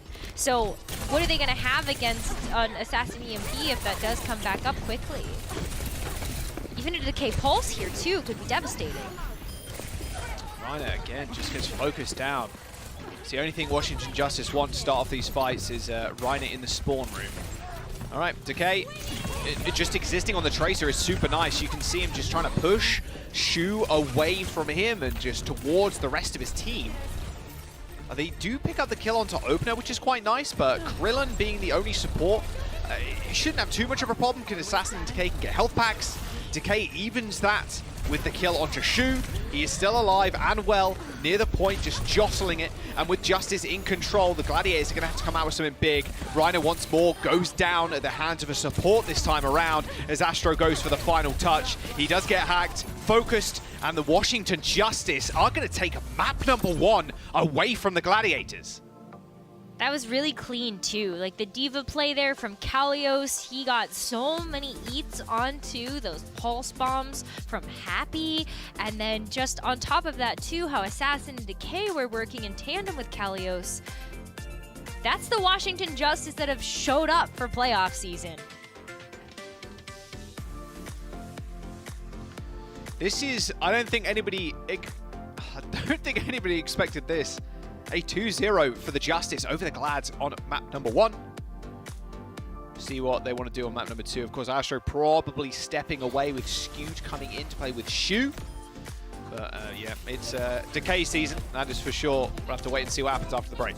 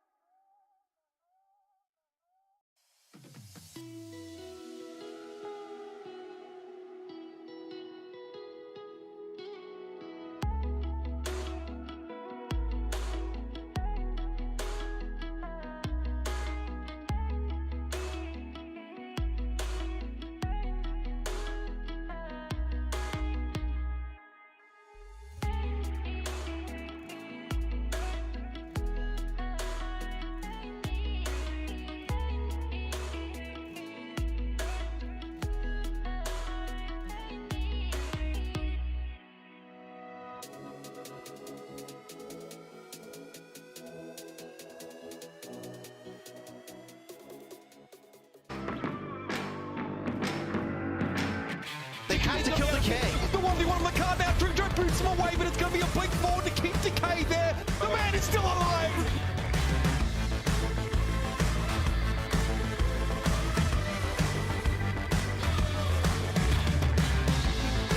Look at this opener.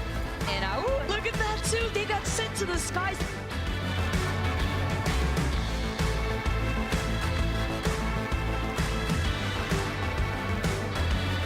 Kalios ready with a rampage here.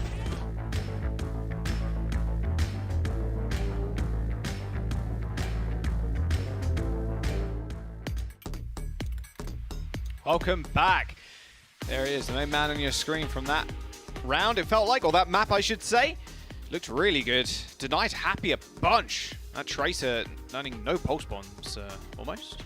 That really puts a dampener on the Gladiators, especially with Reiner being focused too. Kalios had the perfect peel. He was looking great in terms of damage. Eliminations, obviously at 20. Not bad whatsoever. Yeah, I mean, 8 of those are you know, blows he finished himself, and then also knockback kills I think is also very impressive. Just being able to like boost into somebody. It's tough as D.Va too, because I feel like a lot of the characters in this meta right now are just super mobile. You know, you look at Sombra, you look at Tracer, but yeah, getting those knockback kills is always kind of impressive, especially if you can land one onto one of those mobile picks. But yeah, Justice with Kalios at the helm. 2-0 in our first map of this series, and Gladiators gotta claw their way back into this one, Jack. Yes, they do. No substitutions, by the way. Thought maybe that Scube was coming in, but Astro's actually staying for the Glad. So it's going to be the Astro Shu backline, which means Lucio and probably Ana.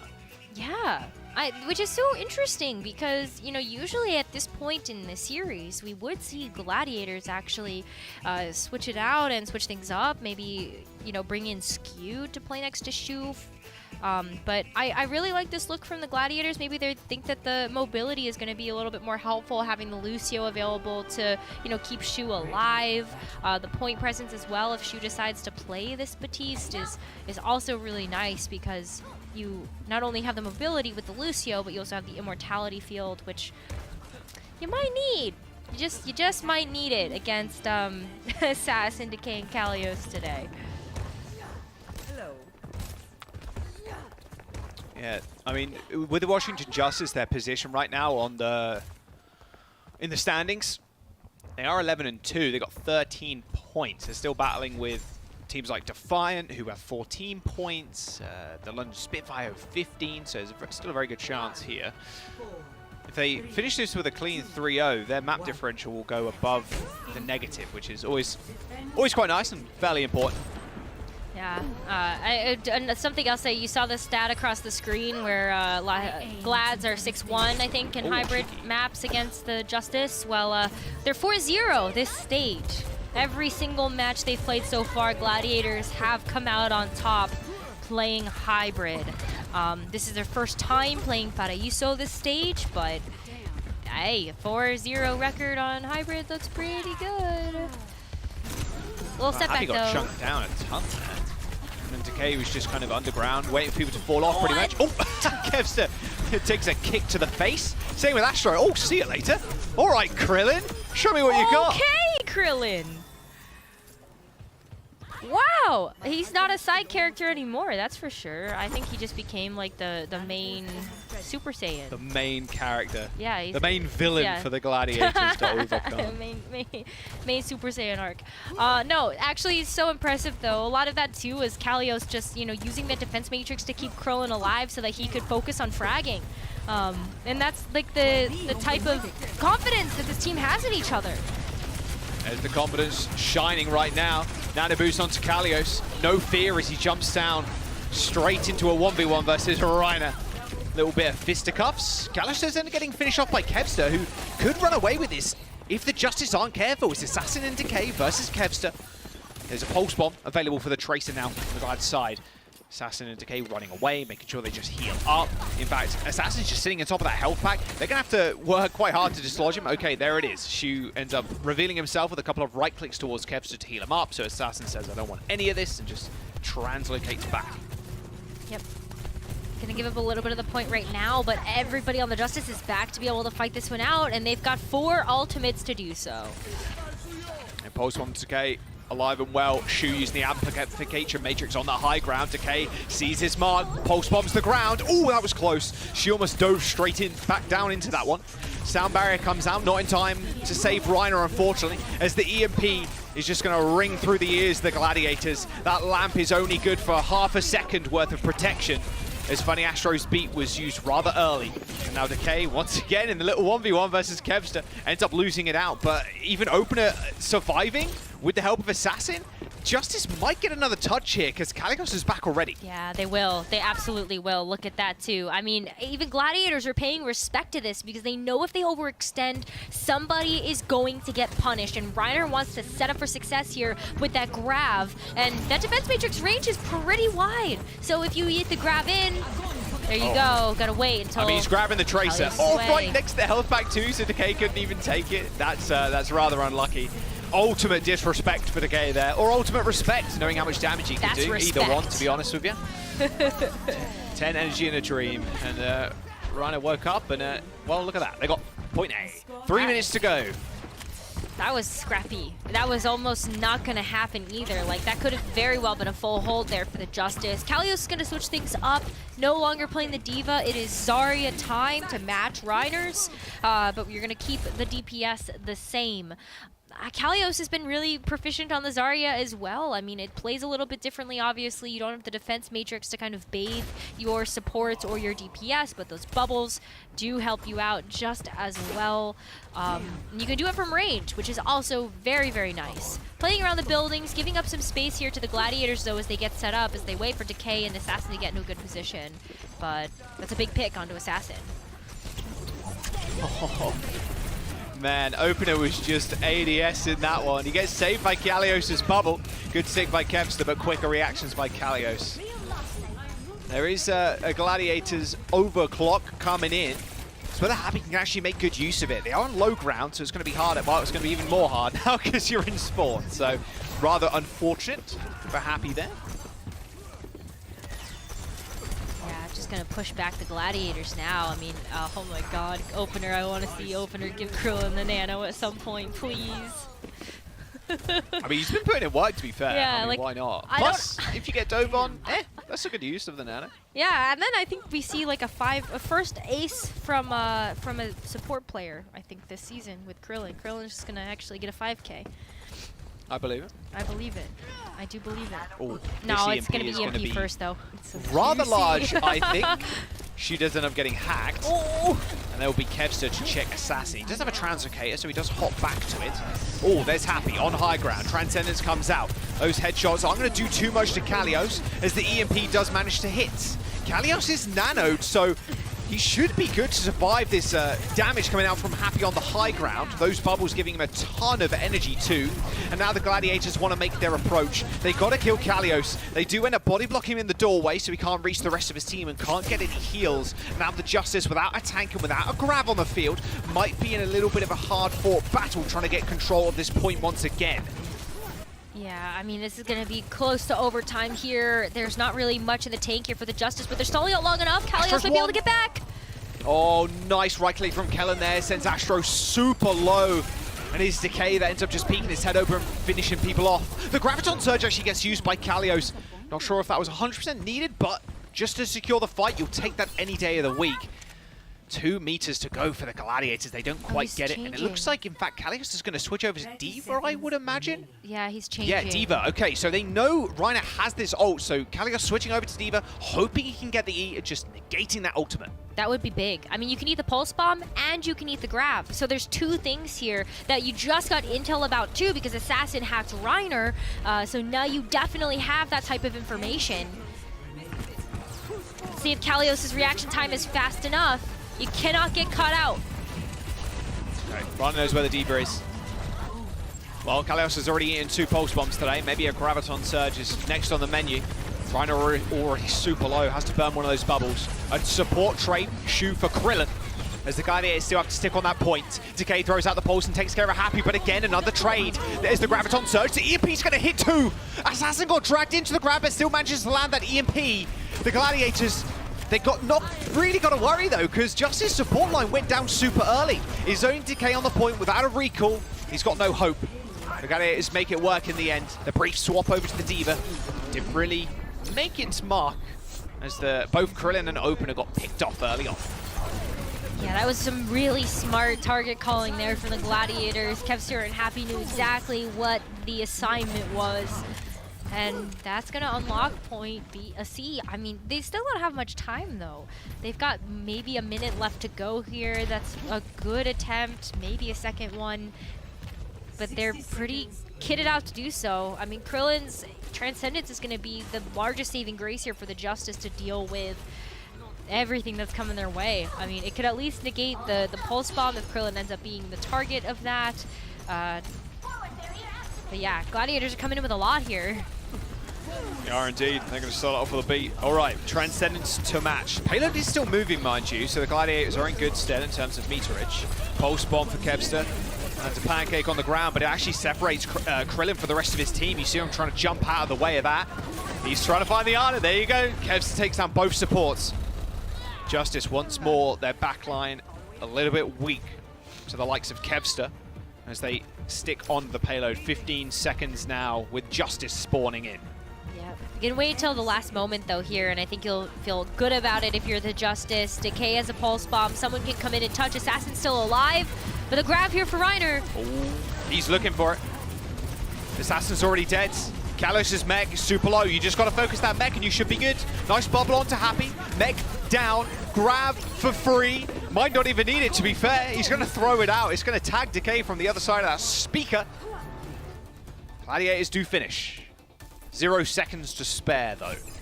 Score 0. Washington Justice now up to bat on the attack. I'm kind of expecting maybe some D.Va, maybe some Zarya here for Kalios. The D.Va was good. It just, at this point, like, while Washington Justice on the first map of the series seemed very solid in what they wanted to do here, it didn't seem like the quick picks really worked for them. You know, I think the idea behind Kalios going over to the D.Va to contend with the Pulse Bomb or the Grav was smart, but it didn't work out, and I kind of wonder if they had would have fared a little bit better if they had maybe stuck to one tank, like maybe just the Zarya, like just stick to the Zarya. We've seen that a lot in the West, haven't we? Just a lot of teams just making these different changes, like mid-map. That's not like kind of what we would see typically in like the East. Like a lot of teams have their game plan. I do love the D.Va switch though when you've used your Grav. It's pretty nice because you know the Zarya is also kind of matching you. It's pretty smart. At least it gives you kind of the option, like maybe the chance to eat Pulse, like you were mentioning, or the Grav. Like it could be a big difference maker. Plus the D.Va's a little bit quicker. That is true. So you want to get back to the point in time because it's like near OT. So yeah, it's definitely a nice switch. Something you can take into your ranked games if you really want. If you play both characters, maybe you only play one of them often. Never be afraid to switch, especially on live patch too, because you have the DPS passive which conserves the ult charge between people, so worth keeping in mind. She's going pretty low, was hacked but still managed to get the lamp off, but couldn't heal himself up in time by the looks of it. Wow, good dive from the Justice. Got to focus Reiner now. He doesn't look super high energy at this point. It's okay, he's still doing an immense amount of damage. He's just following up on these hacks. The Justice have been so good with it. Assassin Sombra has been looking great over the last couple of weeks. And there's Reiner isolated, yeah, taken care of. Without Shu there, you've only got Astro to kind of speed you away, and even Astro wasn't even near him. Oh, that was cheeky. All right, quick take here for Washington. I don't think there's recontest potential here for Gladiators. Looks like they're just going to start getting set up on the high ground here as Decay goes for a little bit of poke. This is huge here for Justice's momentum throughout this map. I mean, Assassin's going to get into a great position here. You can see that he's already in the back line. He's hacked Shu. Just trying to get some amount of charges. Like, Assassin's going to have an EMP online in maybe 10 seconds. Gotta go. Oh my god. Kevster. That was a large disruptor shot coming out from Happy there. Wow. I mean, this is the tempo shift that we saw from the Atlanta Reign in our first match. Just playing at your own pace, not playing to theirs. Because the Justice have a big like tempo setter ultimate in the EMP. They can really like shift how they want to play around things, like the hacks and whatnot, with setting up a hack on a support and then kind of diving them.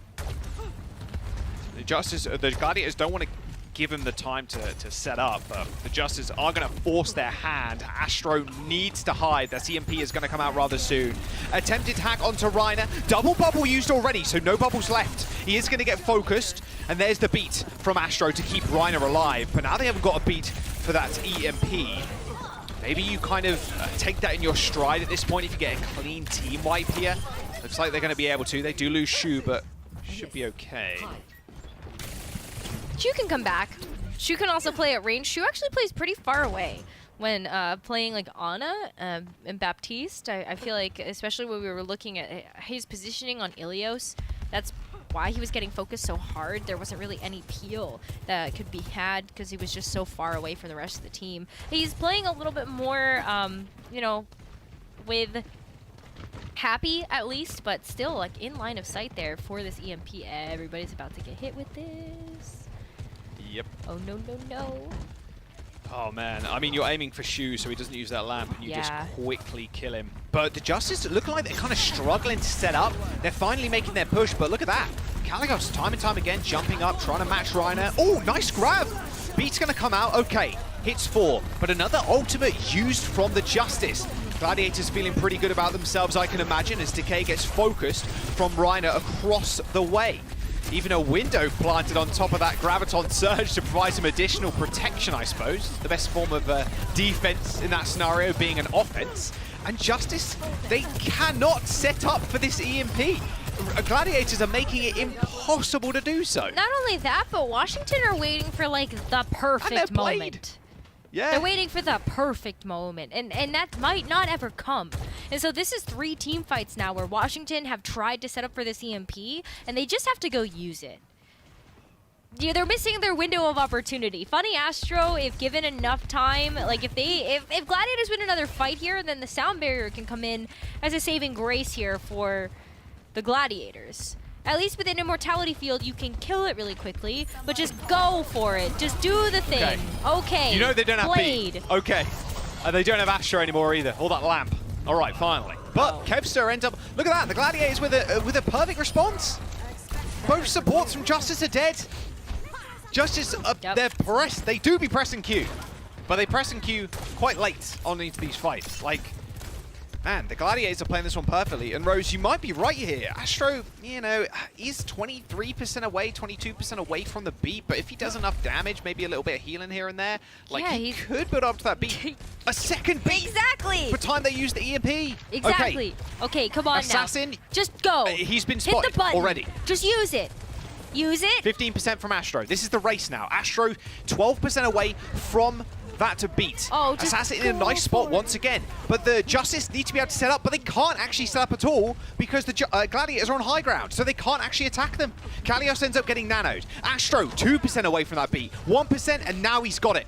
A second beat, but time the fact that Assassin used EMP. EMP comes out, Shu is dead. Astro uses beat, it hits 4. Another Graviton Surge from Kalios, but it only catches Happy. Can Kevster race the backline now? He's already taken care of Decay, and with 60 seconds to go, the Justice need to find something. They've used 2 of their key ultimates already, and are just unable to put themselves on this payload, and Gladiators have built up to a whole wealth of their own.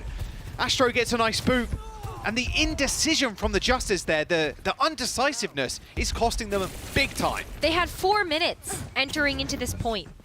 3.5 are wasted, 3.5 of which were used to set up for this EMP that ultimately got them nothing.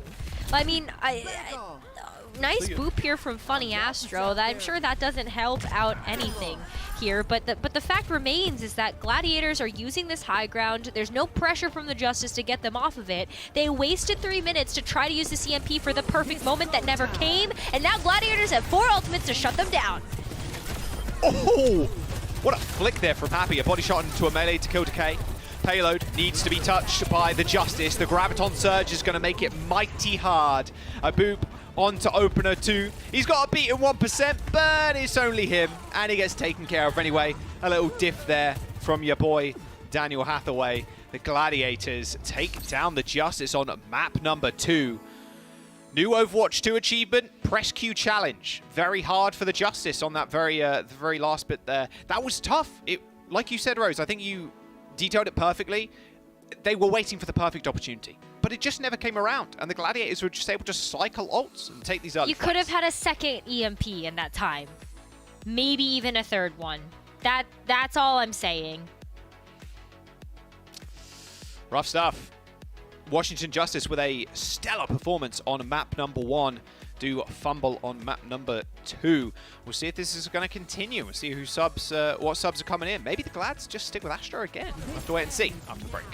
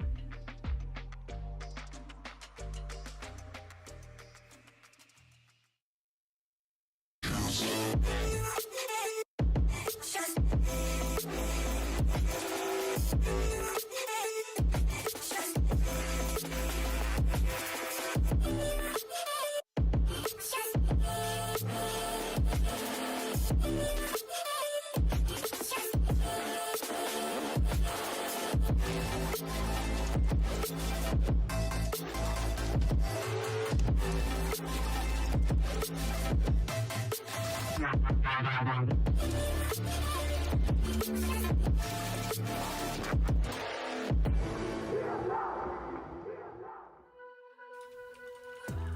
welcome back. All right, Gladiators with a dominant performance on that second map. Paraíso, one apiece in the series. Now we're seeing some substitutions as we go on to Escort, Space in, and Skewed in.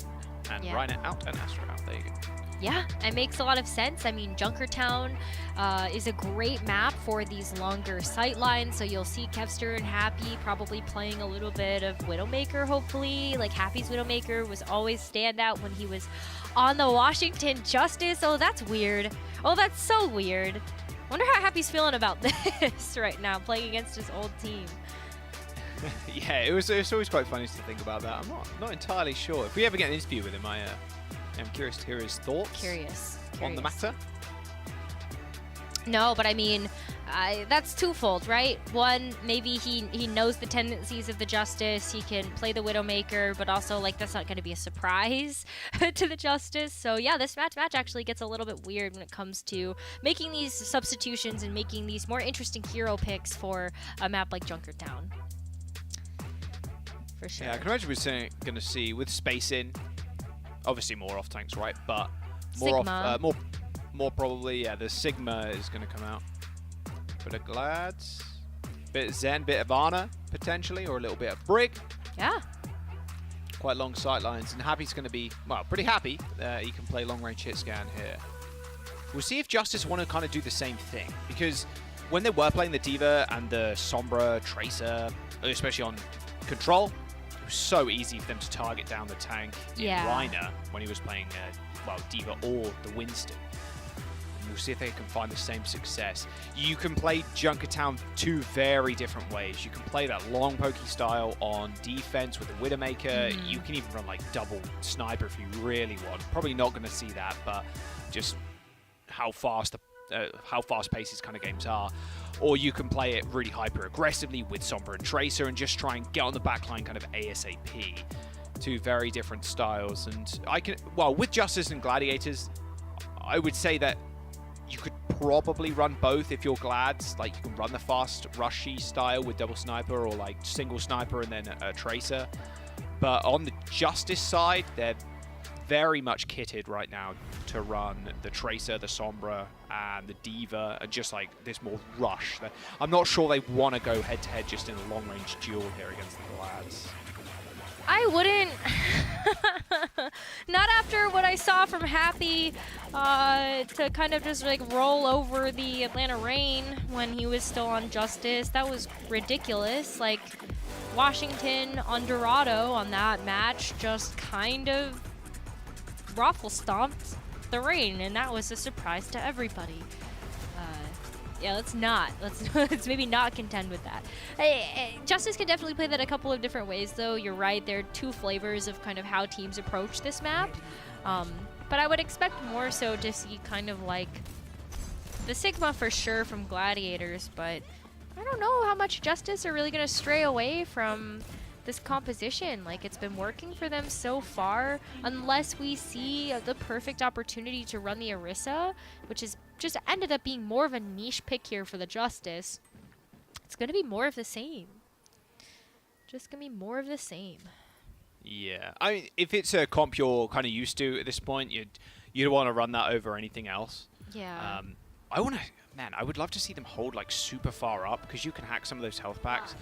But it doesn't look like they want to do that. It's just Assassin almost hiding off of the map in this very small corner. Oh, okay. Oh, no, it's just a quick one. I mean, we saw this in Spawn, too. The Gladiators were hovering over kind of like the Tracer Sojourn. Sojourn can still play these beautiful sight lines there. The charged up railgun shot is, you know, just as deadly as the Widowmaker charged scope. So this will be just kind of a steady push here for the Gladiators to try to create space, as, you know, Space can use that Sigma shield to just push it forward, and steady increases. Yeah, I mean, you can't let things like that happen, though. You going down that early. Now, the small collapse comes in, or the attempted collapse. I mean, you don't really have to push or press the issue at this point. You can just kind of wait and just chill out for the time being, or you can just get Shu caught off guard again. He's been discorded and hacked. That's a whole lot of extra damage. And once again, okay, exact same 3 people showing up in the kill feed there with a kill onto Shu. Decay, Assassin, and Krillin with a Discord orb. Very well played there by the Washington Justice. It's just the collapse that they're getting too has just been so immaculate. They recognize somebody that they want to take out. It's clinical. There's the Discord orb. There's maybe a hack. It's just all of these different pieces coming together at once where Justice are just, they see a target, they take it out, and then they go to the next one. And it's smooth. There's no waffling. I'm glad that they took a chance to kind of reset themselves after that EMP debacle there on Paraíso. But it's time for Assassin to keep going after the backline here. And poor Skewed. Oh, yep. Not this time, though. He does end up getting hacked. Oh, what a nade! Woo! That's a lot of explosions. Jesus. Yep, goodbye. Goodbye, team. Goodbye, team. There's not really much you could do there at all. You get pushed in a room, there's a pulse bomb on you. Well, I guess GG. Go again. Yeah, I mean, Space is even switching over to the D.Va as well.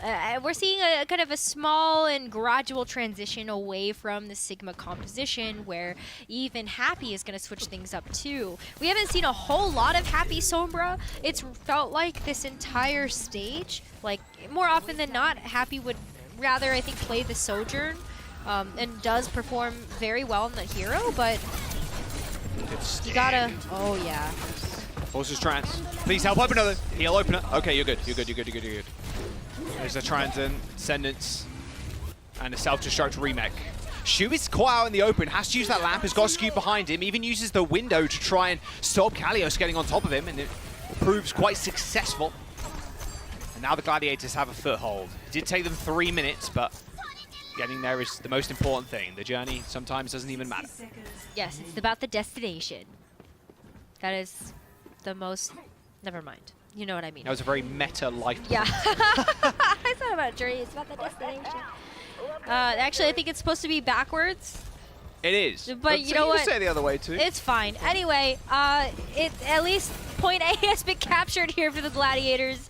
Happy already has an EMP online. That's got to feel really good. I know some of that charge from the Sojourn did transfer over, but Happy's EMPs, when they've hit, they've hit. Ooh, good That's a EMP. hit. Oh, not quite enough pocket there.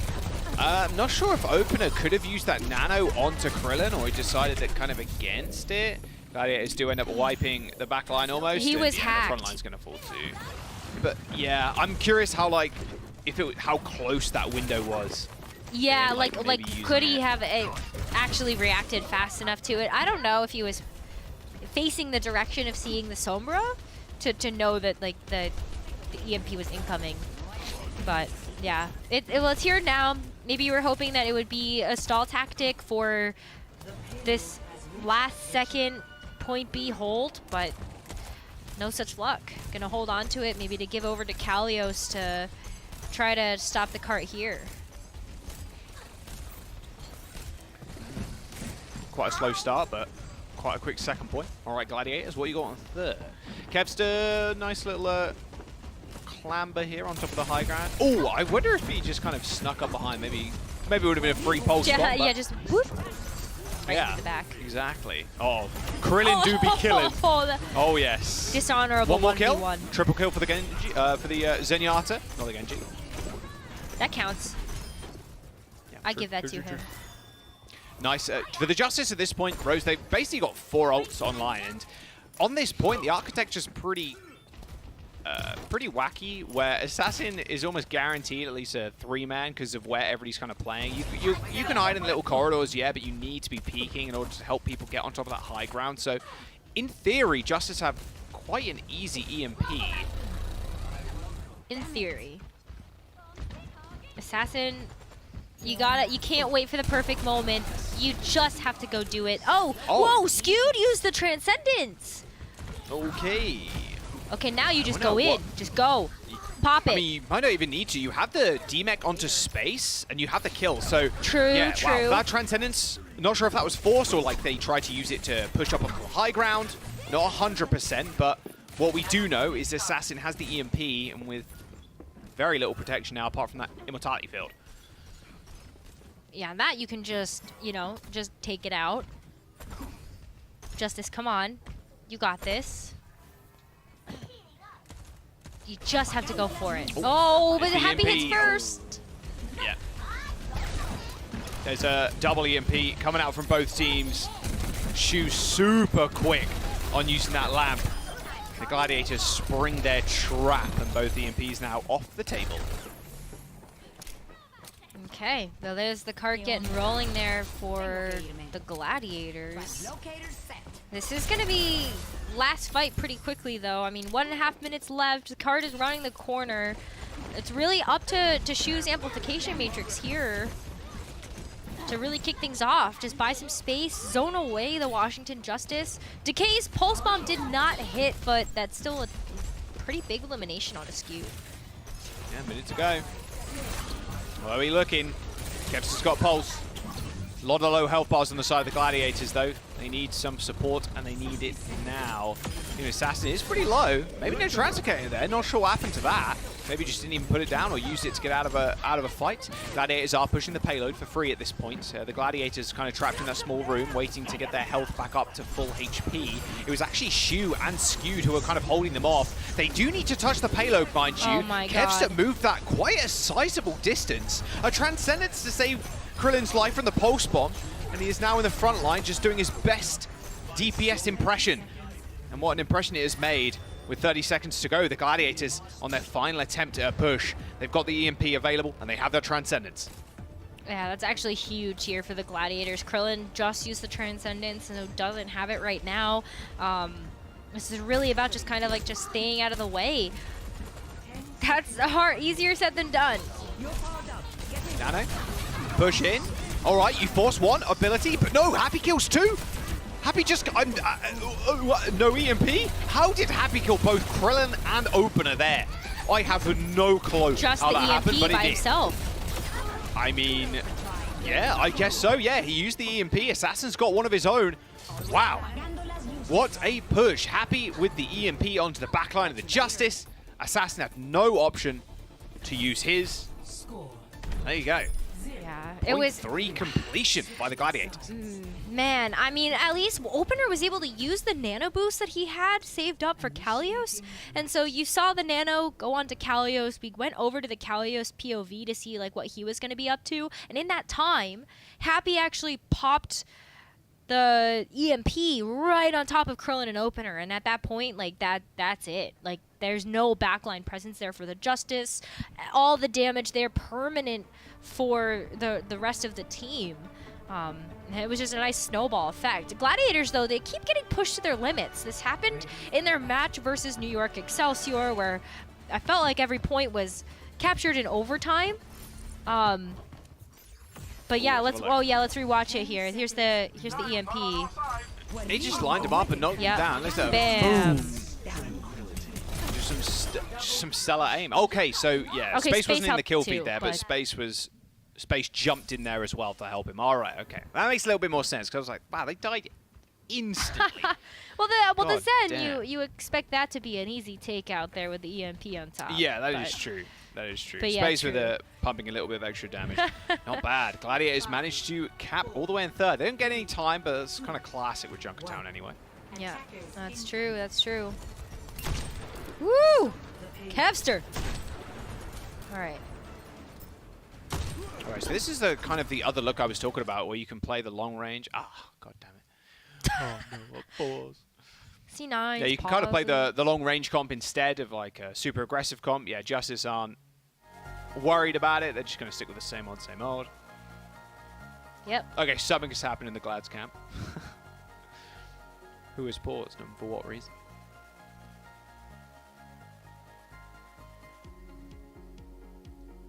I don't know.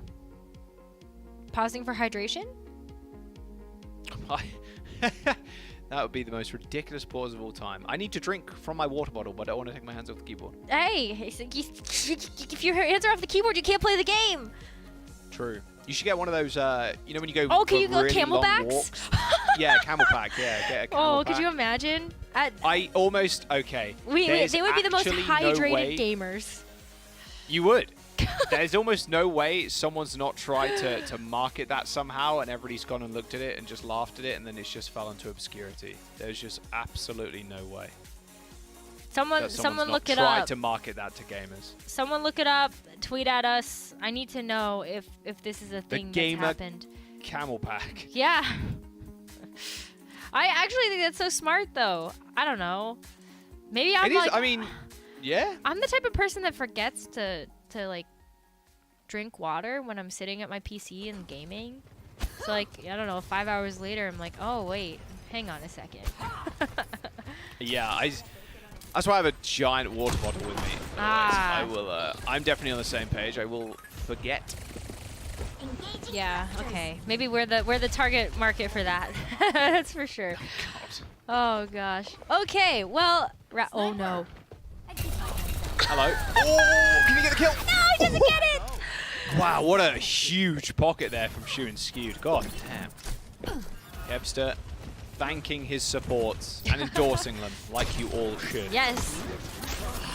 And to endorse. Ooh, can he survive this one? No, he cannot. Shu a little bit preoccupied with the front line there. All right, clean wipe by the Justice. Oh, okay. Gonna go forward into the abyss. Ooh, oh, Space is switching off of the Sigma. Okay, so no more Widowmaker, no more Sigma. No more Zen. Pretty big compositional switch up here, and nobody's gonna be able to come back out and touch. Happy's just gonna wrap around, and Gladiators are super happy to just try to take the high ground away from the Justice. Yeah, that's gonna be aim of the game. Just controlling this space. Pretty easy when you have Shu here too. There's a lot of points where you can stop that, you can put that lamp down. Oh, look at this aggressive push. Oh, sleep. Okay, he's good. There's 3 people standing in his way. You can see him kind of screaming there into his mic. Please help me, I'm on God, I'm slapped, please. Slap them, slap them, slap them. Forces Decay's recall. Can they punish Decay for being out in the open? No, they cannot. He's out, please. Once again, getting back up onto height. Kalios is making his move, though. He's pushing in. He spots Skew, but Skew bashes away. And now, with the Zen in tow, with the Nano as well being used. There you go. The Gladiators front line melt like chocolate on a stove. That sounds like a good thing. Yeah, when you're making cakes, you can melt chocolate, put it on top. I don't know why I came up with it. I watched too many baking shows, maybe. Great. Your country comes out with a pretty good one. That's one of my favorites. That's true. Yeah. Now I'm hungry. That's unfortunate. I love a bit of null fielding.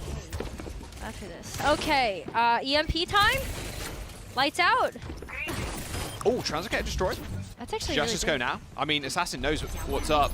Oh, get him. If they get this kill, this could be big. No, he hits that recall. Or Translocator just in time. Oh, Pulse off from Kevster goes a little bit wide. Justice still touching the point, so Gladiators have to commit at least one person on there. Oh, and Assassin ends up going down.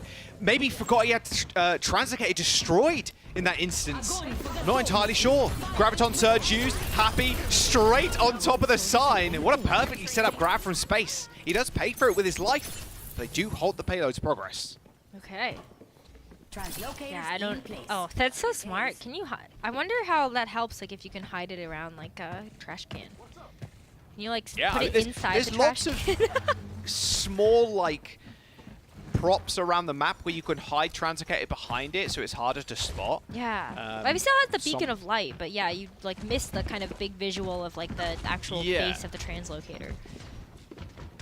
Oh. Right, Assassin, there's 4 people in front of you. Just 2. Big EMP. 2 is good. Up. 2 is good enough. 2 is good. All right, Decay's pressuring the payload. Gladiator's going to have to turn their attention there now. Straight into the warm grasp of Assassin. Looks like... Oh. Nope, they're going to actually kill Decay. Okay, they just killed Decay. Just killed Decay, forehead, and maybe we win. All right, Happy. Are you going to EMP this or just a manual hack? Looks like just a manual hack will do. Alrighty, saving ults. Name of the game for the Gladiators. Even kept the rally, so that's pretty big. That's big because like Skewed could just start using it now on the next engage from the Justice, and it's 2 minutes remaining. So skewed rally, give you sustain, roll into the next thing. Happy could use the EMP as well, just kind of go for a big tempo play as the Justice move in.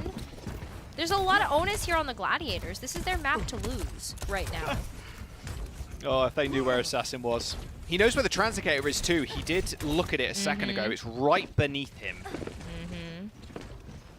All right, EMP is lining up. There's an EMP coming out from Happy first up. EMP in the staircase. Assassin playing straight in their faces. Lamb does come out just in time as Assassin zips back to third point. Indicating pulse bomb shoot. Okay. That was a little bit anticlimactic, I will say. Yep. Nothing happened, pretty much. They traded EMPs, and that was it. There's a minute and 12 seconds to go now. All right, sweet. And yeah, at least they used the EMP. They didn't hold on to it forever.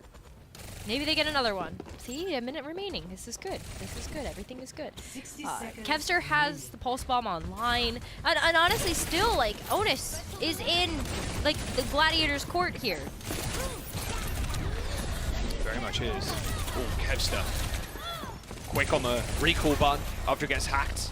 Yeah, trying to look at Assassin now, trying to suppress him as much as possible. Uh-oh, descending from the heavens. Oh, nice transcendence from Krillin. He actually gets Nano too, so post support also from the Justice used. Yeah, Nano Transcendence doesn't heal anybody quicker, unfortunately. And Skid. Okay, Skid. Alrighty. Giving people a concussion with those whip shots. He hit 2 back-to-back and killed 2 people with it. Gladiators. Okay, it feels like they're just shrugging this one off. The Justice really haven't had a say in this fight whatsoever. I mean, you have 2 grabs, you have a window for Shu. All Space needs to do is hit Kalios. Then they window, then Kalios dies, and they should be good. Someone from the Justice is going to need to touch as the Graviton Surge comes out. All right, there's the window, and the grab from Space is being held on too. There's the grab, sucks the supports back in, Krillin in trouble, same with Opener, and that'll do it. Chief, the Gladiators, they're going to hold on second point. A complete team kill on the Justice as they now sit on a match point. Victory. Pretty big turnaround here for the Gladiators as well. I mean, after the pretty decisive victory from Justice on Ilios, to be able to get those 2 round wins back-to-back, Paraíso, Junkertown have both been shutouts. Coliseo's next. Maybe getting a little bit more scrappy is what the Justice need to just kind of keep things going, but Gladiators have woken up, it feels like. They don't want to end their undefeated streak this stage. No, they do not. Getting back into form is what Gladiators needed. 16-6 in the season, still feeling pretty good, locked in that playoff spot. Can they get another dub and upset Justice a little bit? We'll have to wait and see after this break. Don't go anywhere.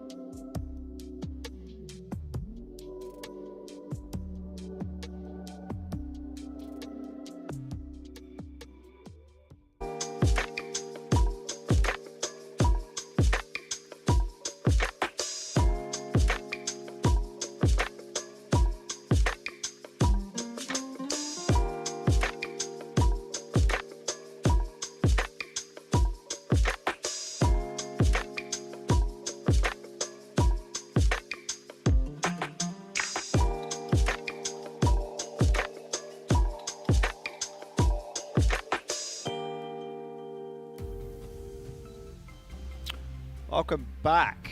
Yeah, the time is now. This skin is sick, by the way. I know I've got to read a promo read right now, but this skin is sick. Clockwork Zenyatta is ready for you to enter the Iris. Get the Countdown Cup Legendary skin for 300 League tokens on the new Overwatch League shop in Overwatch 2. There's a little tab. You go in the shop. There's a little tab. It says Overwatch League. It's all there. It's all there. Oh, there's some other... There's the recolors, too, of the Reaper skin as well. But this is the brand new one. The Clockwork Zenyatta. So good. Looks pretty damn clean. Also, you get it? The time is now? Yeah. Yeah. That's true. Clockwork. Countdown. See what I mean? The end of the season is nigh, and everybody has gone a little bit loopy. Oh my god. It's true, though. It's fine. Everything is okay. It's all good. I mean, look, this could be the final match, or final map of this series too. We were just speaking kind of in the break. This game hasn't felt like super explosive, right? I mean, Paraiso, it was Gladiator is just kind of outpacing the Justice, and Justice's inability to kind of use ults. Very odd state of affairs. And then we went to Junkertown. There was a couple of big moments from the Sombras on either sides, to be fair, but you're looking at Happy with the big EMP, taking a couple of the supports with him. Krillin Opener had a rough time against Happy's EMP, and then the very end of that map, it was just kind of staggering onto the point. Okay, both Transcendences popped, and then the Justice backline ended up using the Transcendence and the Nano to save from one Pulse Bomb, and it was just kind of a slow bleed out from the Justice. We'll see what they end up doing on Colosseo as we jump onto that map. We are going back to starting lineup, so Reiner and Astra are back in. Yeah, we are going to have the Lucio O for the Gladiators. Which makes sense too. I mean, this is a map that we see a lot of heavy rotations when it comes to playing on the corners, sometimes even wrapping around the other team, just making sure that you can play on the payload, get that point presence. We've also seen some nutty stuff from Funny Astro so far this series, like jumping on top of other players, like booping them off the map. Like it's always a fun time when you see Funny Astro Lucio. And this is the most we've seen of him in a series from the Gladiators so far this meta. I find that one a little interesting. Maybe just making sure that everybody gets a lot of practice playing some more compositions. Yeah, I think at this point, they just kind of favored the Lucio over everything else. They just want to be able to get into your face, especially with the amount of Kevster, Tracer, and like Happy Sombra they've been playing. I'm not too shocked, especially on this map too. Having a Lucio, I think, is quite important. You can do things like this. It is. You can run at the back line. You're just going to run through the choke, easy peasy. Look, you can already see Kevster kind of harassing Krillin and Opener, and Happy on the high ground, and not his high ground either.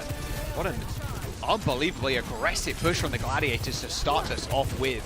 And that's what you want. When you got Astra in the lineup, you just want to WM1 to the back line, and they're going to be able to almost wipe the Justice before they can even touch that robot. Yep, there's the wipe. I mean, it's not going to be a full team kill. Like, Washington Justice have started to respawn already, but Gladiators are going to go ahead and meet them there. Reiner is putting in so much work on this Zarya so far. Kalios is going to switch over to the Zarya. Assassin's trying to get set up here, but, like, I don't know if you win this. Oh, okay. You got Decay to help you. There you go. All right, yeah. Good kill on Decay. The robot is still moving, however. There you go. Here come the kills for the Justice. Alrighty, alrighty, alrighty. Well, it's still with, it's still crazy. The ult charge rate from Decay is always just so absurd. He is currently ahead of Kevster, even though they won that last fight. Yeah, that's ridiculous. That's actually just does so nuts. much damage. No, pushing bot.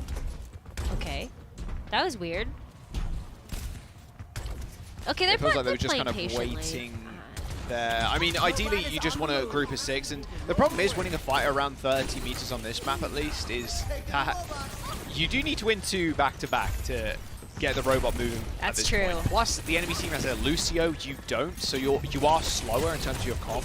Pulse bomb thrown out by Kevster. Nice Nanik. Like you built that arm quick enough. Krillin doesn't use that Transcendence this time around, but might need to, as that window gets used in the courtyard of all places. Graviton Surge met with a Trance. And looking at the side of the Gladiators, they got the window to shoot through, but no anti-nade to try and follow that up with.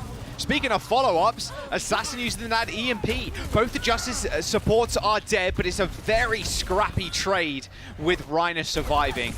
I mean, a Reiner at this point, especially on the Zarya, is as good as a support you'll get if you lose yours with those bubbles. Yep.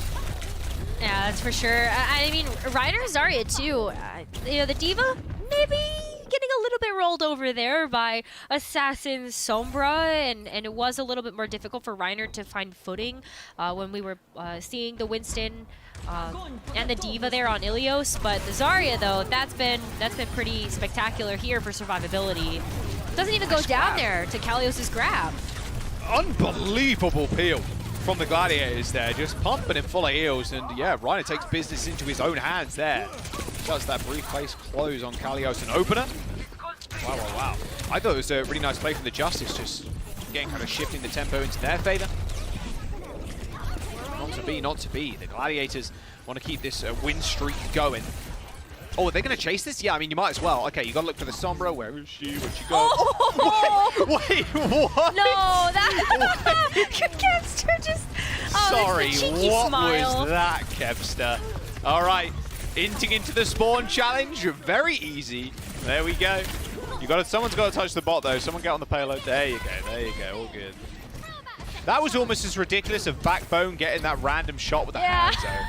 You're just like randomly spraying because you're like spy checking. Yeah, well, the Sonic, okay. He wasn't even spraying though either. Like, Backbone was using the Sonic arrow with Hanzo and just wanted intel. And instead, he found a pick onto the Sombra. That was ridiculous.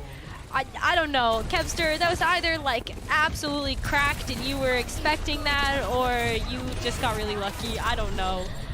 I would say he's cracked. A little bit unlucky there from Kevster. Maybe he got paid for it. Ooh! Goodbye, Kalios. Goodbye. Goodbye. It's like the ray gun from COD. It's just like evaporating people. Jesus. That right-click through the window does an immense amount of damage. 90 meters now for the Gladiators. Justice have 0.7. You do the math. Who's in the lead? I think it's the Glads. They've even got the Graviton Surge. I mean, the issue is here, they actually need to get Reiner in a position where he can use it, and he's not there just yet. High ground control in the Justice favor now. They do end up backing up, as they don't have their Zarya. Nope, they got to back up a little bit here. I think that the Ana Lucio's been working out a little bit better for the Justice as well, just to be able to, you know, keep people alive. The Zen Ana just wasn't quite enough. But yeah, now you don't have the Transcendence either. You're really relying on Opener's sound barrier to keep you alive for those grabs. I mean, ideally here, if you're Reiner, you do hit two Kalios and Opener. Nice CMP though. Reiner gets a bubble off in time, but he is so low, sub 100 HP. He's going to need some heals. There's the return beat from Astro, using it super late. Reiner right-clicking and meleeing into the grab to try and take care of his enemy Zarya, but Kalios gets a later nano. That fight was all supports right there. Oh, the just the timing of the support ultimates was so crucial, and the Washington Justice used theirs later, therefore they get the win. That is usually how it goes. And Opener for sure, I think that was just like perfect timing. Kalios as well, just being able to take that nano and make so much work of it. Still didn't use the Graviton Surge there either. So has it to start to snowball this. Washington could catch up here. It's just one more team fight, try to get that checkpoint unlocked and those closer spawns. Big hack. Back on to shoot. Oh, he's so low. Lays down the field, lays down the window anyway. Just doesn't care. Oh my God, Sigma Mel grind set there from Shu. Does end up falling over, however, but you know, you got your DPS. It's all good. And you've got your Astro on the point. I say that as Assassin kills him, but with 3.5 minutes to go, 100 meters, we'll call that, for Gladiators under their belt, and no ults from the Justice. Looking like a dire situation right now for Washington. Yeah, happy especially on this straightaway too, as the bot starts to round the corner. I mean, has so much to work with for this overclock. There's not a whole lot of space to hide from if you want to try to contest the bot, and Happy could open up a lot of picks here with this. Wait for it. What was the bot saying? I don't know. Sleep. All right. please get a hold or get a grip. I don't know what you said, but that was kind of funny. Oh, he said something funny when there's like it goes back and forth between two teams. Listen for it. That's great. That makes a lot of sense. Yeah. Well, Kalos' brain getting scrambled there by Funny Astro, who's just running down the enemy team now. Good sleep. Ain't gonna matter though. Ain't gonna matter. Wow, the Washington Justice kind of getting rolled over right now. Happy looking for another cheeky little shot into Assassin, but you know, Assassin's long gone. He's made that mistake one too many times at this point. So, yeah, I'd be scared right now if I were the Justice. They've only got a nano, they've got the EMP. This EMP has to be humongous, but once again, the race between Assassin and Astro, and it's looking quite even right now. I mean, he's got it online, but Astro's found him. He almost just dominates him in the neutral rows. And with that beat from Astro, they don't care about Assassin's EMP. They're just going to WM1. The EMP eventually comes out. Maybe they should have taken a little bit more care as Reiner ends up falling. But trades are way better for Gladiators in this situation. I mean, you're trading ultimates, and you're not losing any ground because the Justice have to still move the bot through the neutral to push their own barricade. Exactly. This is a huge fight win here for the Gladiators, despite not actually getting any progress with the cart. You're still contesting it a little bit, but look at the wraparound this bot has to do, and now the long journey that it has to take to get back to making any progress here for the Justice. This is 2 more contests coming in here for the Gladiators with the Amplification Matrix and the Graviton Surge. Gladiators have a minute remaining. They have the lead. They just gotta keep it, and then that's another win for them. And the end of the regular season here for the Washington Justice. There's the beat from the Washington Justice. They gotta make this fight count. 1 minute to go. The robot is still on their side of the map. They've got the kills. Now they need this robot moving. 70+ meters is required right now for the Justice to take this to a map number 5, and they're running into a grav pulse. Yeah, there's nothing to really stop that either. Opener just used the sound barrier. You don't have a Batiste on your team either for that immortality field. This is going to be a little bit rough. Maybe we don't see the Grav and the Pulse paired together here, but it all depends on what's going to be coming up here first. There's all right, there's the grab. Pulse on top. Oh, lobbed in. There you go. Reiner kills 2, and both of them being supports. The Justice, just no hope now, what looks like it. 15 seconds to go. Kevster going hunting, looking for Assassin, looking for Decay, looking for those translocators. It's going to be up to Assassin to touch. The Justice, the robot is so far away from the Gladiators have just gotten off it. Assassin gets it, overtime triggered as the rest of the Justice are making their way towards the bot. Okay, we're gonna see Kalios get there too with the Doom Fist, but it's an EMP. Oh, lights out. And there's the beats. The EMP, it's not even that good, unfortunately, at the very end from Assassin. The Gladiators make it a shutout. 3-1 in the series, continuing their dominant win streak. Yeah, that's 5 straight matches here for the Gladiators after, unfortunately, not making it to the Summer Showdown. But they're hungry, they're back, they look in peak form, but what an impressive performance this season so far from the Justice. Jack, I know this was their last match of the regular season. They have been performing so well, and we will see them in the play-ins, but it's tough when your last match of the year is against a revamped Los Angeles Gladiators. Yeah. Not even, well, I guess slightly retooled, I suppose, with Happy, but yeah, revamped, revitalized, that is for definite. Yeah, the Glad smiles on their faces all around. 3-1, you'll take that any day of the week. Rather interesting series off the back of it. I'd say some very strange maps. It did feel like Justice were in control a lot of the time, but then Paraíso, it just got the better of them.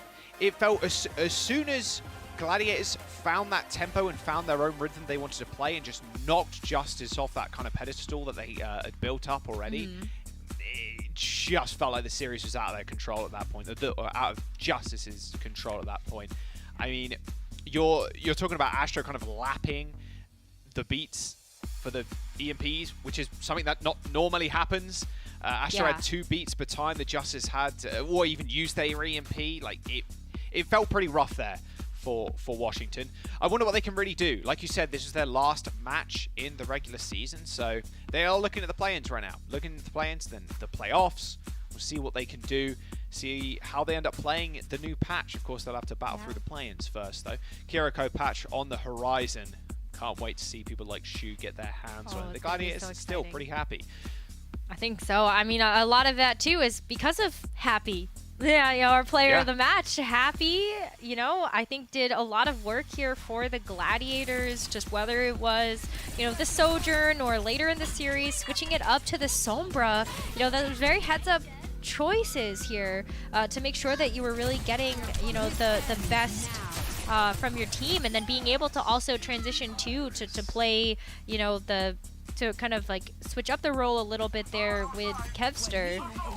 We saw many looks from this player, many great pop-offs. The fact he just single-handedly took out like the back line there too on Junkertown with that EMP, I think was also very impressive. I know we're gonna give some credit there to Space, but yeah, it's Happy. Happy pop the EMP. Let's go. I mean, he looks really good on the Sombra right now. I mean, 7.9, we'll call it 8 EMPs per 10, or enemies EMP'd per 10. Hack assist, bang on. 10 per 10, final blows up there.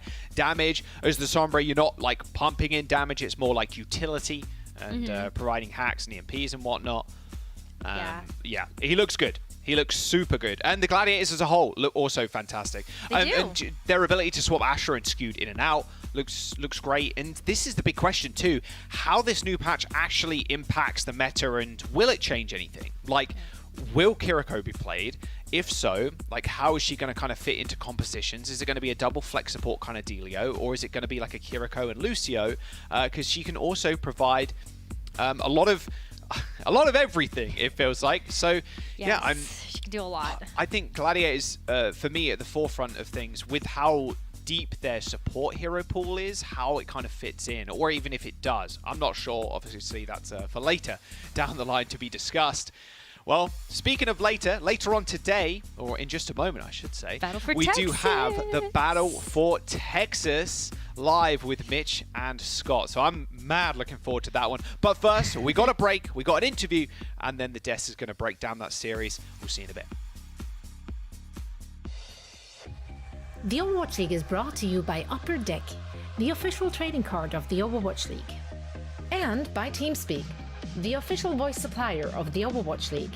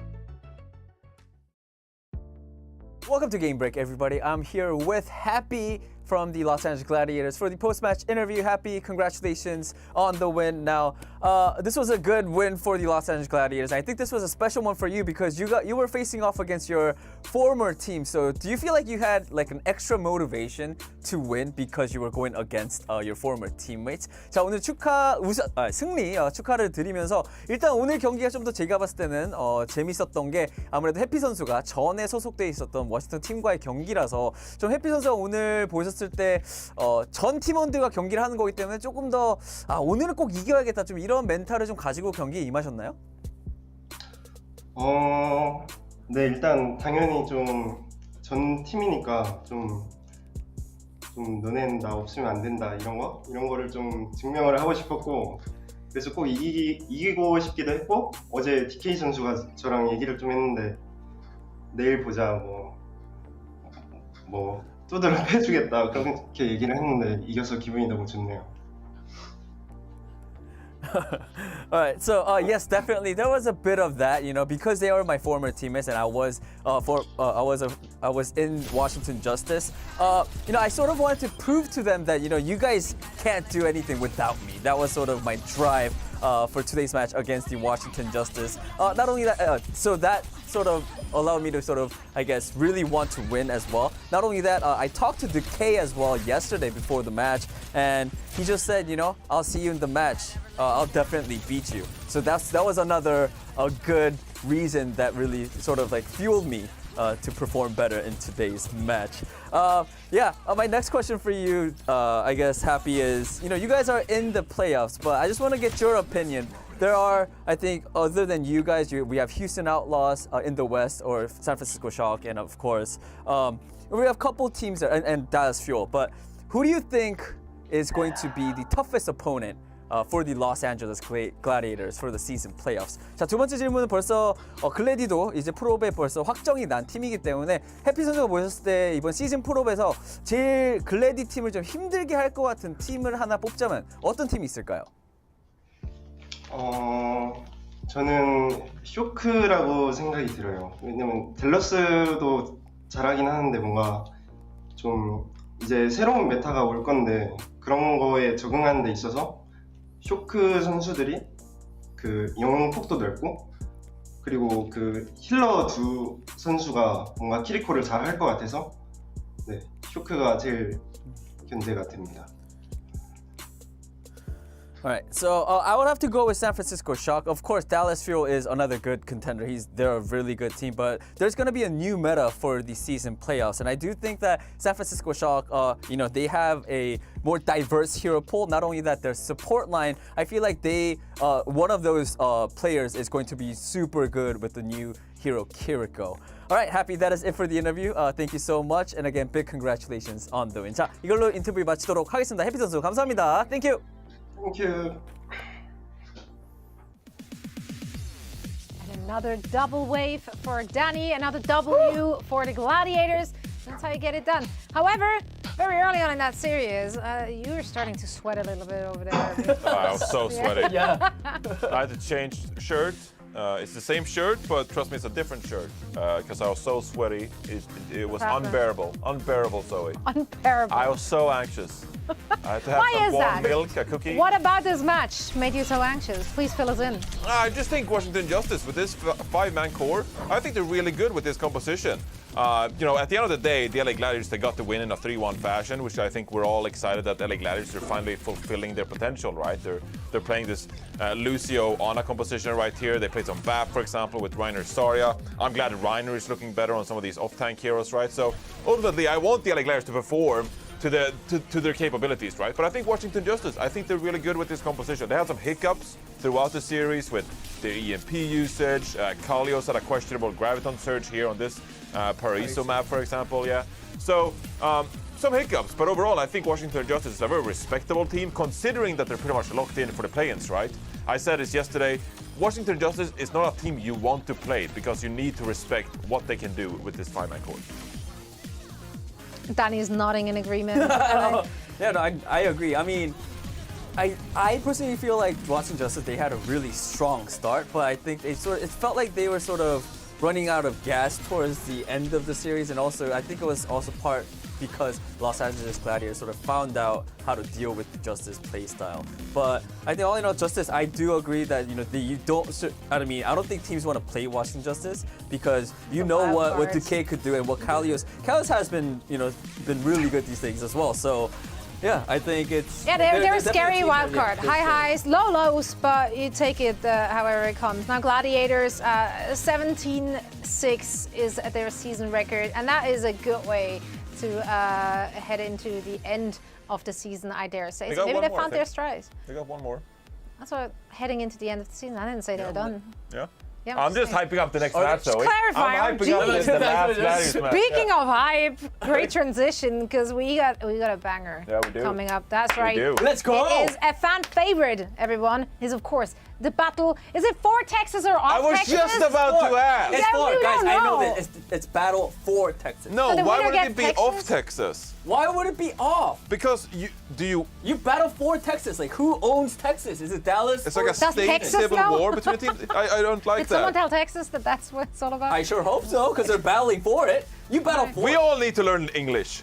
That's true. It's for. Okay, it's for. All right. I knew it. Battle for Texas. So you winner gets Texas. You get Texas after you win this matchup. I guess so. The prize is Texas. That's a big prize. Then if it's battle of Texas, then what is it? It would be really bad. If the prize was Texas, that would not be great. That would not but good. Texas, you get Texas. Anyway, they've been at it for some time. They handed Texas back and forth here and there. Wow. And honestly, I mean, Dallas Fuel currently does have the upper hand. However, the first match this season, Dallas took the L. Outlaws got the win. So, I mean, does Dallas Fuel coming into this, like, is this a grudge match for them reinforced? Can we spin the narrative? This is one of the grudgiest matches we have in the league. Look, these two teams, they really want to win. You know, they got the crowd there as well. Of course, it's being played on stage. You got the Dallas Fuel fans there, excited to cheer on their team. So, I'm excited for this one. This is, do you remember when we were in the Blizzard Arena? The fans would go crazy. They'd be like, this is the rivalry of the league. Like, I'm excited for this one. I mean, last time we were in Texas, they were booing teams left and right. Yeah. Costa knows all about that. I'm sure they're going to do that for this one, too. I'm just sad that, someone on the desk picked Outlaws and they were too scared to talk about it. So they I genuinely think Anyways, Matt bounced because he picked Houston. It was weird. He just flapped his wings and flew away. He didn't even say goodbye. He was like, my people need me, and he just started flapping his wings and left. He just started flying. It was fun while it lasted. Yeah. I thought he had a car, great to have him. What? Yeah. Yeah. I don't know what you said. I'm just here. Yeah. Anyway, well, you know what? Like we're all out of energy. We need to get re-energized, and there's no better thing to induce that energy into us than a good old-fashioned battle for Texas, and that is coming up. And of course, you guessed it right. Where is it going to happen? In Texas. Woo-hoo! That's right. Dallas Fuel taking on the Houston Outlaws. You don't want to miss it.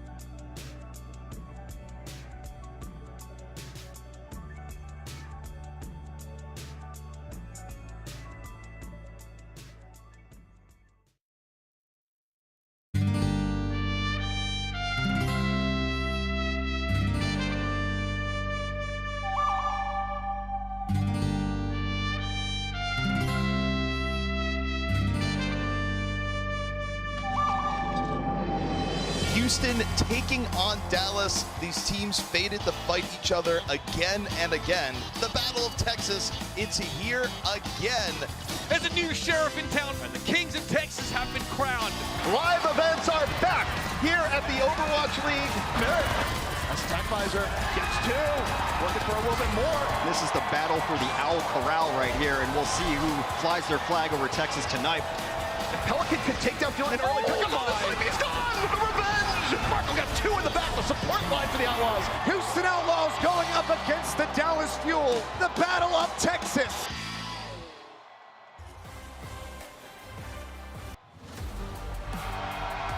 And once more, the Overwatch League returns to the heart of the South to renew one of the fiercest rivalries in the league's history. Once more, we test the Houston Outlaws and the Dallas Fuel in a no-holds-barred grudge match coming to you live here from Arlington, Texas. And it is a full house, ladies and gentlemen.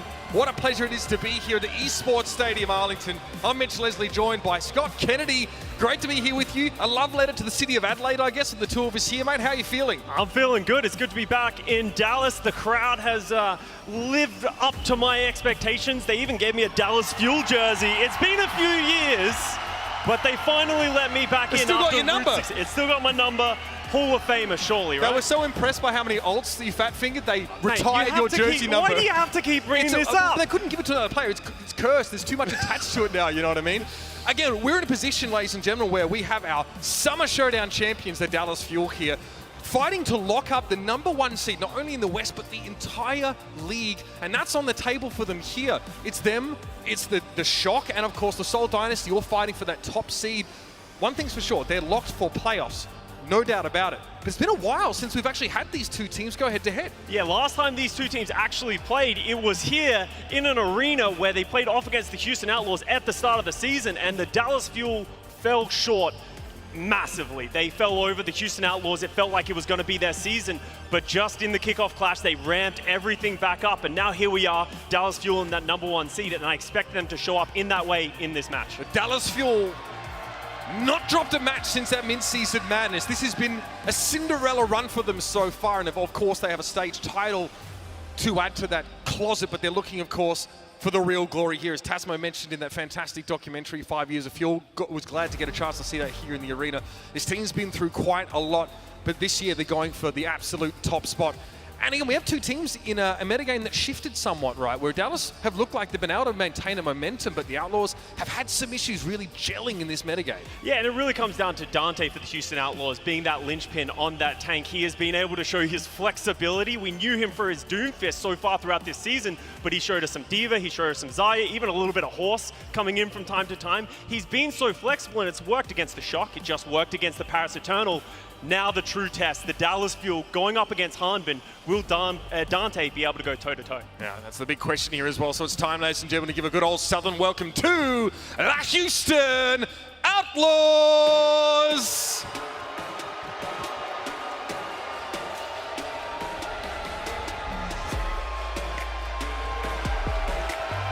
Well, that met my expectations here too, Scott. Not really a friendly welcome from the Dallas fans, but you know, you have to expect this. There are a couple of green signs and a couple of green lights out there in the crowd for the Houston Outlaws, but the Dallas fans are dominating this one. But the Houston Outlaws have been up against this before and they thrived. Can they do it again? Yeah, no doubt about it. Very much a different scene for them to step into here as the game has changed somewhat. And it's a team that we've been sort of curious about and how they've sort of risen and fallen through different metagames. A discussion we sort of began here earlier on. They've got Dante, like you said, someone who's in a real position to be flexible when he has to, even if we saw a lot of Doomfist play from him primarily. Now we're getting a little bit more. The Zarya, the Diva coming out from him. And I think there's a lot of question marks about how good this team is at fielding a Sombra. Yeah, and that's really the question. We've seen Pelican picking it up. We've seen Merit picking it up. They've done, you know, musical chairs almost with those heroes. It seems like they've found their little niche. They want to put Pelican on a Genji, something he's so good at, that frees up Merit to be able to play that Tracer, that Sojourn, or that Sombra. So is that going to work against the Dallas Fuel? But Creative in the backline, I think, has been big firepower for them. Being able to play that double flex support setup alongside Lastro, that's just pure bliss sometimes, and it's so hard to get into it. Seeing Lastro obviously starting the season off playing primarily Lucio, we were blown away by how effective he was there. Yeah. He's able to go back to his roots and also do some serious damage. But it's about time, I think, ladies and gentlemen, to bring the roof down to welcome your hometown team. It is the Dallas Fuel!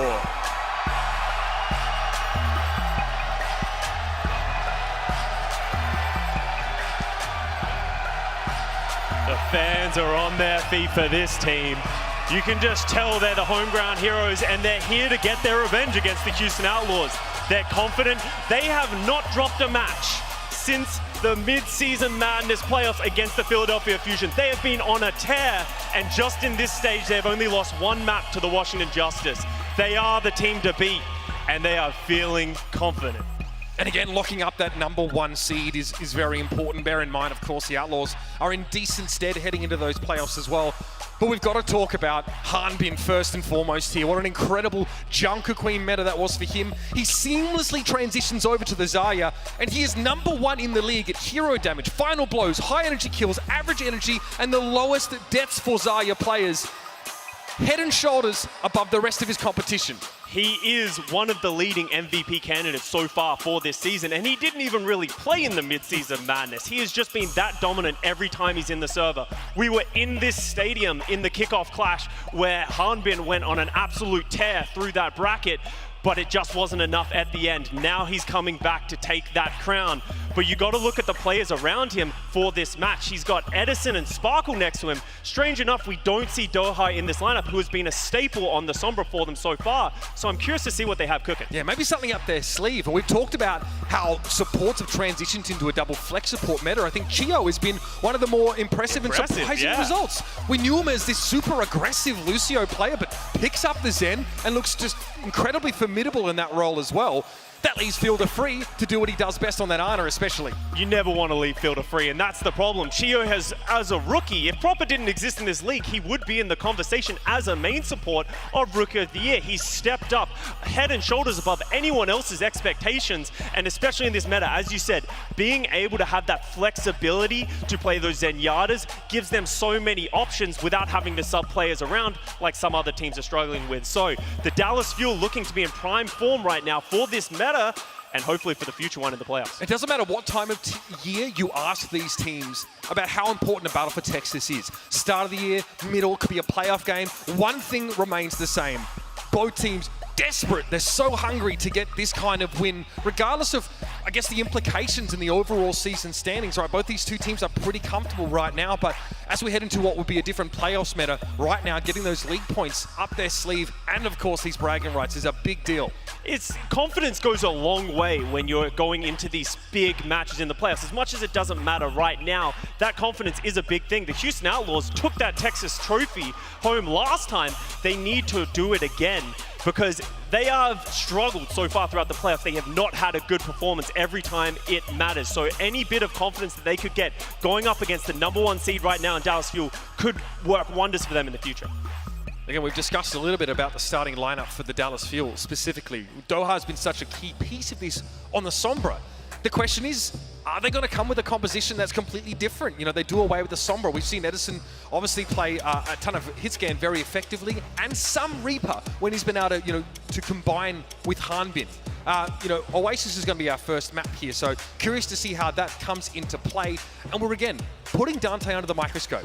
Can he show us that depth of hero pool that he's been famous for before he was even a tank player on this team? And that's really my true test for Dante as this tank player. We always question, is he going to get away with it once again? He got away with it against the San Francisco Shock with some of the most aggressive D.Va play that I've ever seen. He was Big Tracer in every definition, and he was playing aggressive. Is that going to work against the seamless hive mind style of the Dallas Fuel? When they do put Doe in, or when they do play Sombra, if they can hack him and isolate him, that might be a problem, and you might see him have to shift into the Zarya mirror against Hanbin, which no one wants to be in. Whichever way you slice it, both of these teams are in their best form yet. The Outlaws have often struggled to break into that top 3, but they are right now, it feels like they're on the rise. They've got a comfortable 15 and 6 record over the course of the year. And we know that Dallas recently eclipsed San Francisco to go to the top of those Western standings. So a win here is big. It definitely locks up their fortunes inside that top 6. And I can tell you, ladies and gentlemen, the players are getting ready. So we, too, in the arena are going to prepare ourselves. Like I said, Oasis is going to be our first map in this series. and a real litmus test to see what kind of energy the Outlaws have brought into a hostile environment. And we have Edison and Sparkle in. What are they going to play? We know Edison has been a great hit scan. We know he has been a good tracer, but he's actually shown us a Genji, and I would more than likely expect to see him be the Genji player over Sparkle in this matchup. In those map ones, he's nasty. I mean, I think up against the Justice recently, he just deadlifted his team entirely. It was like 19-3 on Lijiang Tower, if it was, I'm not mistaken. That's right, everyone's starting to make a little bit of noise here. Something the Dallas Fuel enjoy, but the Outlaws have shown that they can be pretty indifferent to when it comes to this kind of hostile environment, Scott. We can see them locking their compositions right now. Both teams deciding to opt in for the Baptiste, a hero that's slowly starting to make its resurgence. It did just get a buff in damage recently, and we know how good they are with the aim on that hero. So everyone's making their way, and we're going to see Edison starting on the Sojourn with Sparkle going over to the Tracer. Let's not forget about that upfront 100 healing from Regenerative Burst as well. That was a nice buff that Baptiste got a while back. We're in the game, ladies and gentlemen. It's time to the high ground. The Outlaws getting aggressive. Want to force the Fuel back inside that room. Disruptor shot thrown down. There's an Immortality Field already deployed, and Merit draws first blood. Chio is down, but of course the ever-aggressive Lucio fires back here. The Sojourn of Merit, though, definitely, it's a thing to be feared. Pelican is in the thick of things right now, and Hanbin going down. The Outlaws look to move into control early. Merit gets 3 off of the Rift. They get that positioning. Merit gets that superior power and gets those kills. Even with Creative going down early, they're able to close that one out. So now they have the first cap. It's ticking up for them. That's an important confidence boost for them right now. But look how much space the Outlaws took early in that fight, right? They take that high ground, they push down, setting Merit up with plenty of room to work.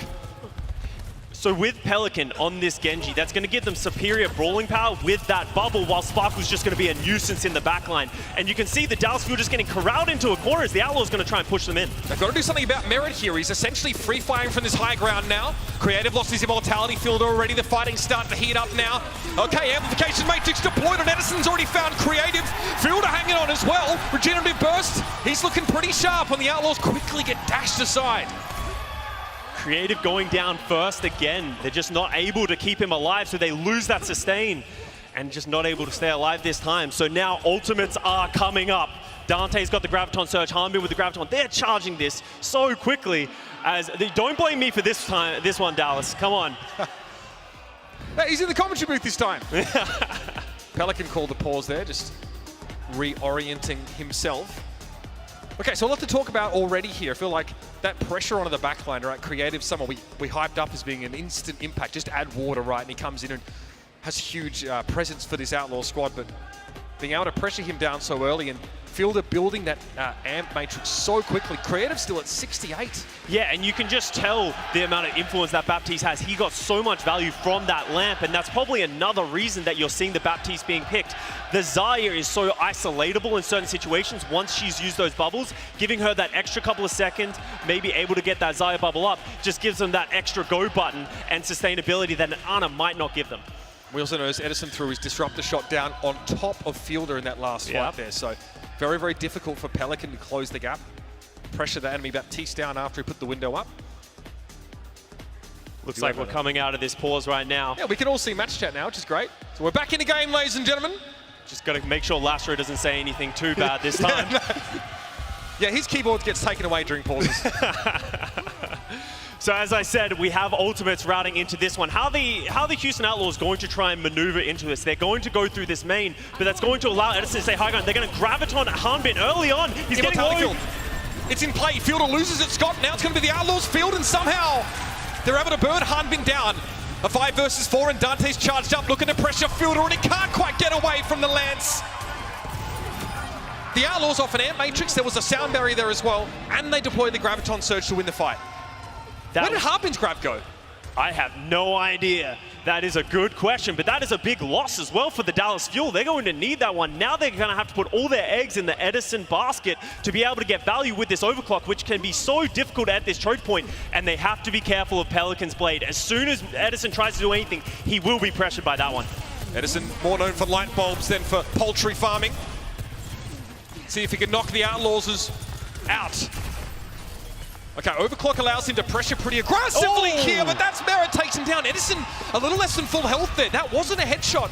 Dallas now in disarray.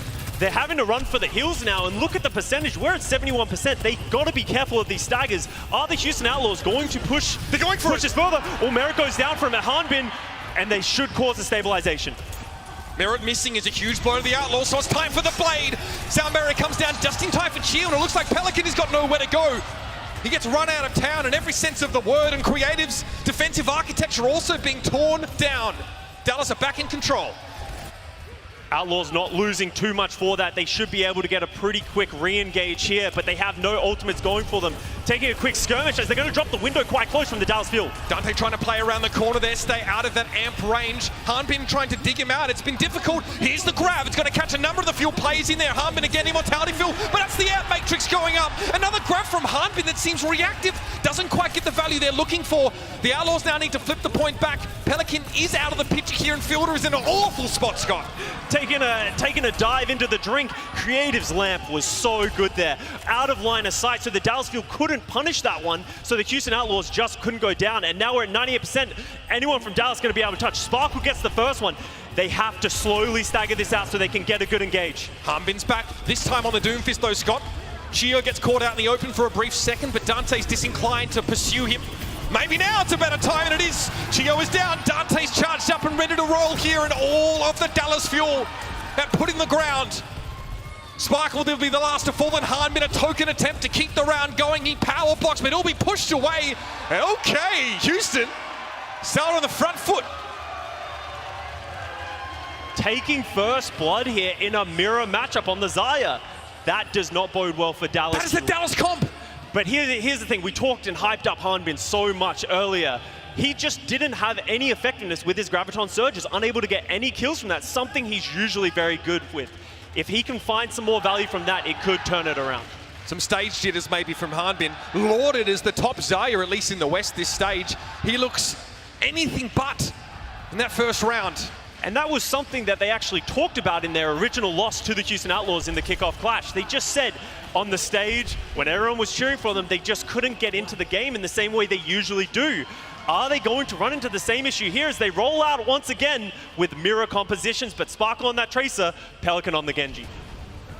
Sparkle looking to have an impact. It's been about the Sojourns and the Xayahs thus far, with plenty of cameos from our Baptiste players.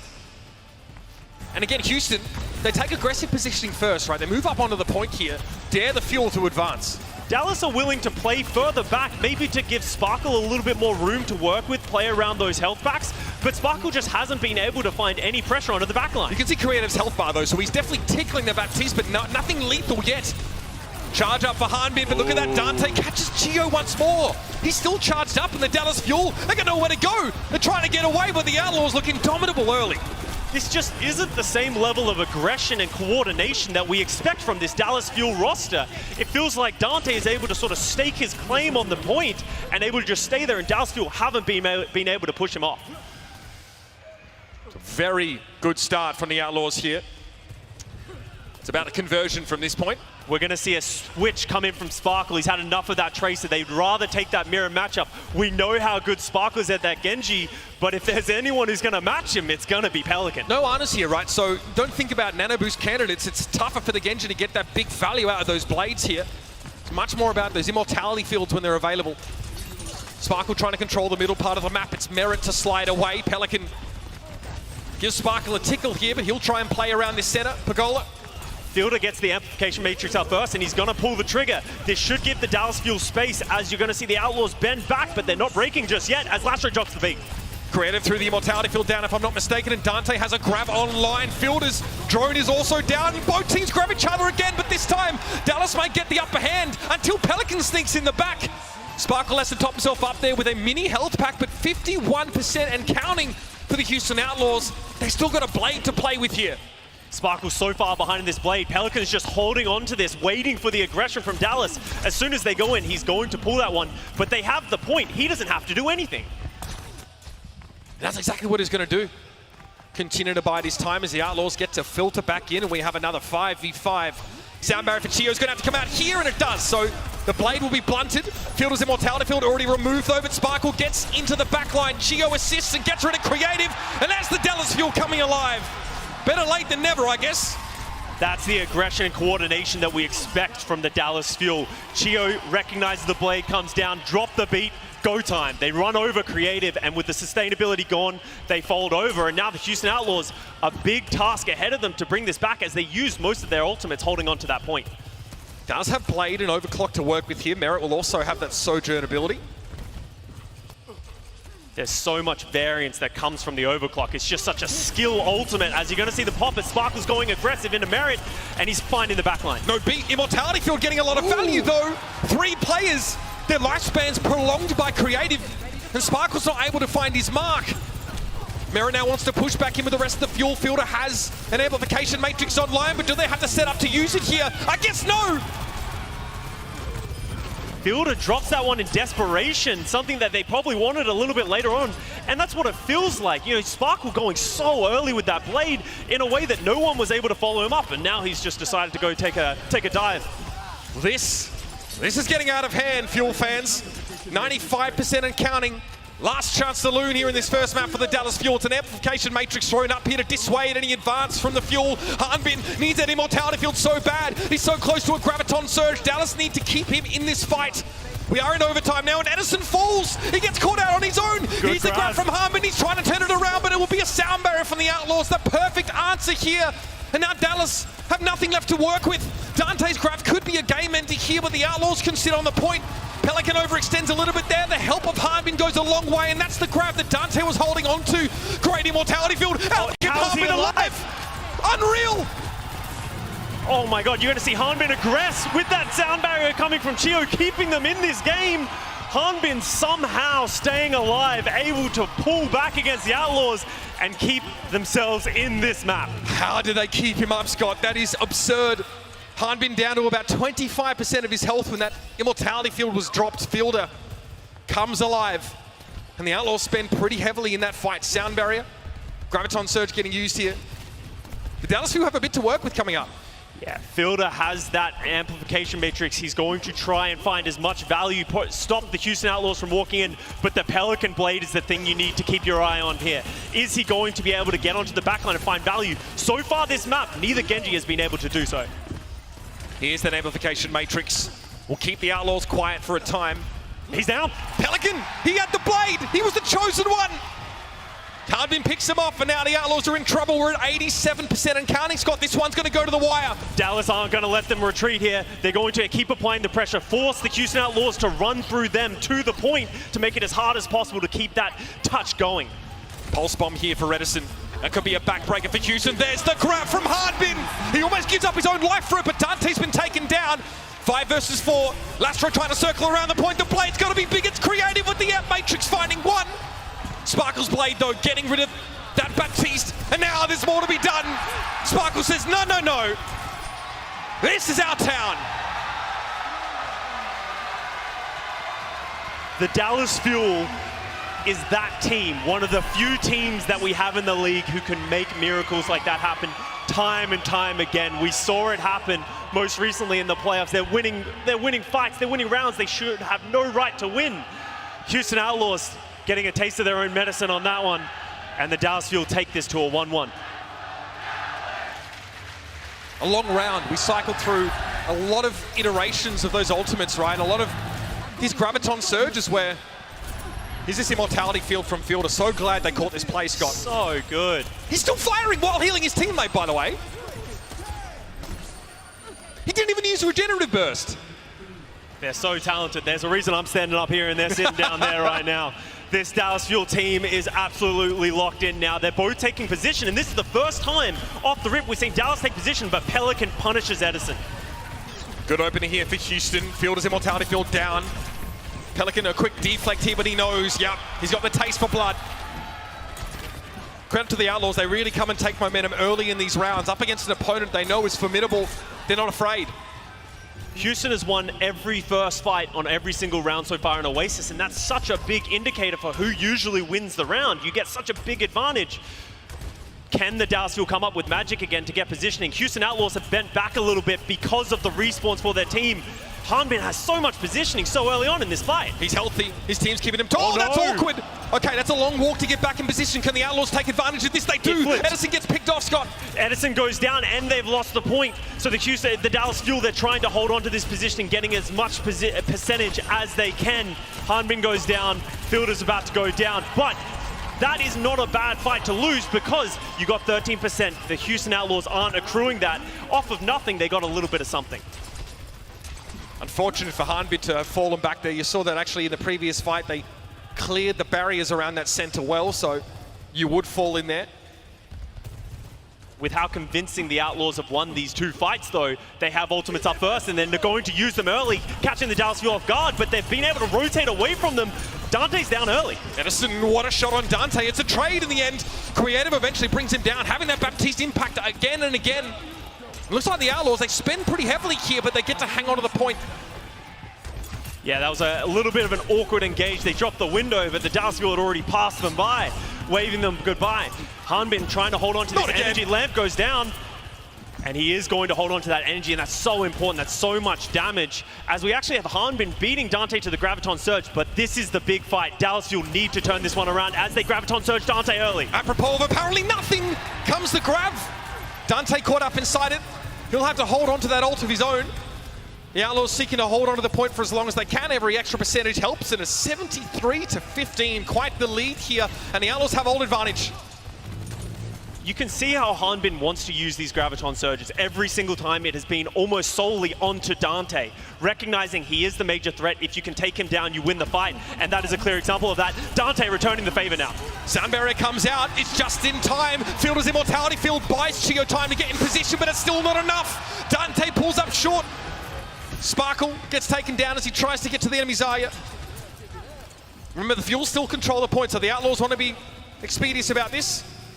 That was 3 ultimates right there. They have nothing else to hold on to this point as they're actually going to give it up a little bit. Creative trying to put the exclamation point on this fight.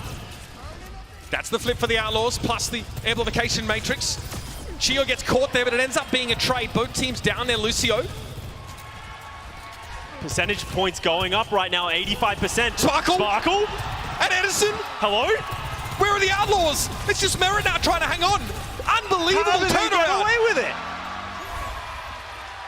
Little bit of hubris there from the Outlaws, thinking that they were going to be able to clean that up easily, but Edison and Sparkle showing their dominance right now as we're going to get a replay of this one.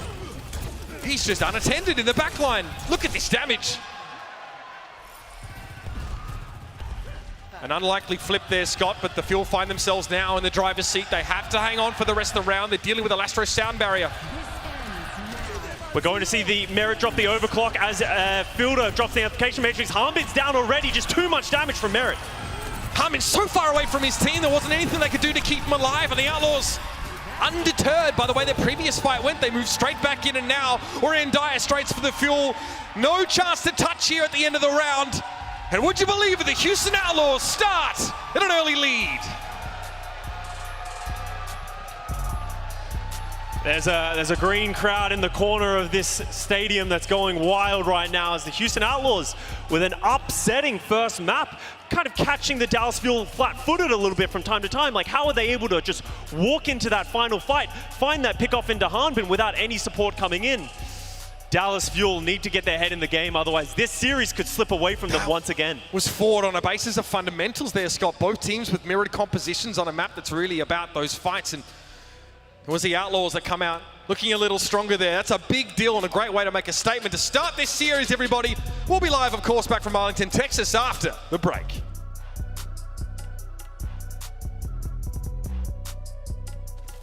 Coming through.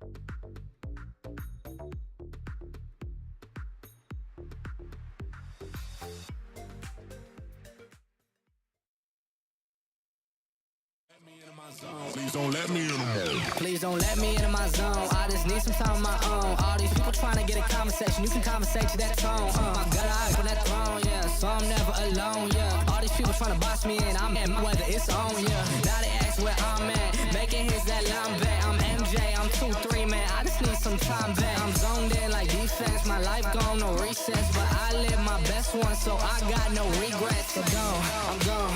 Finally back in my home. I'm working like so much. They swear I had me a clown. Can't answer my phone now, just leave it there at that tone. Ballin' can't beat me up, cause I'm back in my zone now.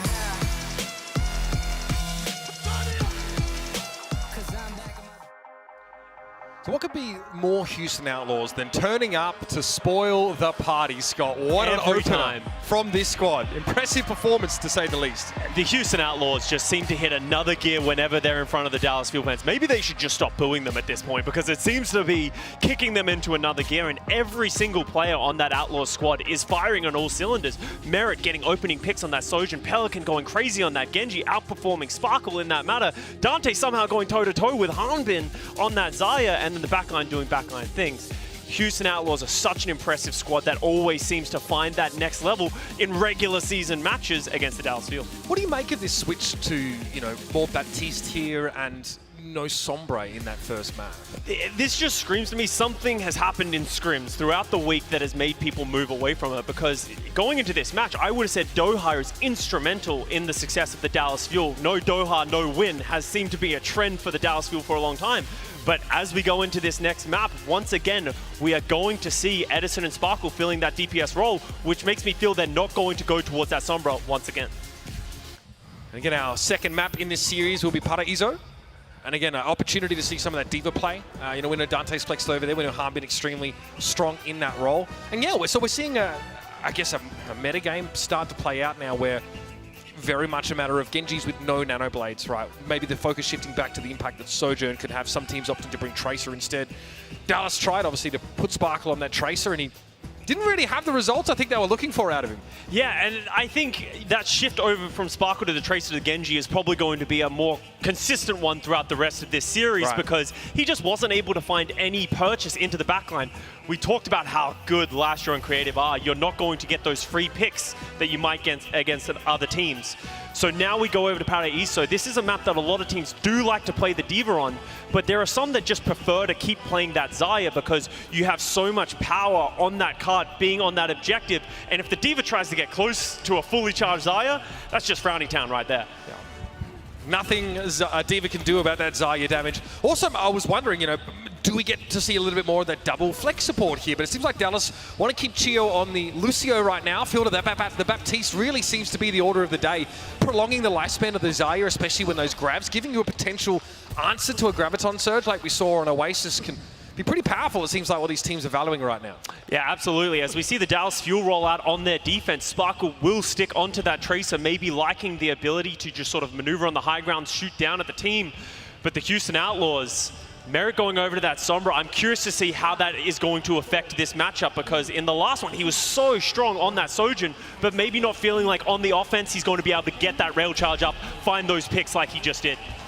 Again, I mean, you would charge your rail easily off shields in past metas, but you don't want to charge your rail off a Xayah bubble. Yeah. You're giving damage over your opponent. Merritt's already headed to the end of the map. Maybe somebody needs to tell him he needs a payload for that. He's going to wrap around though, and already the cracks are starting to form in this Dallas Fuel defense. Hanbin is brought down. The aggression from the Outlaws again swamping the Fuel.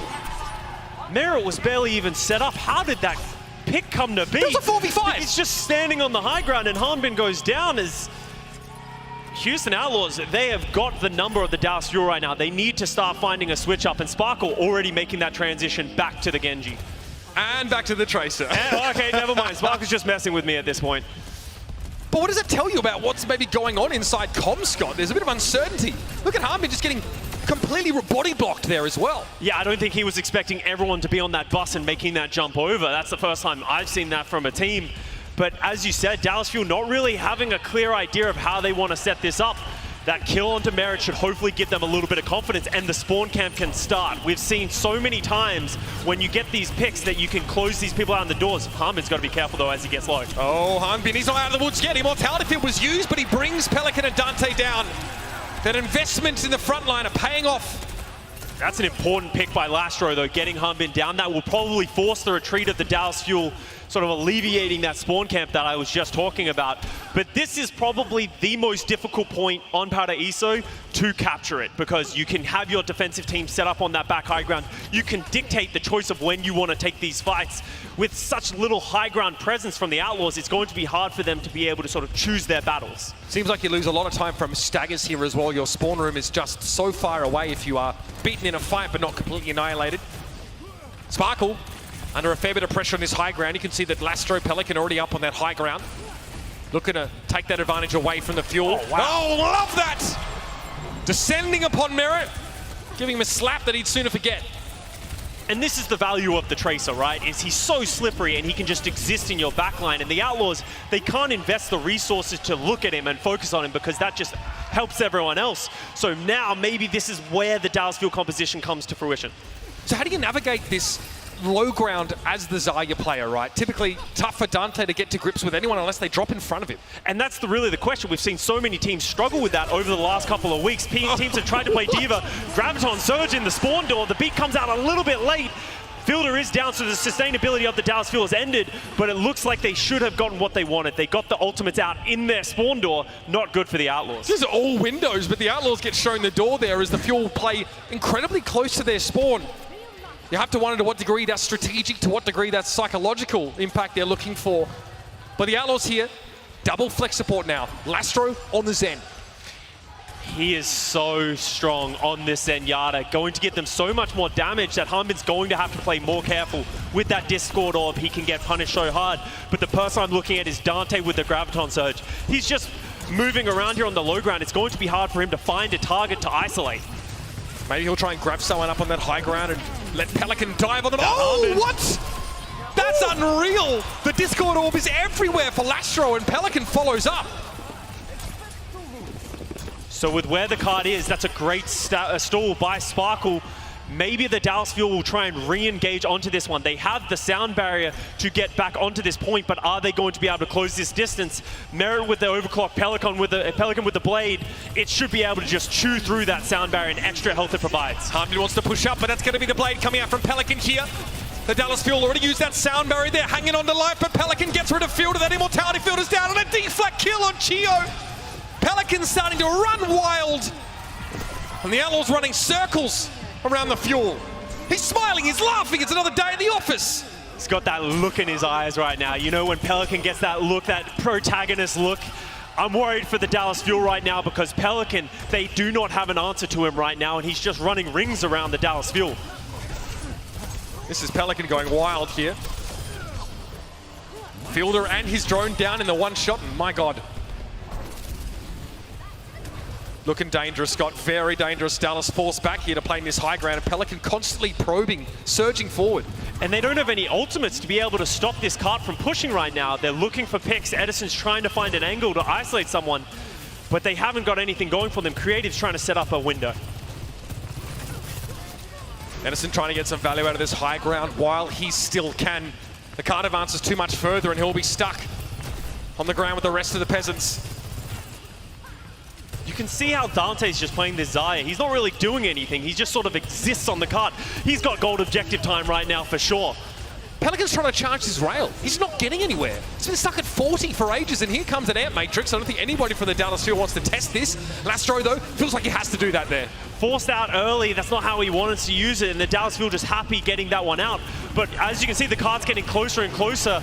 Hanbin's fully charged, and he's running down the Outlaws, who are stuck in this small room. A trade there still. Lastro's able to find Sparkle, and Fielder's lost that Immortality Field once more. It's going to be up to Hanbin here to really be a stalwart front for the Fuel as they reposition behind him. And he's able to force the Outlaws back for a time. The grab here for Dante again. It's a one-player grab. And I think Hanbin's happy with that. That triggers the reset. All of a sudden, you can start stabilizing. The ultimate economy can start cycling through. Are they going to go gamble and get close to the spawn door? It didn't work for them last time that well. But no, they're going to think better of it and back off as we see Lastro switch off of the Zenyatta and back to the Lucio, recognizing that there's just not going to be enough distance between him and the Dallas Fuel that he's just going to get forced down and poked down as we see a Graviton Surge go down early from the Dallas Fuel. But Chio's the one who goes down. Yep, this time the Immortality Field isn't enough. It was Dante's that he held on to. Lastro down to a Pulse Bomb though. Sparkle trying to equalize here, but Dante has other plans. Ushering his team forward towards that cart. Sparkle still getting work done here, eventually going to be brought down. But there'll be time for the fuel to start to trickle back in here. The Outlaws are far from done, Scott. Sorry, that was Dante's Graviton Surge that caught Hanbin sleeping right now, and now they've got that positioning. They are surrounding this thing, but they're stuck on this low ground. It almost feels like they're unable to sort of get this cart going any further with the superior positioning of the Dallas Fuel, but Pelican's going in with the blade. Bubble and blade, Soundbarrier going to be there for Chio, and it's going to be enough. It lets the fuel stave off the Outlaws, and Pelican's impact now being severely reduced. The fuel are starting to find their feet. Great response from the backline of the Dallas Fuel. Chio drops out Sound Barrier, making it impossible for Pelican to find anything with that one. And only 45 seconds remaining. We're going into last fight territory, and the Houston Outlaws, they have a couple of ultimates. Merit is going to need to come up clutch for the Outlaws once again. Dallas really staking their claim to this high ground, and they have been extremely hard to shift in the last couple of minutes. Merit trying to pressure build up those rails from long range. Overclock now going to be unleashed, but where are the fuel gone? They're dropped into their foxholes. Over the top comes Merit, still probing. Looking for an opening, nothing. Pulse for Sparkle here. He's going to be looking for something. Scott Creative has that amplification matrix in play, and that's what Merit was looking for. Finds the pick on Edison now, but Harbin's wrapped around behind them. A lot of pressure coming from the Dallas Fuel, but they're running out of players. A desperation grab, Scott. It's not enough. Sparkle's Pulse Bomb will be mostly ignored as the Outlaws get home in overtime. Dallas Fuel go for the right play, try and wrap around onto the backline, but the Outlaws sniff that one out. Punish Hanbin for his aggression, and they're going to finish with no time. That is an important factor on Hybrid right now. But the Dallas Fuel, this is a hard map to finish. Paraíso, we don't see it happen very often. Another mountain that they have to climb. A very pleased Outlaws contingent there in the crowd, seeing their team put up an admirable offense. Dallas now need to replicate this. It's odd. It feels like we're in a microcosm, a meta of its own here. It's a little bit different to what we've often seen. See none of that Sombra so far. Genji's really having to get it done without the Ana. A lot more focus about what you can do with that amplification matrix. A lot of Baptiste players trying to have individual impact with that ability and set up for their Sojourns to capitalize. Dallas Fuel just doesn't look as comfortable as they did when they could have Fielder on that Ana or Doha with that Sombra. That was really their ability to isolate and keep Hanbin and make him their main man. But with this Baptiste shift, it feels like the backline has a lot more impact and the sides are a lot more susceptible to too much damage, to getting isolated. And Dante is just doing a much better job of navigating around that than Hanbin is at the moment. And after how much we talked up Hanbin at the start of this match, that's no small compliment to pay someone like Dante. Ever since his days on the San Francisco Shock, his coaches talked him up about being able to play anything. That claim being put to the test in the last couple of years, and so far he's passing with flying colours, Scott. I asked Dante earlier in this year when, are you going to go back to DPS or are you going to keep playing tank? And he said, I will play whatever the team needs me, and he is doing that once again for this team. Picking up the Zarya, a hero he's not known for, and finding value. Not nearly the same kind of pace from the Fuel on the attack as we saw from the Outlaws, right? Think back, the Outlaws overwhelmed Hanbin instantly. But the Dallas Fuel aren't able to start up anything remotely like that. Like in a kindling for a real wildfire here, now they're going to have to let it simmer. Yeah, and because they're playing that Lucio for Chio, they need to play faster than the Outlaws. With that Discord Orb from last round on the Zenyatta, it's just going to be way more damage, way more pick potential. As you can see, the Dallas Fuel slowly starting to get in now, maybe getting that crack of the door open before they kick it down. There's an opening here for Dallas, and they're trying to capitalize. Lastro brought down by Sparkle. That's a big opener. Dante may be next on the chopping block here if Hanbin has his say. Still tough to break through. Dante is getting healed up now. Air Matrix to Hanbin's left. He's ignoring it. That might be his folly. Dante's impossible to kill. No way. Fielder's done it though, Scott. That Air Matrix, again, we talk about Baptiste individually making use of that ultimate, and he does in a big way. You want a sharpshooter, backline support player, Fielder's your man. And I have to give credit to Creative on the other Baptiste as well. He kept Dante alive for so long, unreasonably long, and he is a recent acquisition for this team, getting traded from the Seoul Dynasty, and we were questioning who's getting... Oh my, that's too much damage for a support. Never mind, I take that back. Supports keep buffing. You okay with that? Yeah, I'm okay with it, actually. Well, I need to learn how to aim before I can do that. It's been a while since they were playing Mercy in the league, hey? That's why, once again, I'm standing up here. Scott, 5-man res, Kennedy. Press Q in the middle of the round, Kennedy. Oh! Chio down early. That's going to slow down the push and the progress of the Dallas Fuel. Dante's going to try and push that further. Drops the Graviton Surge, but Merit's the one who goes down. Yeah, Pulse Bomb there from Sparkle, and the Immortality Field again expertly deployed by Fielder. And here's the grab. The crackback's looking pretty scary, but quite a few players behind that building. Only Dante dragged out into the open. Harmbin will deal with him. And so will the rest of the Outlaws come crumbling down.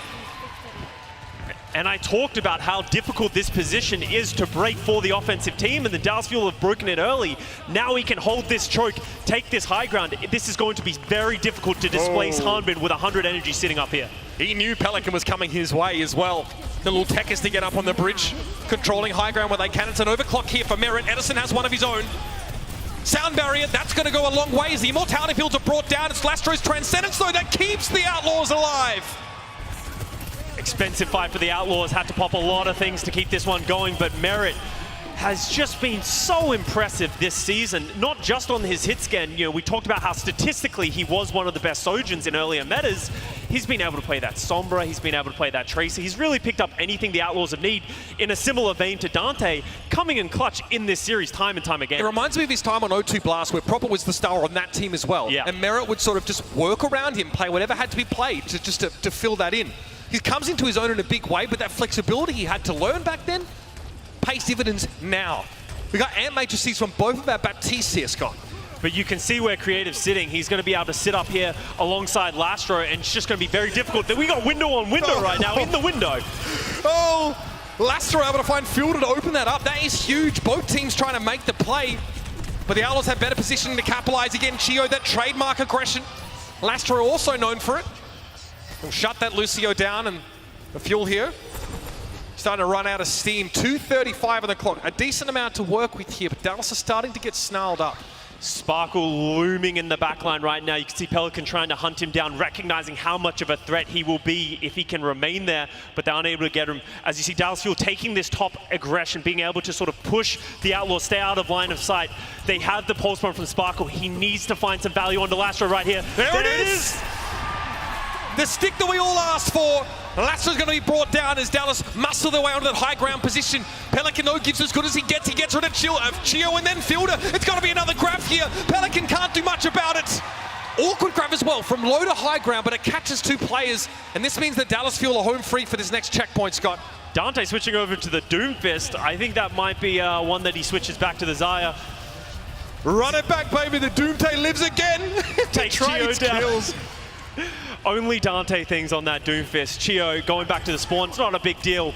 But now we get into this third point, 3 minutes remaining. For Dallas Fuel, they're not working with 3 minutes. If they can work this in 2 minutes, that's where the value comes in, because they will get an overtime push and the Houston Outlaws won't. So they want to go fast, they want to play aggressive. Pelican has the blade, something that he's found mixed success so far in this match. Maybe getting a little bit over-aggressive. Can the Dallas Fuel punish it once again? It's a lot to ask of a Genji without that Ana to back them up, especially with Lucio in the mix and the Immortality Field to get through, but he's going to go for it anyway, Scott. Immortality Field thrown down for Pelican's benefit, but he can't convert. He's just unable to find any value. Never mind. Sorry. Just throws those out there nonchalantly. He's able to find the kill, but Edison, he reciprocates. In fact, he returns the favor with interest. Lastro down to that overclock here. The fight getting very messy in the front line, but Edison holds his own. And Dallas, it's not pretty, it's not clean, but they bulldoze through the Outlaws again. 2 minutes 10 on the clock.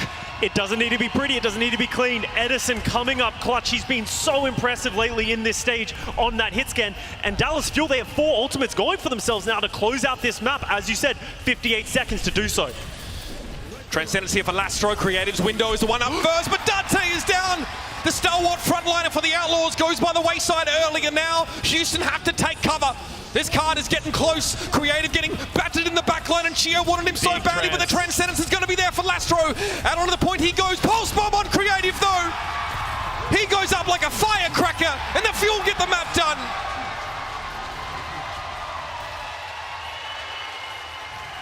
Sparkle and Edison coming alive in this series, and the Dallas Fuel needed it. I said they were climbing this mountain. They're almost at the top. They got a minute 34 to be able to capture the first point to take this map. This would be a massive motivational boost for this team who's struggled so far in this series. But the Outlaws sort of slipping and sliding. Dante switching that Doom Fist, sort of losing a little bit of poise at the end, and it might cost them. Something we're scrutinizing a lot in this series already is that early round from Dallas on the attacking side. Yep. They've been less inclined to be the aggressor so far this series. Obviously, they have to on the attacking side. And they were a little bit slow on their first push here. They need to get it all together and find a way to overwhelm the Outlaws quickly. Lastro's going to come out of the gates on the Lucio straight away here. Maybe a concession for the Tracer of Sparkle. And that's sort of the story of this map so far. We questioned the Tracer a little bit, but when Lastro's going to play on that Zenyatta, Garby, like a Christmas tree, Scott. Ho, ho, ho. Creative, you got to go. And as I was saying, Sparkle on that Tracer can put so much pressure onto a Zenyatta. That's a difficult one for the Zenyatta to win. So now, as you said, Lastro goes over to this Lucio. They're going to lose some of that firepower. Can Sparkle keep finding value with that Tracer on this first point? He should be able to get another Pulse Bomb. Can he put the axe down? Sparkle? No. Surely. Oh, he just pulls the shot. Okay. Doesn't want to give him energy. Humanitarian. Yeah. Okay, Harmon gets up on the high ground pretty quickly here, but he's unwilling to push forward, so has to give that high ground up. Chio classically is always the cat amongst the pigeons here. He's trying to find someone to boop off of that ledge right now, give them a little bit of positioning. Oh my. This guy's crazy. He's just in the back line. He's all about it. Loves himself a bit of argy-bargy, Scott. But they've got this positioning a little bit now. You can see the Houston Outlaws forcing out the Field, but Field is the one that goes down first. But Dante's getting very low. There's only 55 seconds left in the round, but the Outlaws lose a key player. The Fuel can advance with this core 4. Chio looks to wrap around the side, lending healing there to Sparkle. They have to wait for Fielder right now. They do not have the healing to be able to progress forward, but they have the positioning. We're going to get a 5v5 fight on the high ground. Hanbin wants to start getting this tick going. Chio standing inside the disruptor shot with amped heals there, trying to build up that ult, I guess. It's Pelican down. Oh dear, Hanbin is very charged up. Dante trying to hold his own if he can, but the Immortality Field spells doom. The Houston Outlaws are running on empty, and that's one tick to get it done. Now, we have a game.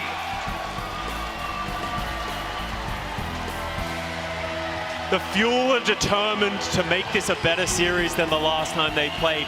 Coming alive, fixing the mistakes that they were running into, and forcing the Houston Outlaws to adapt to their style. We've got a series on our hands, Mitch. What a place for it to happen as well in front of a sold-out crowd here in the Ellington Esports Stadium. What a treat this is for Overwatch fans around the world. We'll be back after the break with map number 3. It's an even series.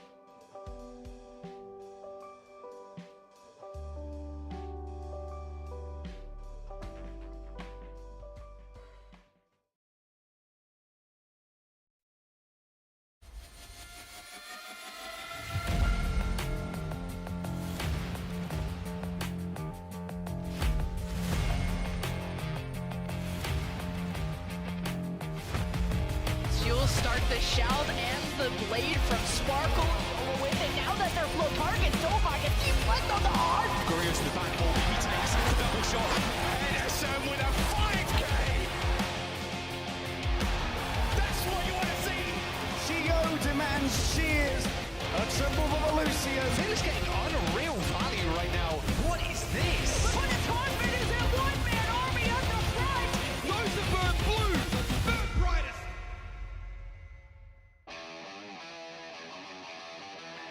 Well, ladies and gentlemen, the mercury is starting to rise in the room as the Fuel step up to the challenge issued by the Outlaws in that first map.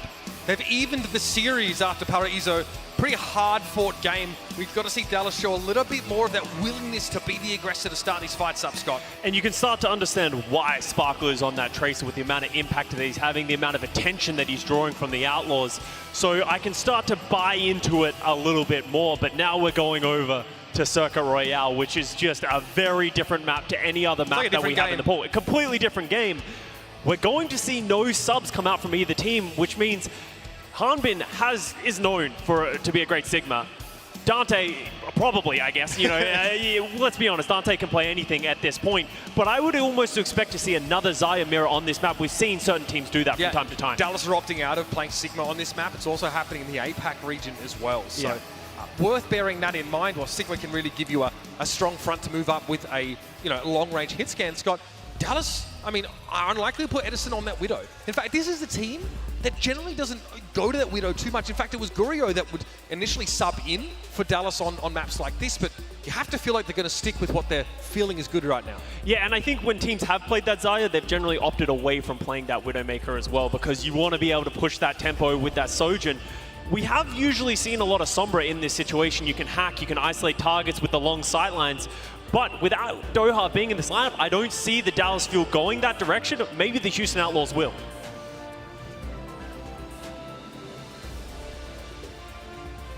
All right, people. Our third map in this series. Our first to three. It's about to kick off, and Circuit Royale, always a weird one. And it often comes up in that third map slot, right? It occurs in a part of the series where teams can create a momentum shift off of a really strong performance here. It's also the kind of map that gives us the weird results, right? So, the top team in a matchup can sort of drop the map or something similar. Again, the spawn camp is on the table, I suppose. And that's sort of the thing, is there are important breakpoints on this map that are very important to control, right? So the first half of the first point is kind of irrelevant at this point, but we've seen so many full holds happen at that back corner of that first point. Same thing with the second. If you can be able to sort of get that momentum pushing or get an important pick or an important fight, it can all of a sudden snowball away from you. And as you said, potentially the weaker team can take that one, but we don't have a weaker team here. It's really going to be who shows up right here, right now. Yeah, you're right. Doesn't feel like that at all. The Outlaws and Fuel start to show some stylistic preferences here. It's the Genji versus the Tracer. No spawn camp from the Fuel. They'll opt to hold this first corner. Same thing, different map. They're going to stick with the exact same matchup. Sparkle on that Tracer, Pelican on that Genji, and this isn't going to play like a normal Circuit Royale like we expect, where there's looking for picks, it's about getting positioning. This is going to be about finding those engages, as Hanbin's getting incredibly low and Dante's aggressing. Immortality Field down, Hanbin follows soon after. The Outlaws just able to overwhelm this front line of the Fuel. Dallas want to rely on having that Xayah just sort of stay alive forever, but it's not realistic. It's been a consistent trend throughout this series where it feels like in the opening fights, the Outlaws just have more damage, have more presence, potentially the Genji having more impact, and Hanbin just feels like he's always on the retreat, and the Houston Outlaws can punish. And now, this is the important corner I talked about. The Dallas Fuel are going to have to try and find and re-aggress his positioning as Hanbin's already in. Yep, Pelican undetected for the time being as he works his way into the back line. Rail missed there by Edison, but Pelican is selecting his target presently. Hanbin wants to tuck himself into that little nook, and Pelican wants to punish him with some free damage. Immortality Field's already used, but Sparkle comes out of nowhere, swoops in, takes Pelican, but Field has been picked off. Sparkle's got more work to do with that. Immortality Field down. The way might be clear for Dallas to go up a gear. Sparkle heading back over to that Genji and finding instant value right there. Having that threat of being, if someone gets low, he is that execution presence. He can dash in, get that right click, and punish them.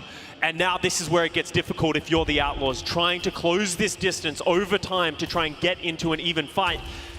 They do have created with the amplification matrix. Where is he going to drop it to force the Dallas Fuel to be uncomfortable?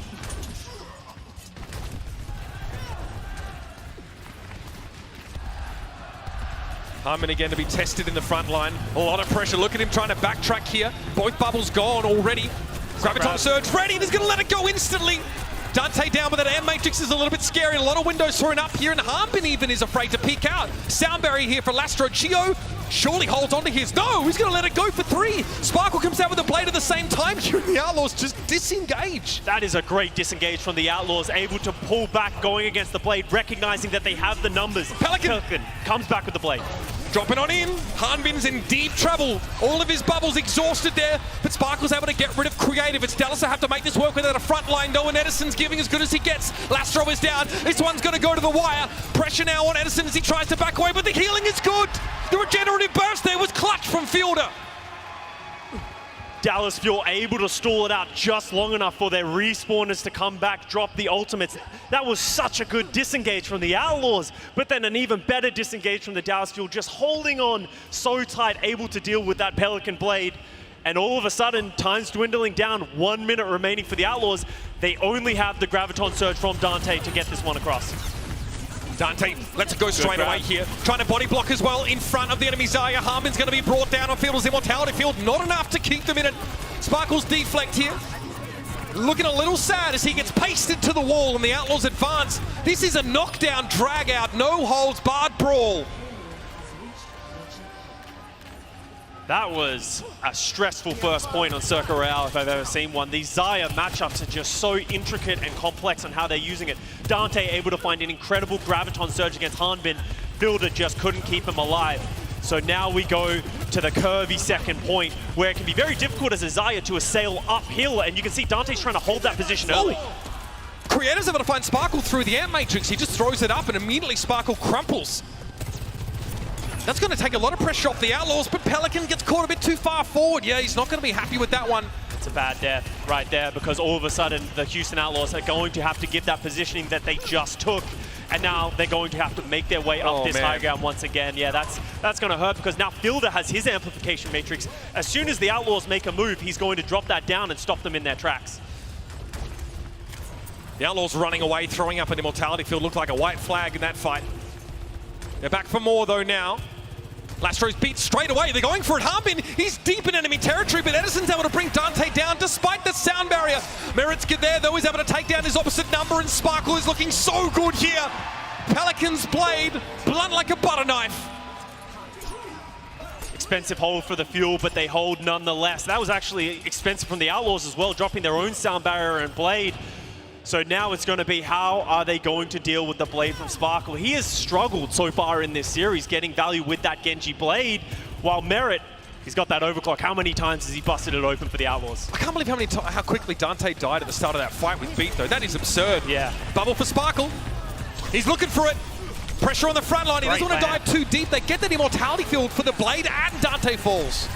Just unable to keep him alive just long enough. Sparkle does go down as they're going to the spawn doors, and this is quite a solid spawn camp right here because there's only narrow exits to get out, and Hanbin's going to the first point spawn. He's going all the way. Trying to chase down this last player. Yeah, Pelican is down. Weird situation here now. The Fuel have to turn around as Dante comes out looking pretty angry. He's trying to build up that graph, but he won't get there. The Immortality Field can't keep him alive. Dallas is starting to get mean about it now. They're just going to hold here, and the Outlaws don't have any ultimates to get their way out of these doors. You can see how defensible this is for the Fuel. They're just standing on these stairs waiting for Outlaws to pick a door or any door, but it's going to be death no matter where they come. They have their amplification makes. They have the Graviton. They're going to trade them. Did that get deflected? No. Okay, Dante has a grab of his own there. Trying to throw that up against the wall. That's ridiculous stuff. I think Harpin tried to fire it at the wall there so it couldn't be deflected. Still, the Outlaws able to push out a spawn. Sparkle now can only really just hang about and wait to be dispatched. 15 seconds to go. That was a lot of time burnt by the Fuel because of that, and we're in last fight territory. How are the Outlaws going to get this one? They're going to want to stop the Fuel from being able to get position and get onto that cart. They have the options. Creative with the window. Expect him to drop this aggressively. And he does. 2 Matrix is down. Disruptor shots deployed. Edison! Oh, great shot. Just a crumpled mess now on the Outlaws. Yes, they're able to break through here. Sound barrier from Lastro goes a long way. Chio never got to use his. He was so close. And in the nick of time, Houston come up with the goods.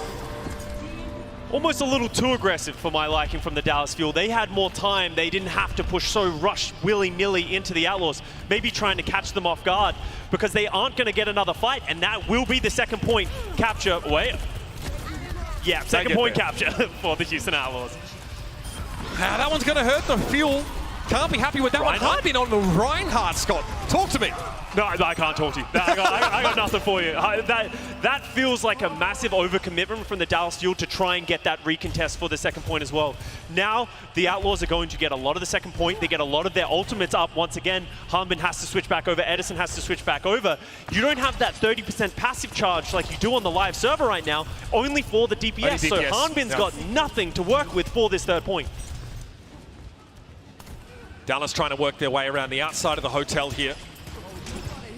Edison at the 4. Okay, the Outlaws have advanced pretty far through. Dallas had to make the move. It's got to be now. Sparkling into a deflect early, sees Creative, but is unwilling to challenge him for too long. This blade gets no value. Merit overclock. This is awkward, Scott. Dallas on the wrong side of the map. It's going to be a sound barrier for 4, and they race into the Outlaws here. Pelican has a Dragon Blade, and he cuts Edison down to size. And there's more where that came from. The Outlaws now building up ahead of steam.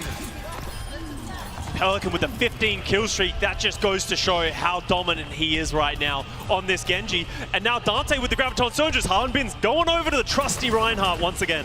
Graviton Surge for Dante here could just seal the deal. Nothing Hanbin will be able to do about it. He goes into the back line. It's a May he has to deal with. The Ryan's still able to get out into the point though. Immortality filtered down, but Chio's missing, and it's going to be numbers for the Outlaws as they push in. Cheeky little stall there from Sparkling. Ice block form, but it won't be enough, and in overtime, the Outlaws get their prize. That is a landslide effect from that second point recontest where they just tried to make these switches. Dallas Fuel maybe getting a little overconfident in themselves after that spawn camp, and the Outlaws come back, punish them for their, I guess, overconfidence, and the Outlaws finish the map, another map that is quite difficult to finish. In another reality, it could have been the Outlaws being held there before they got that second checkpoint. Very quickly, things got out of control. And it looked like, Scott, we saw Dallas go around the outside of the hotel for that sort of last phase. Maybe they didn't realize just how far the card had moved, because they dropped down and all of a sudden there's a sense of urgency about them trying to, get on the card and actually beat the Outlaws in a head-to-head fight. Because they wanted to get 2 fights on that third point, so they wanted to get that quick route around, but because of how late that contest was on the second point, it just took them too long, and as you said, they had to force ultimates to try and commit to that fight. So by the time we got to the very, very end, we got Hanbin on Reinhardt once again, and a May coming in from Sparkle. Yeah, not the Dallas Fuel that we know and love. Let's see if they make any changes, or if they're just going to try and reset their mental. Now, what do you think if Fielder hovering the Ana here doesn't necessarily feel super likely, but it does mean that Sparkle can get supercharged here. I doubt that they would commit back onto that Ana. Honestly, the Baptiste is making a great name for itself in this series of how valuable it is, especially with those amplification matrices and how fast you get them. Maybe a sleep and a run. No, he's going to commit to it. As we see the first Ana for the series, you get the value of the nano boost. You get the biotic grenade that can isolate the Xayah. Fielder's a great Ana. Can he find value? A lot of pressure, though. That's something you've got to worry about if you're playing Ana, and Dante laces him down. Okay, it's a trade there, but Dallas have the advantage. They've got tempo, and they're now starting to exercise that lead. Looks like it's a full-scale rout for the Outlaws. Good first fight for the Dallas Fuel as they get through this first phase. I'm really curious to see how Fielder is going to find value on this Ana, because the immortality field from the Baptiste has been so strong from Creative. How many times have we seen Dante live that extra second that makes all the difference? So now we're going into this end of the first checkpoint, a very difficult point to get. No ultimates, just a toe-to-toe fight. Edison would kill for an early pick here, literally, I suppose.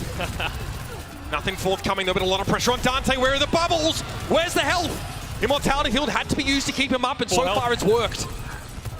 Getting low. He's Pelican trying to find that pick. Pelican overextends though. Hanbin falls though to Merit. That's definitely Dallas coming off second best. They're losing their front liner.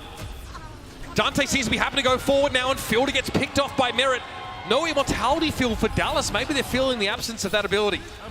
I think going back to a little bit of comfort for themselves, I talked about how Fielder has primarily played Ana throughout this meta, maybe just feeling that finding that comfort zone for themselves. He is coming up on that nano. It will make Hanbin drastically stronger than Dante, but Creative already has this amplification matrix. How's Dallas Fuel going to navigate around this? It's just so much damage that's going to push through, forcing Hanbin into a bad situation, and they're going to go very, very early. Oh, that's a great window spot, Scott. Look at this, Hanbin is stuck inside. He's not getting out. It's the Hotel California, baby. Merit finds 2 there, and Pelicans putting a lot of pressure on Edison. This is a very good look for Houston now. They've burnt 2 minutes plus off the clock. Chio tries to commit the sound barrier to get them through that one as well. That's going to be an expensive one because now Pelican has a blade that will not have an answer to it because they don't even have the immortality field for Fielder because he's on that Ana. Houston Outlaws taking control of this map. 1:30 remaining for the Dallas Fuel to try and get through the first point. Even if you nano the Genji, you've got an immortality field to deal with. Speaking of Genjis, it's Pelicans' time to stand up. Cut down by Hanbin, can't mitigate the damage with deflect there, but Merit now. Overclock, and that nano went Hanbin's way. He gets a grab up, but who's going to be there to follow up on it? No one. So many ultimates for Dallas getting so little value.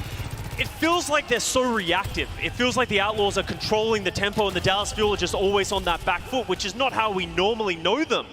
So it feels like that tempo change from the Outlaws is just catching them off guard. It's something that the Justice routinely do to the Fuel when they go head-to-head. It was something that was a problem for them in Toronto especially. Dallas don't like the pace being taken away from them. The Outlaws setting a cracking tempo here. Fielder switching back over to that Baptiste. We have the blade from Sparkle, overclock from Edison. Immortality field already deployed here for both sides. Fielder's back on the Baptiste here. No one wants to challenge this overclock from Edison. He has one more charged rail to let go. Holding on to it for a long time. Here is Sparkle trying to make something happen with the blade as Hanbin winning out the front line fight though.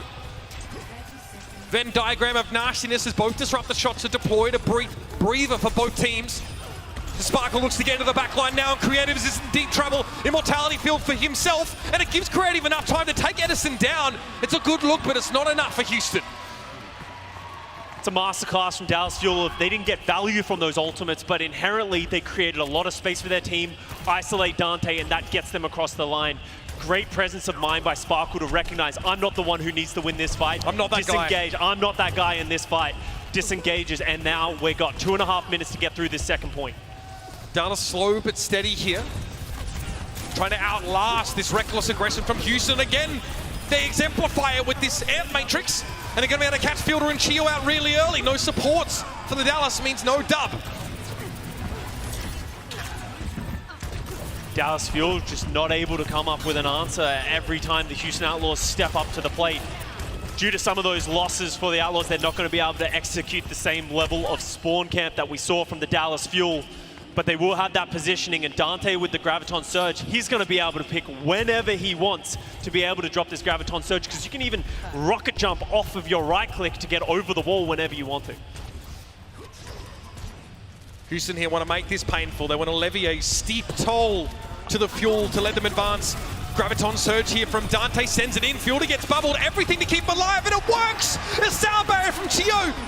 Staves off death, but this could be dangerous now. Pelican's blade coming in late in the fight. The beat was already used by Chio. Sparkle trying to stand up against this, but he can't. He's cut it in twain. Hanbin throwing that grab by the wayside, throwing it at the bottom of the stairs, seeing nobody. This is not the Hanbin performance that we usually expect from him right now. Is, as I said, another reactive Graviton Surge. Dante throws it first. He thinks he needs to use it to turn the fight, but it just doesn't help at all. To that giveaway that Dallas don't feel like they're in control of the game right now. Their hand continues to get forced, and with that comes errors. Overclock for Merit. Fielder. Tough to get good value out of an Amp Matrix here unless they round the corner or the Outlaws push into this long stretch, which they will, because they've done it all game, and Sparkle pinned to the wall there. Oh, that's dirty, Merit! Look at how far back Fielder dropped that amplification matrix. They are so defensive right now, and as much as we talk about Dallas Fuel feeling defensive, that is pure pressure from the Outlaws right now. They are just head full of steam getting in their face, and the Fuel just do not have an answer right now. Pressure's on Dallas. 16 seconds left in the round, and you are being spawn camped. Created with the amplification matrix, that's scary stuff. Merit able to capitalize, and now he bounds into the fray. He knows it's an Outlaws fight to win. And so they will. The cart's moving, there's a cheeky little back cap attempt here, but that smacks of desperation. I've seen Chio win these before. Never count him out. Overtime now, try and keep it going. The blade from Sparkle to come in, but he's taken so much damage already. Dante trying to laser him down, and the Doomfist arrives for Hanbin. Okay, disrupt the shot of the card. Hanbin, big punch there. Dante forced to bubble self, but he gets rid of Hanbin eventually. The Doom is down. Here's the late grab. Fielder in the back gets caught. The Houston Outlaws light him up. 2-1. Outlaws with a statement on that defense. This is their meta. This is their matchup.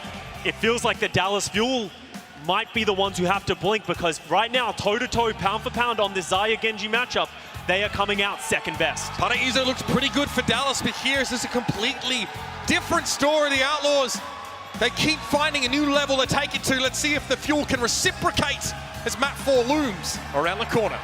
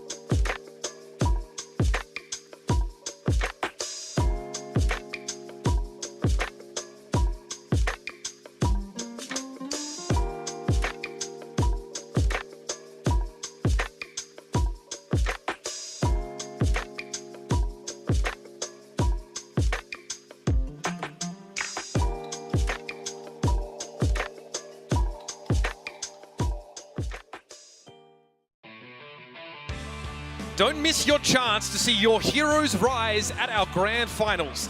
Tickets are on sale now for November 3rd and 4th. You can get your tickets at overwatchleague.com/2022/playoffs.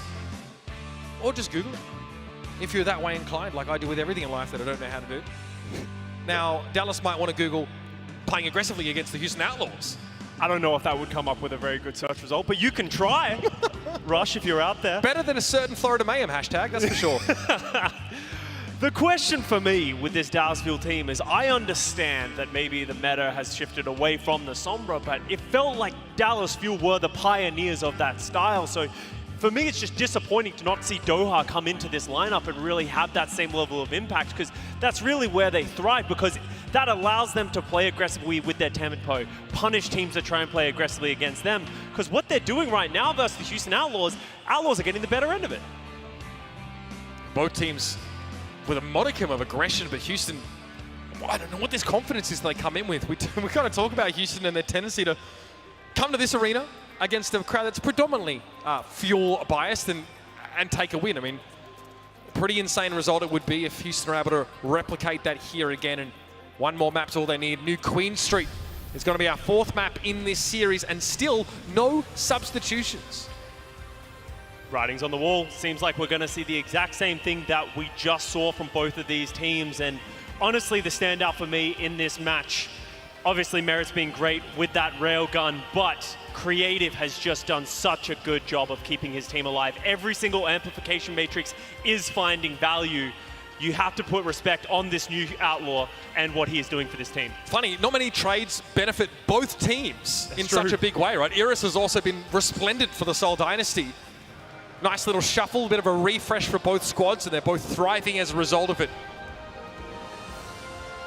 We spent much of the start of this series discussing the tank matchup, saying that, you know, Dante has to dig deep and showcase that signature flexibility against the best Zarya in the league by the numbers.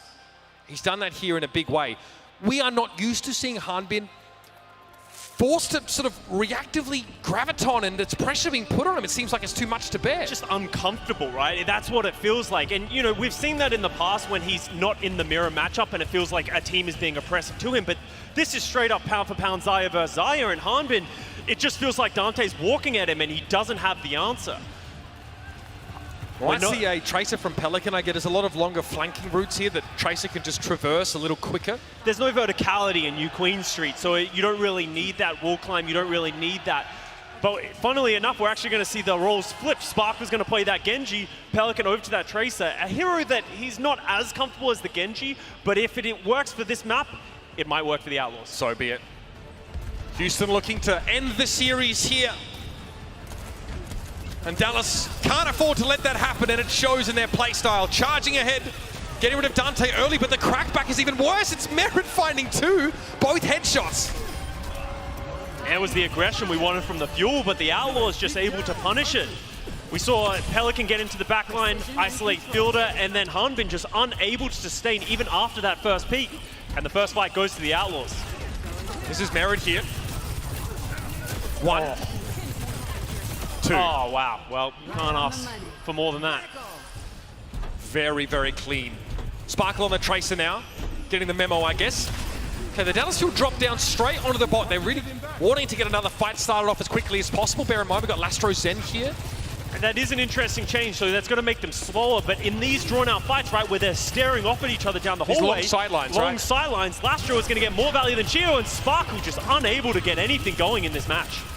Merit is starting to run away with this one, Scott. Yeah. In the head-to-head, Edison's so dependable, so solid, getting outworked by Merit right now.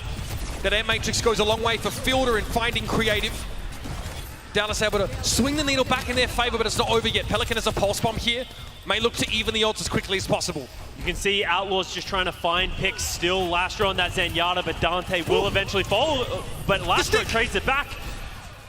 Immortality Field, very clutch there from Fielder. Merit's in trouble, though. This is messy stuff. Just pushing back and forth, getting pick after pick. This is excellent play from both people, but as you said, it's just messy because there isn't any definitive fights going either way.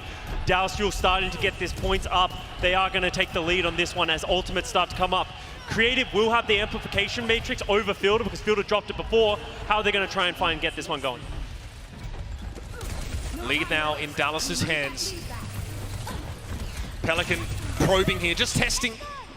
Recall there is Sparkle is on the scene to stave him off. He's got a pulse bomb. He's looking for something. Needs to get a little closer though, and yeah, Fielder very aware of the Tracer that's sort of honing in on his position. Fielder, despite the pressure from Pelican, is able to find that kill on Dante. What a pulse.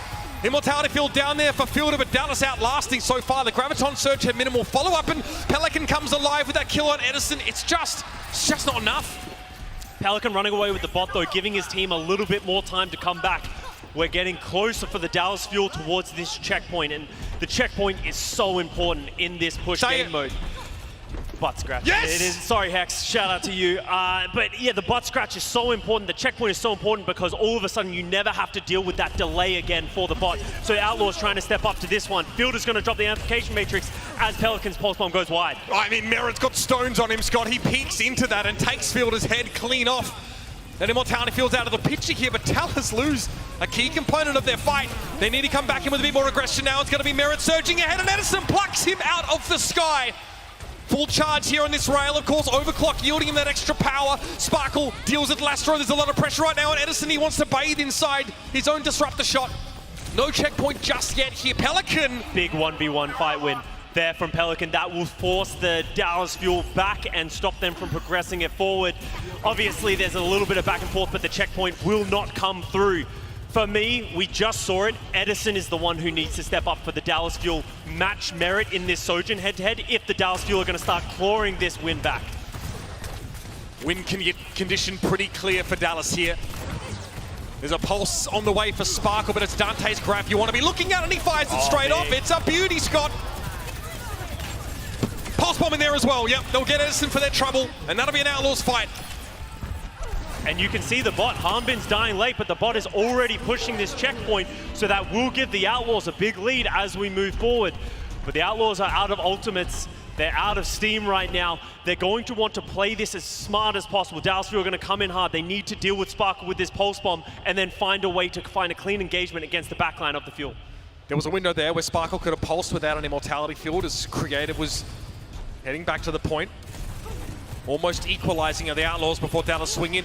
Houston actually give up this ground quite happily here. Don't want to fight because they don't have those ultimates, right? They're willing to give up a little bit of space to give themselves an advantageous thing. Lastro comes up with that sound barrier, but Hanbin's coming up with that Graviton Surge. What is this interaction going to unfold? As Fielder's flanking with the amplification matrix in the backline. He's going for it. Graviton Surge now as well. Sound barrier out from Lastro, but it's not enough to keep Creative standing. Still some Outlaws players in the mix though, and now it's going to be the Fuel going for a beat of their own. They need to clean the Outlaws off and get the bot back in their territory, but it's still a messy fight, and Pelican is still sneaking off with the bot. This is so back and forth, but the Outlaws are going to come out ahead in this one. Hold on. Pelican, he was looking for Sparkle there. Sparkle's forced away. Even the Zarya bubble doesn't give him confidence to take this fight. He got him! Unreal! Now you can see the Outlaws recognizing they will have this player advantage, but they need to wait for their reinforcements. Pulse bomb goes a little slide. Pelican can't go down as he gets a little overconfident. Edison snipes him there. There's no purchase on that pulse bomb. Hanbin keeping a respectable distance from Merit here. Dante trying to push up though, but that Sojourn is down for the Outlaws. Dante's very charged up at the moment here. Hanbin though still seems confident enough to try and push him back. He's on the opposite side of the field, but it doesn't seem to bother him. Here come the Fuel. This is just a tavern brawl at this point. Just pound for pound, punch for punch. They're going back and forth. Neither team able to get this checkpoint, and only 4 meters between them. A slim lead for Houston now. 3 minutes 40 left in the round. Sparkle's pulse bomb. He'll need to think outside of the box for this one. Pressure on Lastro is good and he gets the kill. Okay, here's the grab though from Dante, and it allows Merit to line them up and knock them down. And with how close his bot is, this might be the checkpoint finally for one of these teams, and it will be the Houston Outlaws who draw first blood. And this is going to be a big undertaking with only 3 minutes remaining for the Dallas Fuel. Not much time to bring it back around to your favor. Look at this stunning work from Merit. The checkpoint achieved here for the Outlaws at 57.18. Look at that scratch. Rust removal in progress. And then even more importantly as well, they've gotten points past the checkpoint as well. So even if Dallas Fuel get that checkpoint, they're going to need to go further. As Hanbin's already under pressure, and Outlaws are looking to take it even further. Twinkle Toes performance there from Merity. Slides on out of the way as the Air Matrix came up for Fielder. Huge team kill, and now the Outlaws are looking like they may run away with it. A win here means the series and the title of the Kings of Texas is theirs. There could have been some dispute that maybe Dallas were the better Texas team, and they just, that was the first match of the series, of the season, sorry. But all of a sudden, the Outlaws just getting so aggressive, touching the spawn doors of the Dallas Fuel, but getting punished for it. Yeah, it looks like it's going to blow up in their face this time around. The Fuel rein them in, but they still have to address the significant deficit in bot progress that they have. Only half of the Outlaws' total here.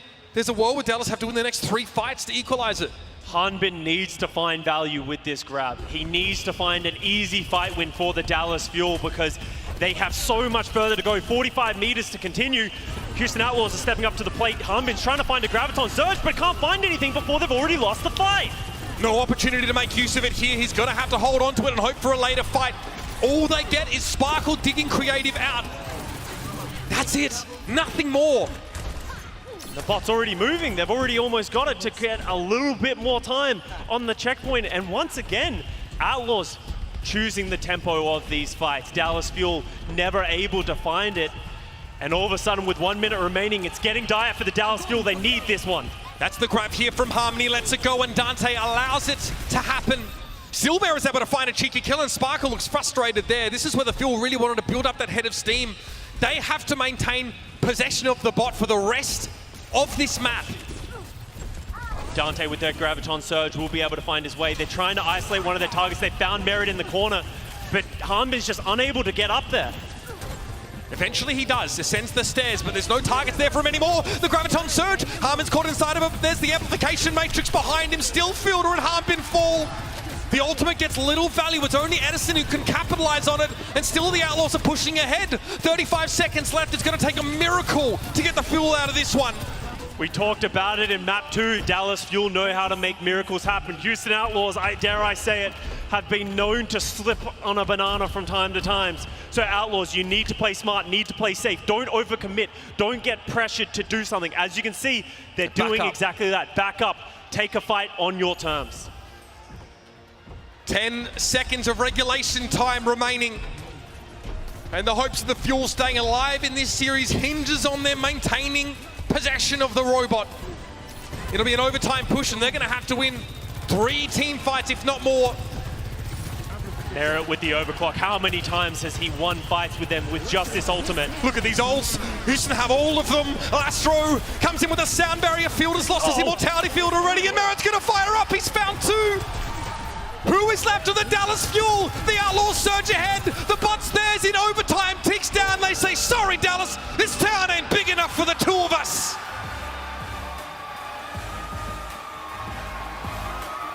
Houston Outlaws always know how to perform in Texas.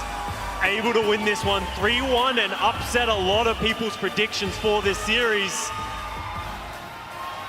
The home crowd is going home disappointed today. No one poops a party like the Houston Outlaws, Scott. What a showing from this upstart team, sitting again well within qualification for the playoffs, but many question marks over this team's head about how they'd fare in a metagame like we have. Dallas, it was the complete opposite. There was no question that they were the most dominant team in the West up until this point, and uncharacteristically, it's happened a few times this year.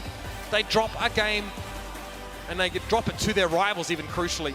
Just an insane performance from Houston, though. You have to really put a lot of credit on this Houston Outlaws team. They are a team that has been through so many ups and downs this season. Dante on a very unfamiliar hero. The power, the raw mechanical skill from their individual players, pulling it together with great teamwork, beats a team like the Dallas Fuel, the #1 seed in the West. Maybe not for much longer after this loss, though. It's hard to believe that this match could have gone so strongly this way. You can see these Fuel players very, very interested in packing up their peripherals at this time. Dante's like, hey, cheer. No social calls at the moment, yeah. Obviously a tough game to lose, but the bright side of this for Dallas is that, you know, in the scheme of the season, right, this game doesn't have any sort of wider implications for playoffs outside of the fact that it could result in Dallas seeding that #1 slot either to San Francisco or the Seoul Dynasty. We can talk about seedings as much as we want. I think the biggest blow to the Dallas Fuel is going to be their confidence in this match. They are a team that has been so dominant, and they hadn't been dropping maps at all. They dropped 1 map so far in this stage. They hadn't lost a series since the mid-season madness. This will come back to bite them, and they're going to need to regain, because going into the playoffs, that's when it all matters. And we have so many questions about this team this time. What happened to Doha? What happened to the Sombra play? Where's the Sombra? You know, we saw Dallas really find success when they were able to back up their Genji with the Ana, but it seems like there's a consensus now that that's not the way to play this meta. Fearless, we've seen him making a resurgence, playing that little bit of Winston. Obviously, maybe not the map pool for that, so they have that in their back pocket, but back to the drawing board with this Xayah Genji composition. No doubt about it. It's time to talk about our player of the match here for the Houston Outlaws. Someone from the very beginning having an incredible showing amongst some teammates, all firing on all cylinders. The player of the match today is none other than Merit. How many times in this series did he just get an opening pick? He did it at the very start of the series. He did it at the very end of the series. Not just with this overclock, just able to find value time and time again. When we were going into this season, Killer went to the Shock, Merit went to the Outlaws, and they were both from O2 Blast, great hit scan players. Merit as a rookie has massively outperformed expectations. Not only that, he has the flexibility to back it up. And he doesn't demand the spotlight, you know what I mean? He just tends to take it with really solid performances like this one. We've talked about the Fuel and their strengths, obviously. You know, getting Edison into the game is a huge part of the win condition for Dallas, right? He was completely eclipsed by Merit's, performance over the course of this series. Play like this one, right? It's a Graviton surge to set it up, but Merit's finding kills in even more difficult situations. And the Outlaws, I mean, you've got to give them credit to have the stamina to push through a series like this. Yeah, it's only 4 maps, but it's definitely a long one. And it's one where your bandwidth mentally is so taxed, right? You're constantly, running into each other, constantly brawling. And 12 final blows per 10. What an astonishing performance here on the Soja. Absolutely ridiculous. In front of the Dallas Fuel's home crowd as well, the pressure is on you in that situation. Incredible performance individually from him, but not just from Merit, from the entire Houston Outlaws. They are a team to be feared right now going into the playoffs. Will this finally be the moment, the Houston Outlaws that we've been praying for, hoping for over the last couple of years in the playoffs? We'll only have to wait and see. Think about some of the other teams that sort of share that top 6 with them, right? We know we've got the Shock, we've got the Gladiators, we've got the Fuel. At this point, any of those teams looks like fair game for the Houston Outlaws. It's a really bright outlook for this team. All they need to do, I think, is get a handle on a playoff meta as quickly as possible, right? Hit the ground running, and all of a sudden, they're like a favorite in so many of those matchups. Going into the playoff patch as well, it doesn't look that different to where we are right now. Obviously, Kiriko is going to come into this lineup, but we don't really know what her impact will be in these meta. So for the Houston Outlaws, everything's coming up aces because they look dominant right now. And if they do need to go to a Kiriko meta, Dante will play out or something like that. I'm sure they'll move him on there. Great stuff. It's been a pleasure to be here out in Dallas for an incredible matchup between our 2 Texas teams. Scott, always a pleasure, mate. Put Cheers, it there. mate. Adelaide represent. Yeah, let's make it happen again soon. Thank you very much for joining us here. We're going to head back, of course, for our post-game to break down the day that has been. And what a day it has been.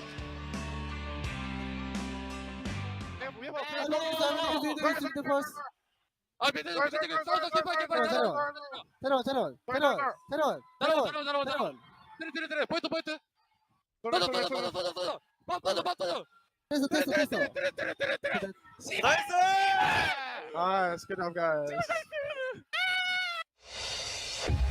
The Overwatch League is brought to you by Upper Deck, the official trading card of the Overwatch League. And by TeamSpeak, the official voice supplier of the Overwatch League.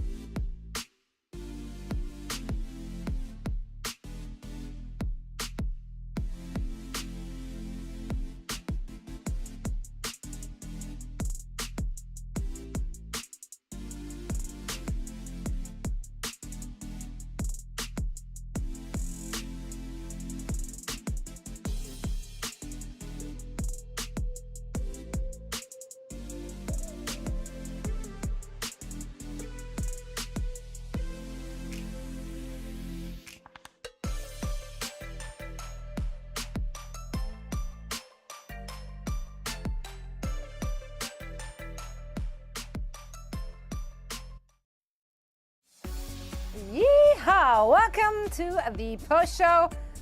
I don't want to say it. Do you hear it? What, Matt cheering Matt in the Morello distance? saying Pog. I hear Yo, a faint Pog. pog from somewhere out there on the way to San Diego.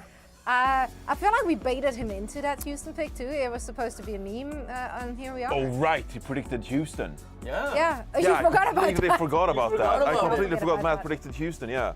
He actually sent me a video of him driving and just like, whoa, Houston! I'll share it. I'll share it. It's great. Let's all remember that video. But yeah, I forgot about that. And also, I called it. You actually did. The cycle of misery continues for the Dallas Fuel. It never ended. Imagine how many Dallas Fuel fans turned up to that homestand to be disappointed by their home team. The cycle of misery. It never stops. It just keeps going. It just cycles through. Time is a flat circle. A wise man, well, not really wise, but a man said that, I think. Someone said that at one Someone said point. that. We don't know what he was all about. A crazy person. But I do want to break down that game because there is a lot to unpack there. Outlaws just seem to have Dallas's number. Every single time Dallas Fuel went in even remotely aggressive, they seem to get punished for it, Reinforced. Yeah, I think Outlaws were just like way more composed and tactical throughout this matchup. I think for most roles, actually, you saw them outplay their counterpart. Now, Hanbin is, of course, a star player of the Dallas Fuel, an obvious role star when it comes to that tank role, the best tank in the world, arguably. But even Dante, like, you know, he hung around pretty well on this Zarya and had some real impact. I actually want to say, I think the most unnoticed part of this Houston Outlaws roster was Lastro and Created. The backline was really impactful for this team today. And it doesn't show up in the kill feed. Obviously, Merritt had a huge game. Pelican had some especially clutch moment here on Paraiso. Yeah. And Dante was really good on that Zarya. But like, the sheer healing output from Lastro, for example, like he outplayed Chio in that regard. Creative as well, with his amplification matrices, made a huge difference, saving sometimes Dante on that Zarya when the momentum wasn't in his favor. So overall, really impressed by the Houston Outlaws individually, especially that backline, but just the composure, like the way they rotated ultimates, they found themselves clawing themselves back into team fights against the Dallas Fuel. This was a really impressive 3-1 victory for the Houston Outlaws. True. And of course, like Merrick, their DPS lineup, they were impeccable as well. Like Merrick getting the player of the match because he did so much on that Sojourn. Pelican, Genji, I mean, what else can we say? He was zooming around. He was. He was zooming around. They couldn't shut him down like at all on Paraiso, and then with that double flex support backline, that was so tough for Dallas to deal with. They just didn't find an answer to it. Yeah. So overall, very impressive performance by the Houston Outlaws, but will that raise question for the Dallas Fuel heading into the playoffs? I wouldn't say necessarily going into the playoffs. I think some people would be like, oh, they struggle like with a crowd or like those kind of arguments, which I think has no merit. No pun intended. No pun intended. Because like they won Toronto to find. Yeah. They won the homestand in Toronto, right? And that was in front of a crowd. Yeah. And so, you know, I don't think there's like the amount of pressure of like playing in front of your own fans, like that's just not an argument I'm willing to get behind. Just like, oh, they played it in front of their own fans. Poor Dallas were like, no. I think they're solid going into the playoffs. You know, this is the cycle of misery graphic. Sore spot. Way to sticks out ruin like it. a sore thumb. Way to ruin Outlaws fans are in rare form tonight. They're gonna party. They're gonna play ranked. So like all 5 fans in that venue were going bonkers. Oh yeah, they were going bonkers. That's fantastic. Houston Outlaws, Texas is theirs now. I don't know if someone informed the authorities of Texas that they are in fact now owned by the Outlaws, but congratulations. I'm sure Outlaws will contact them. You're ours now. And he's gonna be like, what is Overwatch? Well, we teach them, don't worry. They will know sooner or later, and they will all shout the name of those Outlaws. It's been a long day. It's been a very long day, it feels like. But we ended it with a banger. However, there were a lot of great moments to think back on. And we do love to take a trip down memory lane. My trip is not very far, because I'm just going to take that very match. That's right. Because my best of the day was Houston beating down the Dallas Fuel in front of their home crowd again. This is such a Houston thing to do, and it's also such a Dallas thing to do. Like they both did exactly what no one wanted to see, but somehow they still that's the drive that Houston loves. Just like, you guys, you don't absolutely, you don't want to win. Watch. Exactly. I feel bad for Dallas because they're like, we're gonna put on these cool events, we're gonna bring all our fans here, and then we're gonna watch our team lose.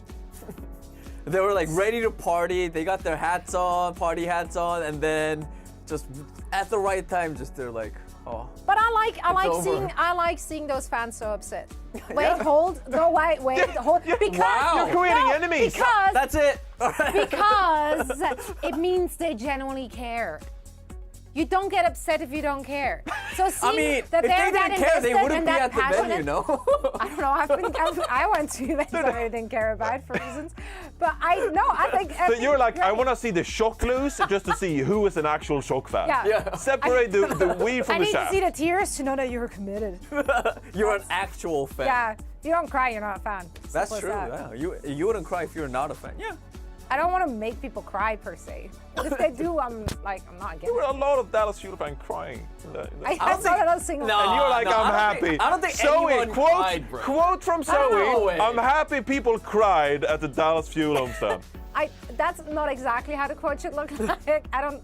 You said it just now. No. Kind of taken out of context. Talking about crying, my best of Where's it's this sort of going? it's Talking about crying? talking about crying. Talking 'Cause about this this almost is best of the day, not this worst almost of the made me day. cry. I think. Sorry, I didn't get the memo. I think this is my worst of the day because it almost gave me anxiety watching this play. This was from Washington Justice. In their match, and this was Assassin. He had the EMP. And I know that he was waiting for that quote-unquote right moment, but it went on for way too long. I think me and Johnny and Zoe were just watching it, and we were just all thinking, this has to be. This is him with now. EMP. Anytime now. It has to be right now. Nope. And this went on for about 4 minutes, I think close to 4 minutes, Yeah, or maybe a little bit more. So yeah, it gave me a little bit of anxiety. I think Assassin was waiting to use that EMP for when Overwatch 3 was going to launch. They built 2 grabs in the span. Yeah. They waited. He just held it on for literally. He's not even building for it. eternity. He's not building it. And he then has at it. the final moment, he uses it. And then he gets the EMP on, but then Assassin no follow-up. and questionable EMPs. Name a more iconic. But that wasn't. duo. That's not a. That wasn't a MEMP though. No, I know, No. but That it's was like the opposite of it. That's also horrible. That's a hemp. I actually think it was like a pretty good EMP. You know, they go on. They got 4 people, yeah.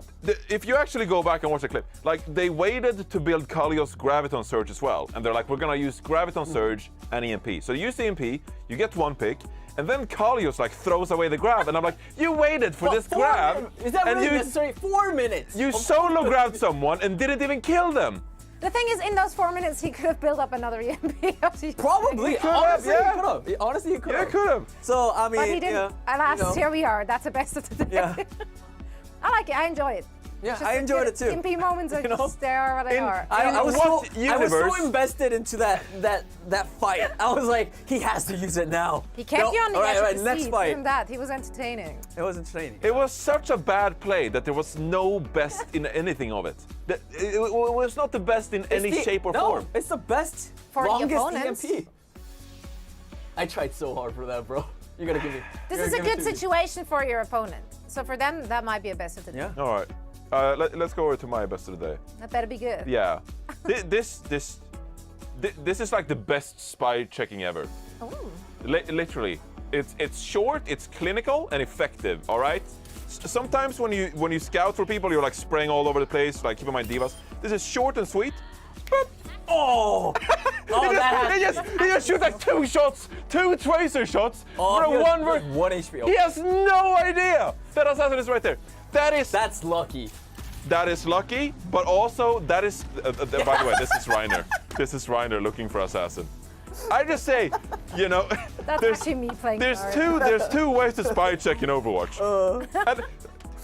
Dude, no, go back to that clip right now. Go back to that clip. I'm sorry. It's gonna take so long. I don't know if we're gonna do this. We gotta go back. Because Reiner, he's spy checking, but he's turning into the wall. Like, he's not even like, you know, beaming like in the open space that Assassin could be. It's not his fault that there's a pillar. Yeah, so this was a good one. This was Kevster's how he actually does it. Yeah. You know, But that's he gets just the luck, right? That's lucky right That's there. luck. But taking a look at Reiner, like half the time he's turning around, he's beaming into a wall. He's not even like shooting in the pillar, open right? space. He's like beaming the wall. But he put that you pillar never know. in place. You never know. You know, Assassin might have been Why in the not? corner in like right. Look at the wall. Why are you shooting the wall? I don't. It's unfair. It's beam versus bullets. Like, Yeah. you just look better if you hit a bullet versus. I mean, like, you can't random walk strike. around and beam again. You know, that's. What did you want to see? Like a more precise beam? Like, just gotta Also, why do it like 100 degrees? Why not 360? ask Like him. just turn the DPI That's too up much- and just. That's too much movement. Too much just energy change your required. DPI. 360. It's Are you true. saying gamers are working too hard? They're working hard, dude. You know how tiring it is to play. Oh, I can't turn my wrist. I can't turn all the way around with my mouse. Gamers, I believe this hard work. This is out of control. I'm sorry. I've been out of control. I need to I sit think back. we've all and relax. just I'm been out of sorry. You control want me this to whole change day. I am unhinged. topic? Should I move us along? That make you feel better? Yes. Yeah. Yes, boss. All right, schedule. That's what I got for you. I know that's exciting. Schedule. We love What are we watching tomorrow? Oh yeah. That's right. We're starting it off in the eastern region in the wee hours of the morning with the Chengdu Hunters going up against the Shanghai Dragons. Then afterwards, the Seoul Dynasty will take on the Philadelphia Fusion, which are now +1 in map differential. They're back. What are you laughing at? The Philly Fusion. It's really exciting. No. All right. They're back on broadcast? Yeah, we're kicking things off with a real banger. Paris Eternal taking on the Vancouver Titans. Afterwards, we're going to see the Atlanta Reign facing off against the Dallas Fuel, and we're going to round out this week with the Gladiators at the Boston Uprising. Which of these games is getting you hyped, Danny? Yo, the Atlanta versus Dallas Fuel match is gonna What? be a giga banger. I mean, yeah, you're right. Yeah, it is. But it's the August 14th rematch. Yeah, but to be honest, they're both eliminated. You know? That might make it more entertaining, though. Brutally honest, Danny. You know? But it might. Paris it is going to be could interesting. double their wins tomorrow. Huh? Paris could double their wins tomorrow. That is true. It's true. So Yo, there is I'm invested there's a now. lot on the line. Multiply their wins. I don't know if that was a nice thing you threw at them now, No. or if that was mean. Which bird told you that? The left or the right one? What? If you go on a single. I don't even know if it's. You got the. He has an evil Ganymede, and then You got the good Ganymede right here. No, you gotta go on the single. And then There we go. You see over the here shadow Ganymede? it's the shadow realm. evil shadow realm Ganymede. Ganymede. Right. He's whispering weird things into his ears. So sometimes when he goes on the ramp, So the mean rant comes from the yeah, that's dark the shadow. side. It's the shadow Ganymede. It was this one right here. This one said that Paris could double their wins. It's the dark side of the moon, Alright. which tells him to do certain Can we things. So can we go home? What let's are we go doing home. here? I wanna go. It's What's getting going dark. on? I know. It's so dark outside. It actually is getting worrisomely dark. Yeah, so I guess that's it from the Watchpoint Post Show. Thank you so much for joining us. Thank you guys once again. Congrats again to the Houston Outlaws and Matt, out of all people. Yeah. You did it. We're so proud of you. And yeah, we will be back again tomorrow, same time, same place. Don't want to miss it. Bye-bye. Bye.